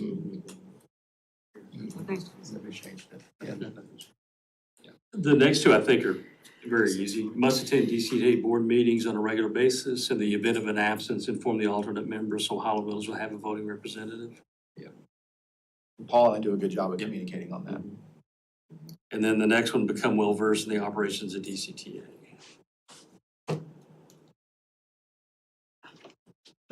And then after that, we would get into Rhonda's points, and I think we addressed Most of them. 3 of hers. And there might be some overlap in some of these others. The first is work closely with city council members, DCTA staff, and community stakeholders to gather insights and foster a collaborative approach to transportation issues affecting Highland Village. I think we can do better. I don't think there's ever been one survey, ever, for Highland Village. I didn't hear what you said, Rhonda, I'm sorry. That we can do better to survey our residents. Our residents have never been surveyed. So for that one at least, public transportation, we said that earlier. Add the public to that. Good point. The next one, it may be somewhat the same, actively engage with the Highland Village community to understand their perspectives on transportation issues, incorporate feedback into discussions at DCTA. I know for me personally, when I was on council, when I was mayor, I did this, my coffees, we talked a lot about DCTA at my coffee, so this is not something that I'm afraid of, it's not something I'm not capable of doing. I think honestly, all 7 of us, this is a responsibility that as being elected in the city, we all share that responsibility. So you talk about surveys, you know what? All 7 of us should be surveying our neighbors and our residents Oh, I did. independently. I sent out a 500-person survey. I'd love to see your survey. Oh, I don't think you will, but okay. No, I really would. I mean, I actually regularly use the service to survey our residents, and this is where a lot of this was like, this is kind of like, why don't I, So I think those top two are about the same, it's just, I think they can both be Yeah. wrapped into the same bullet. yeah, it's just, we're small and we just seem to sometimes be forgotten. The only difference might be, I mean, a survey versus like an annual open house or something, where, you know, we have an event where we bring the city together, or something we can do like during Celebrate Highland Village, we had a DCTA tent there. I think we could probably, as a city, we could, you know, DCTA, they sponsor a lot of our events. We'd probably do a better job as a city of recommending residents go visit them, talk to them. There's our trip funds for that, do they? So the next one. Okay, so combine those two together, we can do that. And then the third, promote and advocate for the transportation needs of Highland Village residents is directed by city council. I think we already covered that one. Above. This, the second one here.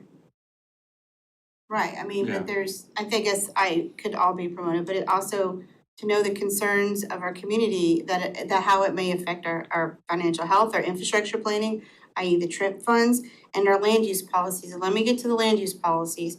In 2019, and this is why I add this, in 2019, our city signed a document for a federal highway administrative study. And in that document, when we signed it, it said, we will implement all recommendations from the study. So a bunch of residents and I, when I was before, we went to the meeting about this study on what they wanted. And what did the consultant have? Mixed use, 4 or 5 story apartments, the hole where the painted tree is for redevelopment for a train station.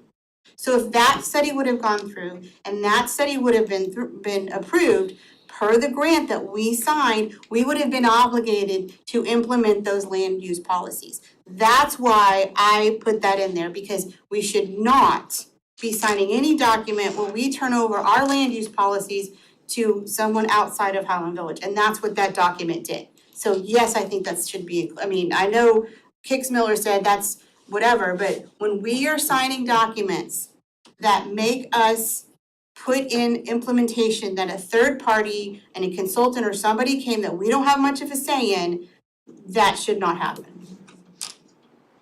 That's where I put that in there, because our land use policy should be respected, our zoning maps and all, regardless of what grants or everybody's applying for. That's why I put that in there, because we could have been on the hook. And who wanted to explain that one? Yeah, and actually, in my mind, that should have never occurred, because it was a land use plan for the development of that line, if that line was ever going to be a passenger rail line. That was just way premature. There were a lot of big assumptions in that. Yeah, there was free grant money from the feds and they used it. It was unnecessary, honestly. But her point is a very valid point, right? Sure. Mhm. We don't want to give up control of our community. Yeah. That's what I was wondering, who signed that? Yeah, I don't think It was that you council. can, So, but yeah, But- so, from a legal standpoint, I don't think you could do that. That You can't. forces us into something we might not want to do, Mhm. or ever could do, for that matter. I'm just saying, I think So that comes what- through our hands as a signature, right? We would be Can able to we, see. Well, you had to read the reword that fine in? print, and it was there, if you read the whole, I mean, again, I do that for a living, and you read it, and I've seen it employed in you go look, and other cities have been caught holding that federal stick. Because here's the carrot. Okay, so, and maybe this is going too deep, but, and you can stop me, Kevin, if you want to, but this particular issue, at the time that it was brought up on DCTA, would there not have been discussions and information that should have been sent to the communities that this is what we're doing in there? I think, Because I think, I don't think they're gonna throw something well, I mean, blind at us. I was on council in 2019. I don't recall it ever coming to council. And I think, I think it was long-range planning under the assumption that at some point KCS would be willing to turn over some control of that track, which we all know they never would. So I think it was kind of, But I that's think they got assumption ahead of too. their skis. Yeah. I think they got ahead of their skis on it big time. So, And the study was canned. At least that portion. But my question is specifically, in a situation like that, when they're committing communities to doing something, there has to be some type of information that needs to Yes. come back to the communities before that's even voted on. Absolutely, Right. absolutely. That, and They I don't know missed if it those ever- step, well, so I went through the whole, they had milestones they had to hit. And by the time the community got involved, it's called a PAG, P-A-G community, which was made up of transportation and all. I'm following you. So then, They let's all- go back to what we're doing here and ask the question, with what we've already put in, with regular updates from DCTA on the happenings, right? What's coming, should that not take care of it? I think it should. I think Well, it will. I would like to add, respect the land use policies, because as you go through the steps, by the time it got to the comment by the residents or whatever, they were at step 7, and so it Understand. was already done, they already had what they were going to do. Understand, but you're asking to change their policy. I'm looking at what we do with our policy, and getting the updates is about all we can ask for from DCTA. We have to, at that point in time, if we see something like that coming, start asking the questions. How is this going to impact us? We need to tell our representative, we're not in favor of this one. And I guess that's what I'm saying, is for our representative to keep in mind our land use policies and to be specific that this is something to be mindful of. And that's Because one of there are the eyes reasons and we have ears. a representative from council Right. do that. But my opinion here is, based on everything I've heard, that I believe we've got in our written policies that we're putting in place, an opportunity or a benchmark that says this information is coming to us that should be able to alert us to that situation should it ever arise again, right? If we've got the right representative and we're getting the right information back, we should be able to stop it at that point in time. Agreed. I agree, I think just it's in here. having to be a refresher that this is something you But it's a gotta be valid mindful. point. It's a valid point, but we have to look at it from how do we control it, right? Right, And all but we can if do it's, is ask for the information. no, but putting it down that our representative is mindful, so when they're listening, they might not think, our next representative might not think of our policies. Wasn't it already in the document under the experience or knowledge level of the member representative? That they have transportation, Not necessarily. No, No. it was a little more vague than that. This is, yeah, Yeah, because the reality, no, there were a number of things, have professional experience in the field of transportation, business, government, engineering, or law, and so Pretty much covers you everything. can't, I don't know that you're gonna get anybody that's gonna check all of those boxes, right? you know, so. it's just more of a heads up, as if you're getting this position, this is few things you need to be mindful of while you're taking the position. Don't forget to look at it, it's more of these are things that are But within our wouldn't that city. be, after we set the guidelines for what we want our representative to do, then we could go in and say, these are the things you need to be looking for us to protect us. That's an internal procedural or knowledge base that has to be given to that representative. This is our guideline of what we want from them when they're representing us. Well, I thought And that's, then there's an education base behind it that we would have to fulfill. Correct? Yeah, I mean, I mean, as a council, you're gonna be looking at whoever your representative is gonna be, need to carry the water for the council and the city.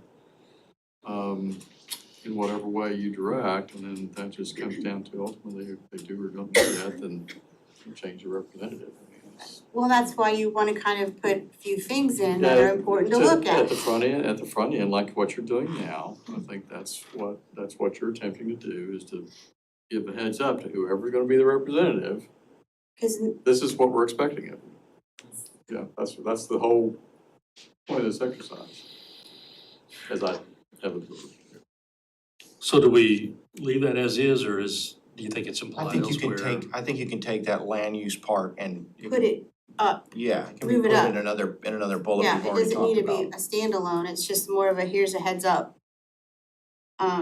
What bullet point do you want to throw in? I think you could put it, in the bullet point on a quarterly basis, DCTA board member updates the city on the following. I think you can put it in there. And I wouldn't just wonder if maybe this is, like you were saying, some training that we're supposed to give them. When they accept a position, they have to go through X, Y, and Z, which is additional information that they need to know to be able to do this stuff appropriately. One of those things Right. being the land use policy. Cause I feel like this one is a generic, this is what the job entails, and then a secondary thing would be like, all right, you have the position, these are the things you need to be wary of and aware That of. would be up to us as a council to. And it makes it gives us more fluid work on it, cause if we wanna add specific things on land use policies, we can, or if we wanna add something new that came up, we can. Whereas with this, I'm thinking this is gonna be long-term and a little bit more generic and set in stone maybe, at least that's my understanding. I get that, but I also know there's a lot of moving and things slip, so having everything in one document Mhm. is much more efficient than saying, here's this one, oh, and don't forget this one. Because you always forget this one. That's where I'm getting at, cause that's, a lot of times I've seen that ball drop. And I've looked at it and been experienced with enough of these federal carrot and stick things that just to know, nobody knew to look for that, and you had to find it. I mean, it was buried way down in the bottom, and if you didn't read all 164 pages of it, you wouldn't have found it. So nobody would have known. Read 160. Right, but if we just kind of lay down, these are the, generically, our land use policy, whatever it is at the time, our transportation policy, whatever it is at the time, if we just have generic bullet points of topics, then the council can refine it further. But this is just one, hey, boom, these are, the city issues may include transportation, blah, blah, blah, blah. That's what I was trying to get at, is just to kind of make it generic enough, but to know there's topics there. Yeah, I understand. Cause 1 and 2, going from 1 to 2 is just not gonna happen, but anyways. Yeah. Okay. So to make sure I'm clear, how would we I think you incorporate take that? an effective, I think you take an effective way to convey this information to DCA includes regular communication, land use policies is through approved resolutions. I don't think you have to do approved resolutions necessarily. I think you can take that bullet and make it a sub-bullet of on a monthly basis, blah, blah, blah, blah, blah, or on a quarterly basis, one of those. Somewhere up in there where we're asking for, some sort of routine update, it can be a sub-bullet in there of also include this. Does that make sense? Yeah, 'cause Yes. the way I'm seeing that, it's talking about being able to Are we doing the same? articulate the needs and concerns of the community that supports financial health, infrastructure planning, and land use policies. Yeah, that pretty much sums it up right there. I mean, it's very generic, but it's not, anybody can, those are very generic topics where then the council can come in and say, hey, this is important this year. Hey, this is what's important next year. But at least we're always gonna have financials, we're always gonna have infrastructure, and we're always gonna have land use. So are you saying kind of reword that and take that first sentence out of that bullet? Yes. Yes, Okay, just keep the back half, cause the first half's covered, yeah. but the back half specific categories that they need to be aware of when they're accepting the role. Okay. I'm fine with that. So the next 3 bullet points, I think we've covered that. The next one, provide a presentation on new voting member applications within 30 days of the application to become a new voting member. The presentation should include the financial terms of the membership. That was my stab at it. I know there's people trying to become new members. I also know that there's non-members who are probably never gonna be members and still leech off our system, but because we're an original member, it would be helpful to know if we're locked in forever, are they locked in forever? So I think there's a compromise here. And I think it can become a part of this larger, monthly basis, quarterly basis, semi-annual basis, somewhere in there. An update on, are there prospective new members and what is that gonna look like? I think the way this bullet is worded, I think it's a little onerous. I think it's a little onerous. But like I said, I think there's a way to meet your request. Because I do think, I agree, that would work. Being original members and knowing how we're in the Hotel California, we need to know if everybody else who's coming in has the same longevity into it. And that's fair. Not being interned, and now we're in Hotel California. I love it, Rhonda. Check in and you can never leave. That's right. You wait. There's only 3 cities in Texas like that. I was thinking the part, bring me some wine. Don't bring, no, it's past wine time, I'm telling you. It's not that. So I know think, this Dan, is taking a while, to but- what you were saying, in the update, it does say potential new DCTA members. So, Yeah.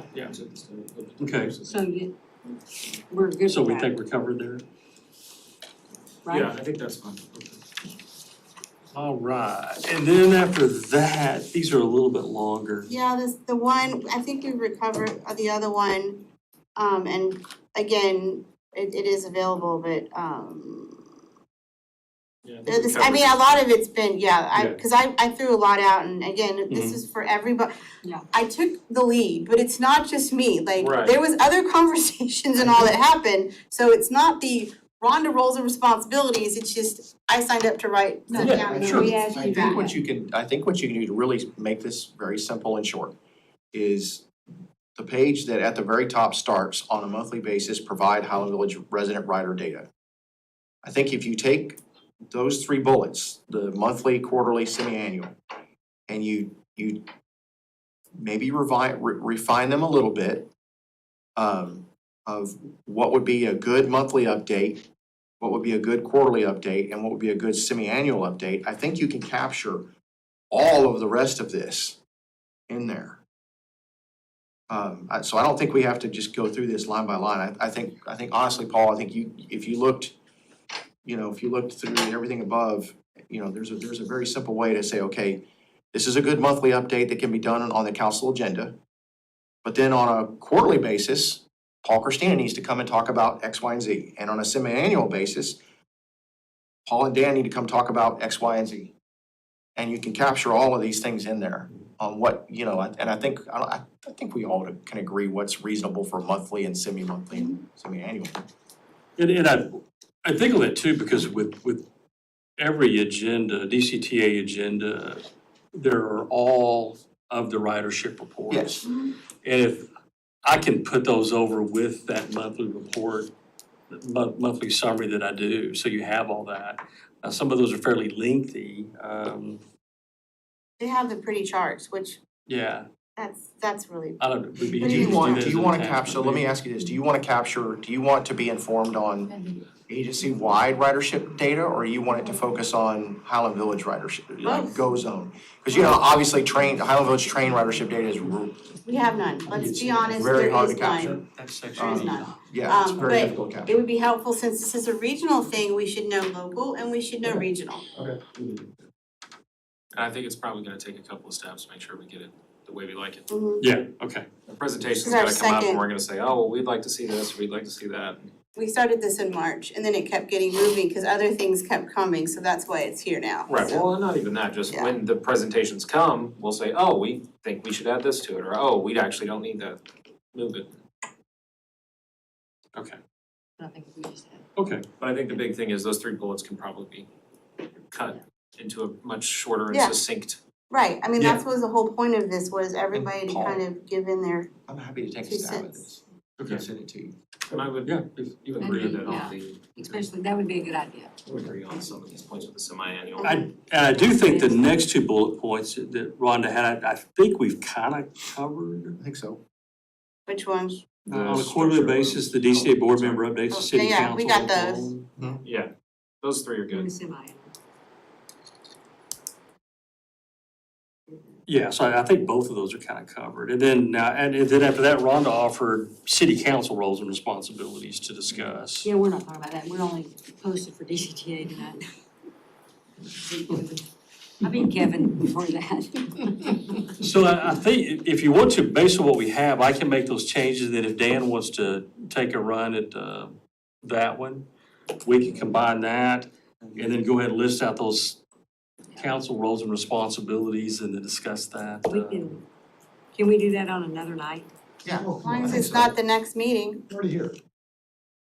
I've had all I can. as long as it's I not, I'm already dressed I up. don't have the Word document to exactly, make the as long as it's changes. not the next I need the meeting. Word document. Okay, You've got we can't do another it. You're 5 right. hours. We cannot do it the next meeting.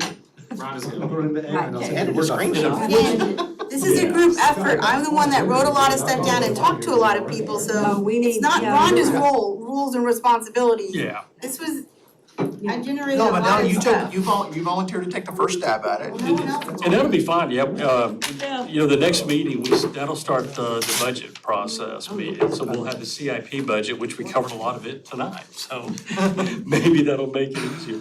But yeah, we could try to do it after that meeting Yeah, and squeeze it that's in fine. with all the It's just- budget stuff. There's a lot of moving parts right now, and I think we need to tackle this before honestly, the next legislative session. We need to be locked up, we need to, now that we're one of three stuck in the Hotel California in the entire state. And all are turds, like Rhonda said earlier. I've So- not heard that word since I was in school. And if y'all have any other thoughts in the meantime, let me know, Yeah, but I'll at please least get feel that put free to together. contribute. I mean, this isn't the Rhonda document. But then, okay, so let me make sure I understand, we're gonna just, then you're gonna take a stab at that, Paul, you're gonna work on this, and then at the next, not the next meeting, but the next one we take it up, we'll look at July. the city council roles and responsibilities. And hopefully, we'll have some answers on that part of the intermediate service plan. And then, Dan, are you willing to do DCTA updates at council meetings and not have them just in summary, but I mean, like, you're gonna actually give that? Sure. You know, Yeah, okay. more than happy to. Can we do that? We can let him do that.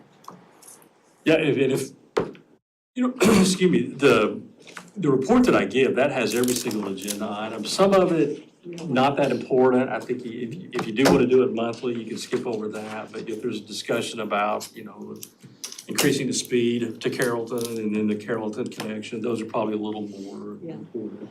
The things that we need to know. Well, and it allows us then to ask questions. Like, oh, okay, this was discussed, more information. It's everyone's on the same page at the same time. It's more efficient Can we use of your ask time. questions? This is what we need. Kevin? If we get an If we update? draft the agenda wording broad enough to basically cover issues relating to DCTA and, put in a few broad categories, yes. I mean, I think it's almost all, without trying to get into the minutia of every single issue, which is gonna be difficult. I mean, those are usually gonna be something you wanna do a specific agenda item on. So if you're just doing a general report and then answering questions about what's going on, we can draft a agenda wording large, broad enough. I just think it's, I don't want it to turn into a DCTA meeting. right. No, but it's. Well, I think it's important for everybody to understand, the role that our representative and every other city's representative has is, it's an oversight role, right? It's an oversight role to make sure the agency is meeting the goals and objectives that have been set by each of the representatives from their cities in a good velocity and a fiscal responsibility. But when we start getting into being too individualistic about those goals and expectations, you're gonna get to where we were in 2019, where it was an absolute train wreck, no pun intended. Well, that's because everybody had a seat at the Yeah, table. everybody That got was really different. it started with Denton, everybody got really selfish and That was because. myopic. No, that was also because everyone had a seat at the table and there were certain members and all. There was only 5 members, 5 voting members. We only have 1, I get that. But like you said, we set the role, what our expectations and all, and I don't think we've ever set that No, to it say hasn't, what no, it it is. hasn't. And this could be something that the other 2 cities could benefit from, and the county could benefit from as well.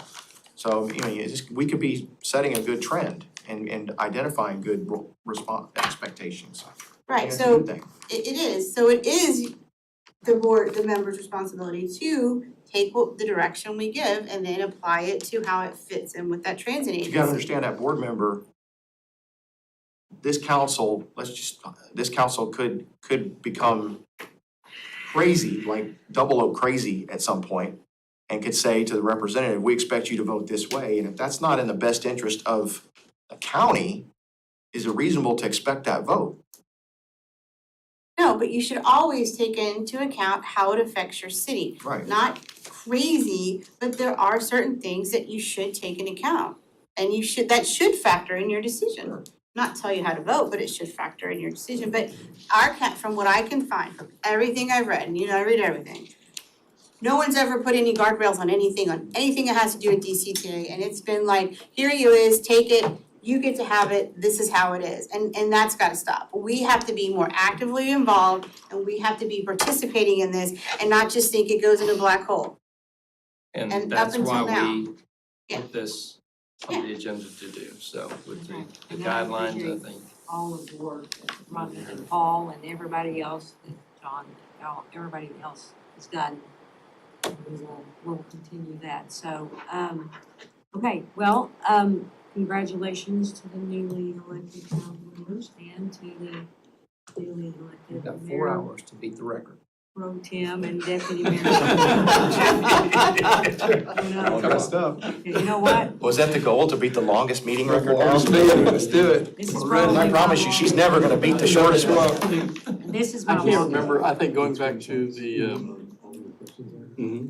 Stop I think $24.99 I think it was like part of Oh, the yeah. We didn't go this zoning, long. I don't think we ever got this late. Hogan, we don't normally. Okay, hey guys, congratulations and good night. We are adjourned at 10:09. All right.